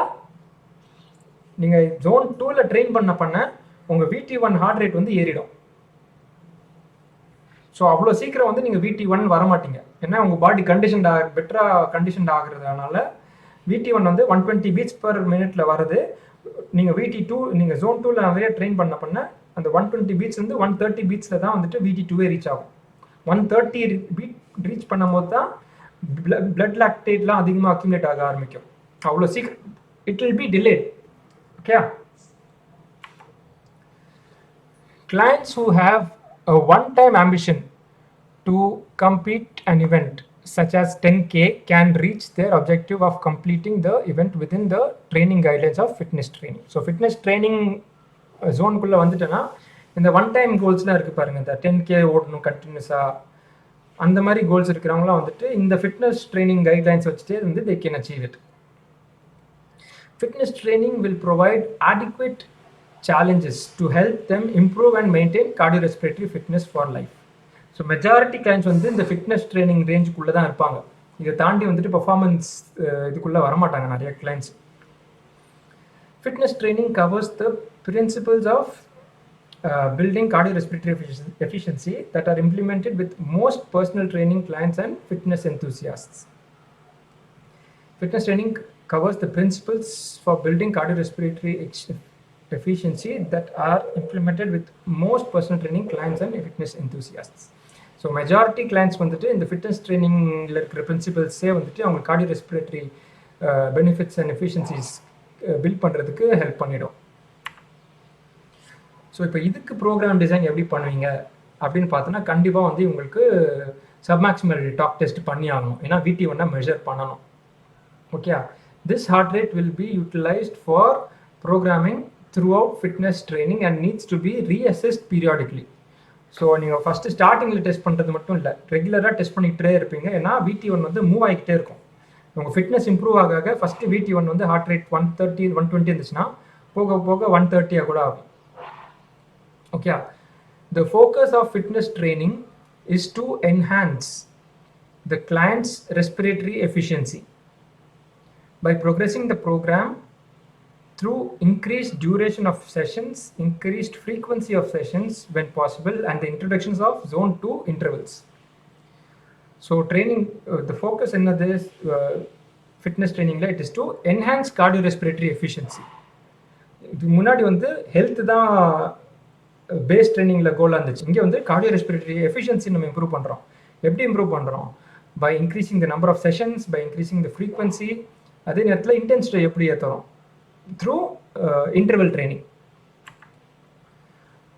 warm up, cool down, recovery intervals, and steady state cardio exercise regimes are performed just below VT1 heart rate to continue advancing the client's cardiorespiratory base.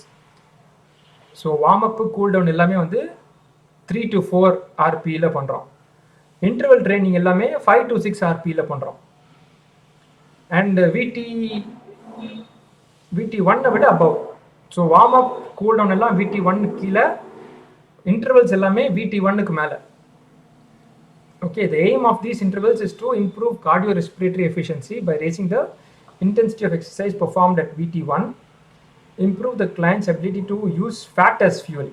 So VT1 தாண்டினதுக்கப்புறம் fat வந்து as fuel வந்து நம்ம utilise பண்ணுறது அதிகமாகுது. Sorry, VT1 கீழே இருக்கும்போது fat as fuel வந்து அதிகமாக இருக்குது. பிகாஸ் லோவர் இன்டென்சிட்டிஸில் தான் வந்து fat will be used as fuel. Intensity ஏற ஏற carbohydrates will be used as fuel. Improve exercise efficiency at VT1 and add variety.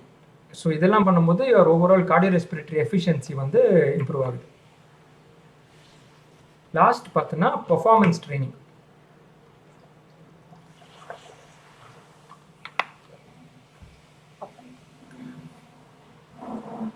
So performance training வந்து ஃபோக்கஸ் என்னது? It is to help them achieve certain goals. ஏதாவது ஒரு objective வச்சுருப்பாங்க, like ஒரு competition போகணும், ஏதாவது ஒரு பர்சனல் ரெக்கார்ட் அச்சீவ் பண்ணணும், நேஷ்னல் காம்படிஷனுக்கு குவாலிஃபை ஆகணும், அந்த மாதிரி ஏதாவது ஒரு கோல்ஸ் இருக்கும். அதுதான் வந்து பெர்ஃபார்மன்ஸ் கோலோட ஃபோக்கஸ், பெர்ஃபார்மன்ஸ் ட்ரைனிங்கோட focus. Training principles in performance trainings are for clients who have one or more endurance performance objectives that require specialized training. So specialized training அவங்களுக்கு தேவை. Relating to volume, intensity, recovery are included to create performance changes that help the clients reach their objectives. 70 to 80% of training by elite endurance athletes is performed at intensities less than VT1, zone 1. So இப்போ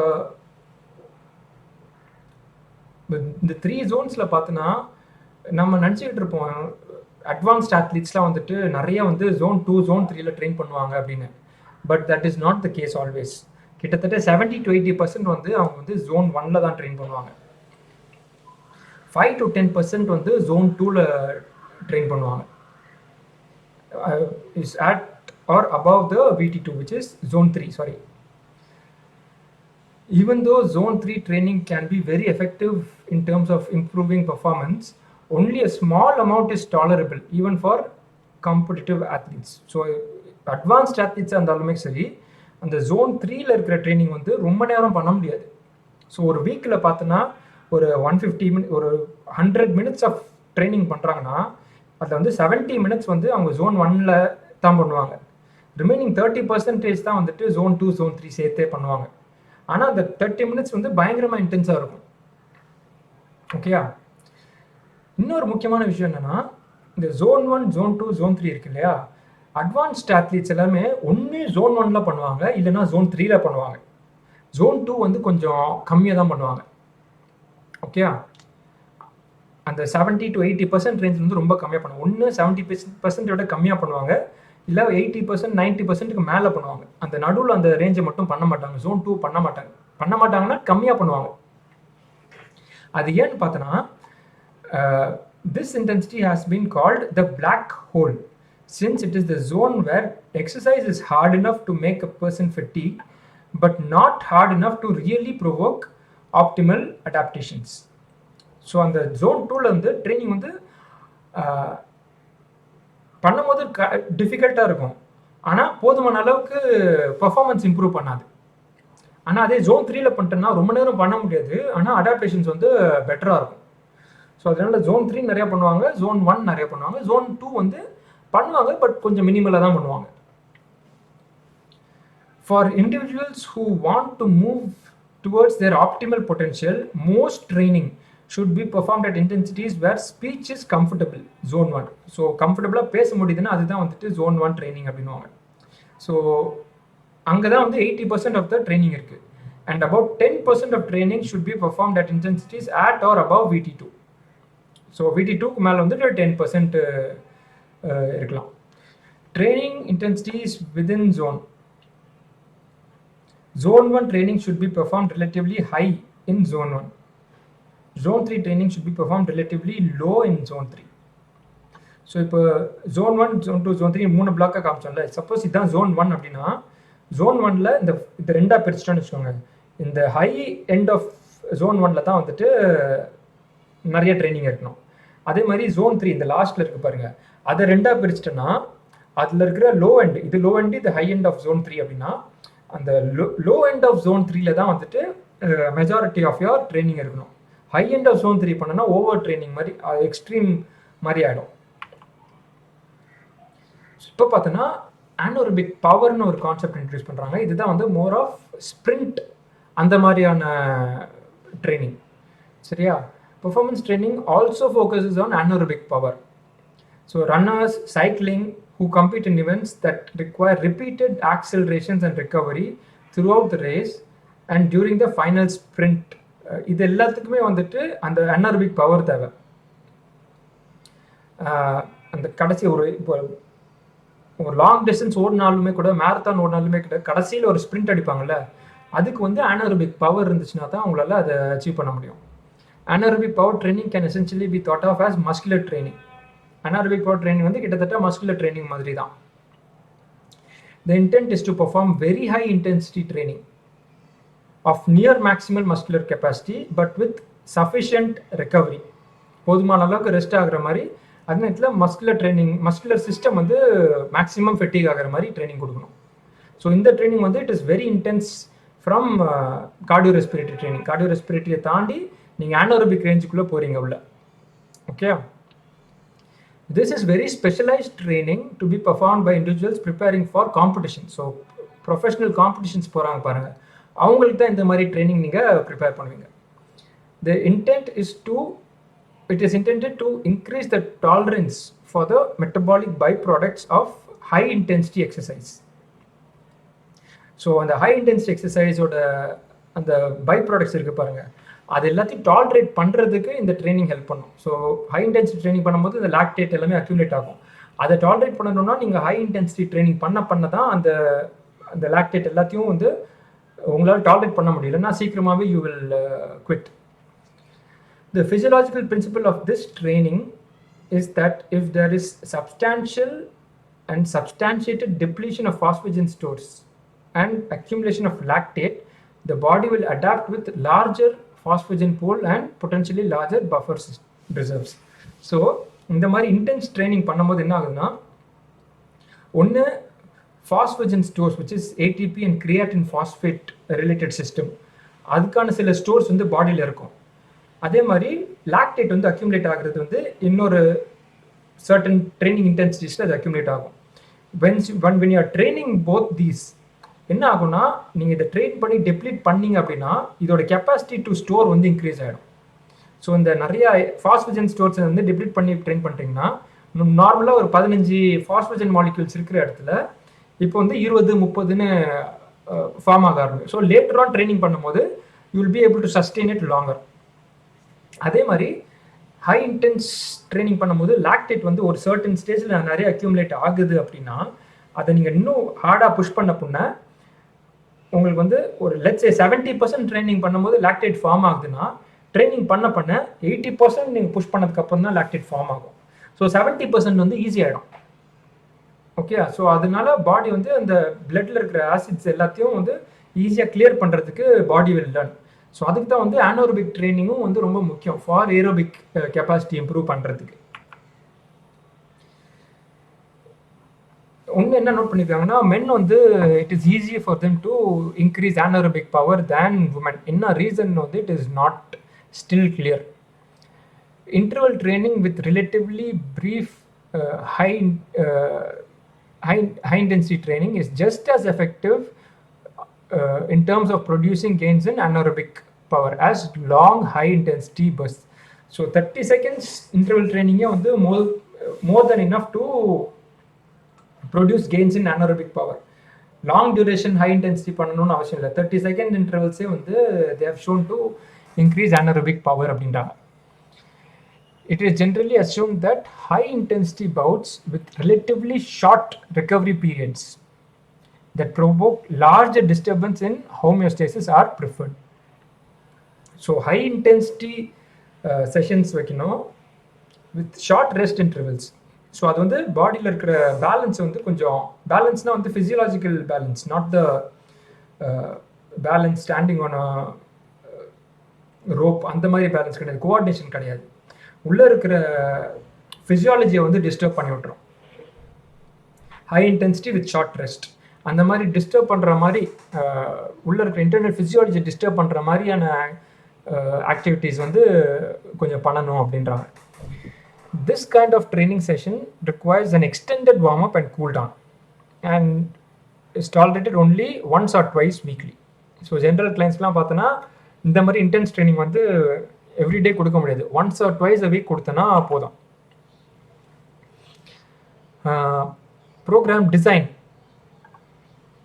so performance கோல்ஸ்க்கு programme design எப்படி இருக்குன்னா, it should be focused on helping clients enhance their cardiorespiratory efficiency.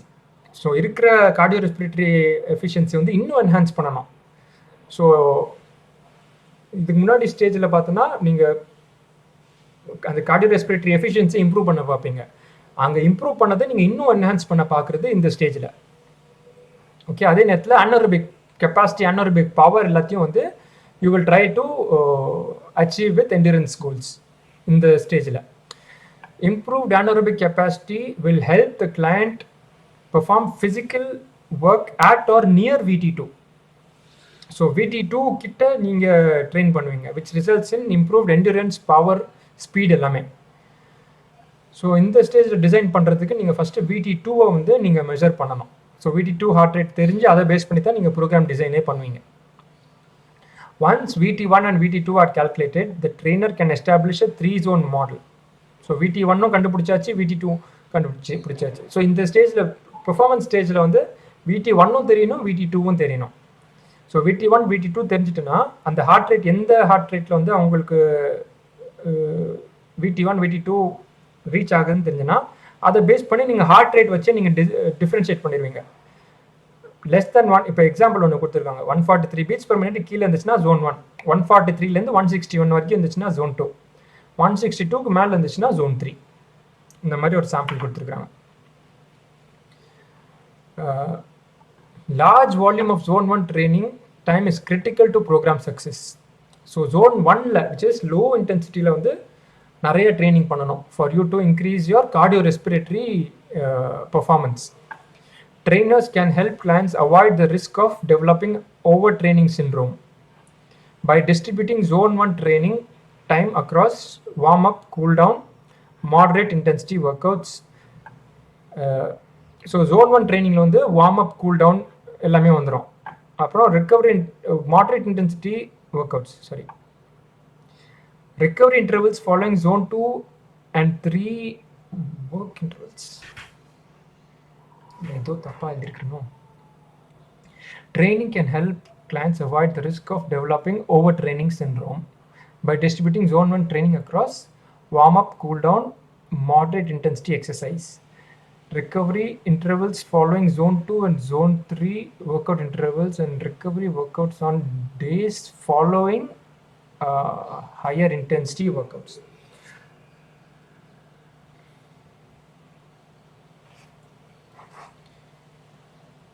Training can help clients avoid the risk for developing overtraining syndrome by distributing zone 1 training across. Okay, zone 1 training la vandu you should be distributing all your warm up and cool down related activities ellame.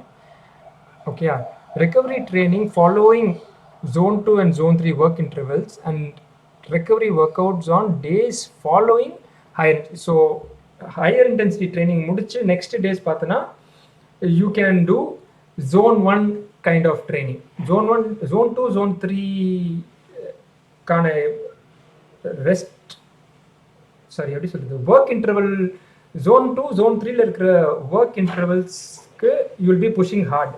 ஆனால் zone 2, zone 3ல இருக்கிற recovery intervals பார்த்தோன்னா நீங்கள் zone 1ல train பண்ணலாம்.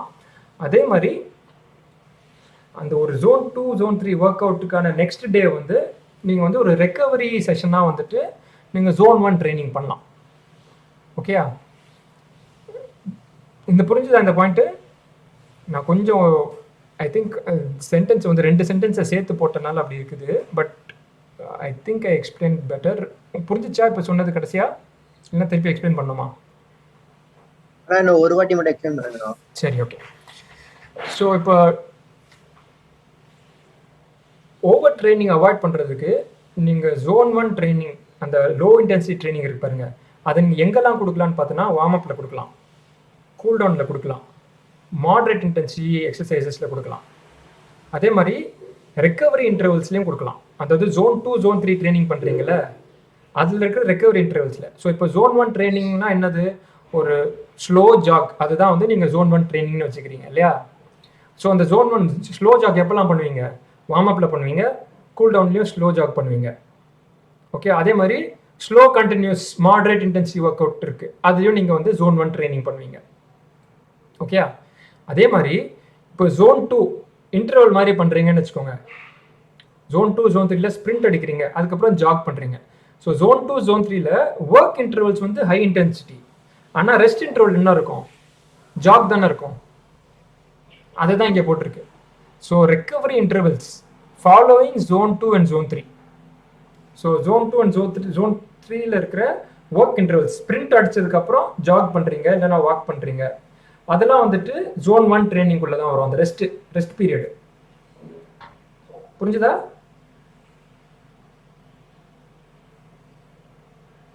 ஓகேண்ணா ஓகேண்ணா, கிளியர்ண்ணா. Okay. By completing adequate zone 1 training time, clients will have the mental and physical energy required to perform their zone 2 and zone 3 intervals. So போதுமான அளவுக்கு zone 1 training பண்ணனும்னா clients வந்து mental and physically they will have the energy for zone 2 and zone 3. So zone 1 வந்து it will actually, even though low intensity இருந்தாலும் it will help complement zone 2 and zone 3 intervals. எல்லாத்தையும் ஒரே நாள் பண்ண போறது இல்லை. பட் zone 1 நீங்கள் slow continuous பண்ணிட்டா பாடி வந்து நல்லா ரெக்கவர் பண்ணி. மஞ்சுக்கா sound okay. Frequency of zone 2 and zone 3 intervals are client specific. So zone 2 and zone 3 வந்து எவ்வளோ ஃப்ரீக்வெண்ட்டாக பண்ணுறீங்க, it is very specific to the clients. அட்வான்ஸ்டான ஆத்லீட்ஸ்லாம் வந்துட்டு நிறைய ட்ரைனிங் வந்து zone 2 zone 3ல பண்ணுவாங்க. பிகினராக இருக்கும்போது 1 or 2 செஷன்ஸ் வந்து போதும் zone 2 zone 3ல. So highly fit competitive clients with adequate recovery time may be able to successfully complete and recover from 3 to 4 workouts with zone 2 or zone 3 intervals in a week. So 3 to 4 times a week வந்து zone 2 and zone 3ல push பண்ணலாம் ஒரு advanced competitive client அப்படின்னு சொல்கிறாங்க. So that is it. Any questions? Okay.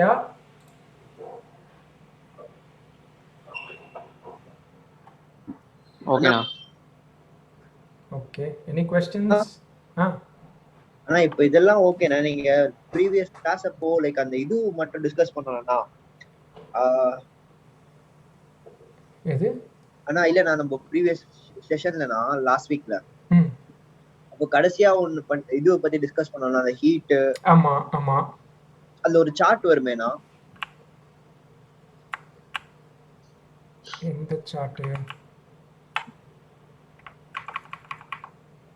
இதா இல்லையே, இதா? ஆமாண்ணா, இது எப்படி பார்க்கணுன்றதே மறந்துட்டேன் நான். சரி ஓகே. 2 சார்ட் இருக்கும், ஒரே நிமிஷம்.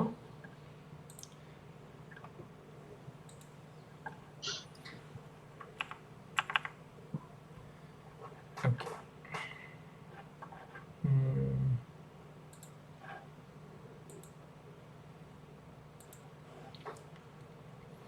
இப்போ வந்து ஃபஸ்ட்டு இந்த பாருங்க, இது வந்துட்டு இந்த சைடு ஃபுல்லாக இருக்கிறது எல்லாமே டெம்பரேச்சர். ஓகேண்ணா. ஓகேயா? இந்த சைடு இருக்கிறது எல்லாமே ஹியூமிடிட்டி. ஹியூமிடிட்டினா என்னன்னு ஞாபகம் இருக்கா? இருக்குண்ணா. ஹியூமிடிட்டினா வந்து ஏரில் வந்து எவ்வளோ வாட்டர் இருக்கு. 0 ஹியூமிடிட்டினா ஏரில் வந்துட்டு வாட்டர் இல்லையா இருக்கா, கன்ஃபியூஸ் ஆயிடுச்சு எனக்கு. ஆமாம், 100னா வந்துட்டு ஏரில் வந்து ஃபுல்லாக வாட்டர் இருக்குது. ஓகே, 0னா வந்துட்டு ஏரில் வந்து வாட்டரே இல்லை அப்படின்னு அர்த்தம். ஸோ இப்போ இதெல்லாம் விட்டுருங்க. இப்போதைக்கு நீங்கள் சென்னை மட்டும் ஞாபகம் வச்சுக்கோங்க. சென்னை வந்து ஆவரேஜாக வந்துட்டு 60% ஹியூமிடிட்டின்னு சொல்லுவாங்க ரஃப்லி. ஓகே, ஸோ நம்ம 60%னா இந்த 60% இந்த ரோலை மட்டும் தான் பார்க்கணும் நம்ம. இப்போ நம்ம கரண்ட்டாக டெம்பரேச்சர் எவ்வளோ அப்படின்னு பார்த்தோன்னா ஆவரேஜாகவே நம்மளுக்கு வந்து 38. இப்போ வெயிலெல்லாம் வந்து 38 டிகிரிஸ் தான் இருக்கும். ஓகே, ஸோ இவங்க வந்து ப்ராக்கெட்டில் கொடுத்துருக்காங்க பாருங்க. ஒன்று வந்து ஃபாரன்ஹீட்டில் கொடுத்துருக்காங்க, இன்னொன்று செல்சியஸில் கொடுத்துருக்காங்க. ஓகே, ஸோ வெளியே இருக்கிறது ஃபாரன்ஹீட்டு, ப்ராக்கெட்குள்ளே இருக்கிறது செல்சியஸ். அதே தான் இங்கே எல்லா இடத்துலையுமே ஃபாரன்ஹீட் செல்சியஸ். ஸோ இப்போதைக்கு இந்த செல்சியஸ் மட்டும் பார்ப்போம், ஏன்னா சென்னை அதனால உங்களுக்கு ஈஸியாக புரியும். ஸோ இது வந்து 38 டிகிரி செல்சியஸ் நம்ம இருக்குது. ஸோ அதே அப்படி இங்கே கீழே வந்துட்டோன்னு வச்சுக்கோங்களேன். ஆக்சுவலாக இது நான் தப்பாக சொல்கிறேன்னு நினைக்கிறேன். ஹியூமிடிட்டி எனக்கு சரியா நான் சென்னை ஹியூமிடிட்டி எவ்வளோ வரும்னு தெரில. ஒரே நிமிஷம்.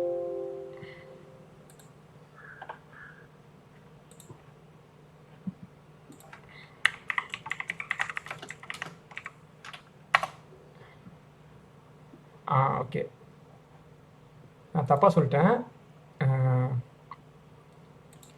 இங்கே பாருங்கள், இந்த ஸ்க்ரீனில் தெரியுதா? சென்னை இன்னைக்கு டெம்பரேச்சர் பார்த்தோன்னா 27 டிகிரிஸு, ஹியூமிடிட்டி வந்து 90%.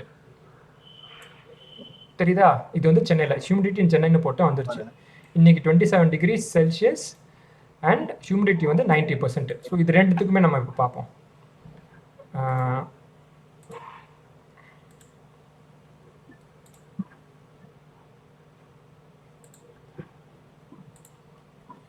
கலர் மாற்றிடுறேன். 27 டிகிரிஸ் இங்கே இருக்குது. ஓகேயா? அப்புறம் 90% ஹியூமிடிட்டி. ஸோ 27 இதில் வந்து அப்படியே நேராக கீழே வரீங்க, 90%லேருந்து நேராக இது வரீங்க. இதுதான் வந்துட்டு நம்மளுக்கு ஆக்சுவல் ஹீட் இண்டெக்ஸ். புரியுதா? இதுக்கு என்ன அர்த்தம்னா, நம்ம வெளியே அந்த மெஷர் பண்ணுறோம்ல டெம்பரேச்சரு, அது வந்து 27 டிகிரிஸ்னு காட்டும். ஆனால் ஹியூமிடிட்டி 90 இருக்கிறனால நம்மளுக்கு அந்த 27 வந்து 31 மாதிரி இருக்கும். Okay okay okay okay okay. ஏன்னா பாடி இந்த சென்னை வந்து கோஸ்டல் ஏரியானால இருக்கிற ஏர்ல வந்து வாட்டர் நிறைய இருக்கும். புரியுது. ஓகே. ஸோ அதனால நம்ம நியூஸ்ல வந்து 27ன்னு சொன்னா ஹியூமிடிட்டி நம்ம 90% இருக்கிறனால நம்மளுக்கு வந்து 31 கட்டும். வெளியூர் இப்போ இதே வந்து ஹைதராபாத் போனீங்கன்னு வச்சுக்கோங்க, 27 இருந்துச்சுன்னு வச்சுக்கோங்களேன், அவங்களுக்கு 27 டிகிரி மாதிரி தான் இருக்கும். நம்மளுக்கு இதே 27, அவங்களுக்கும் 27. அவங்க வந்து பீச்ல இல்லாததுனால அவங்களுக்கு வந்து வேர்க்காது அவ்வளவா.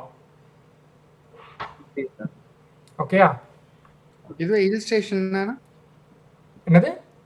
ஹில் ஸ்டேஷன்னா அங்கேயும் ஹியூமிடிட்டி அதிகமாக இருக்கும்னா? ஹில் ஸ்டேஷன்ல கம்மியா இருக்கும் ஹியூமிடிட்டி. அதான் ஹியூமிடிட்டி வந்து சி லெவலுக்கு ஏற்ற மாதிரி தான். ஹியூமிடிட்டினா ஏர்ல தண்ணி இருக்கிறது. தண்ணி எப்போ இருக்கும்? சி பக்கத்துல இருக்கும் போது தான் ஏர்ல தண்ணி நிறைய இருக்கும். லேக்ஸ் அதெல்லாம் இருந்தா லேக்ஸ் வந்து ரொம்ப சின்னதுல.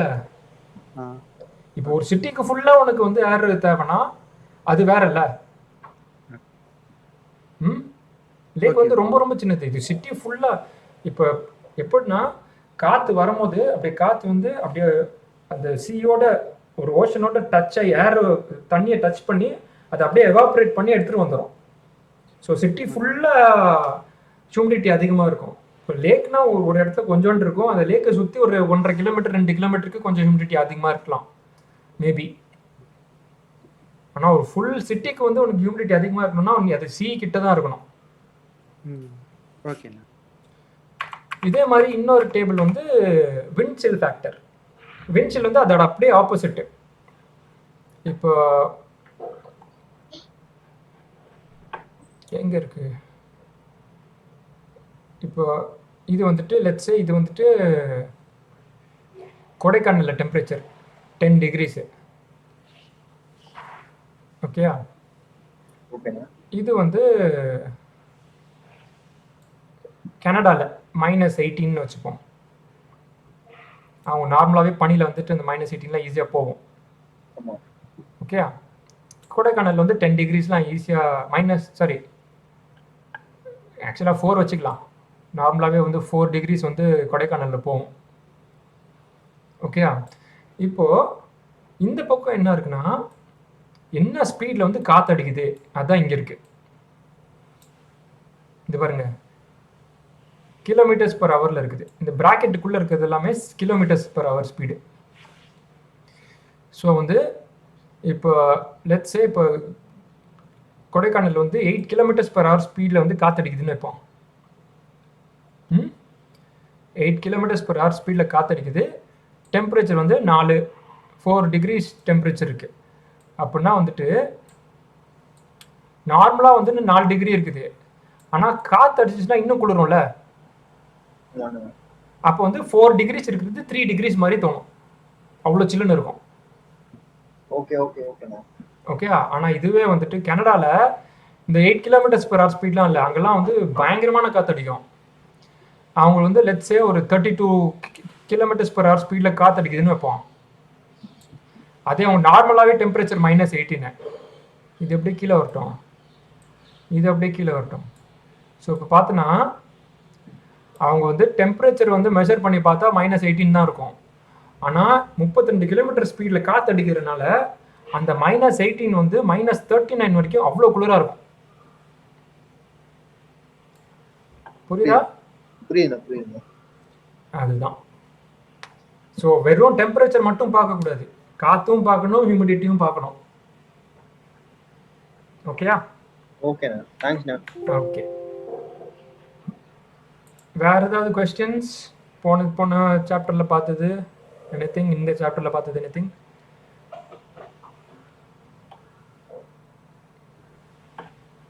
என்ன இன்னும் எல்லாம் புரிஞ்சிச்சு, இல்லைன்னா சுத்தமா புரியல. என்னது புரியுதா? புரியுதுண்ணா. சரி, ஓகே, டன். அப்போ we catch up next week. Okay? ஓகேண்ணா. Okay, thank you. தேங்க்ஸ்ண்ணா. Thank you.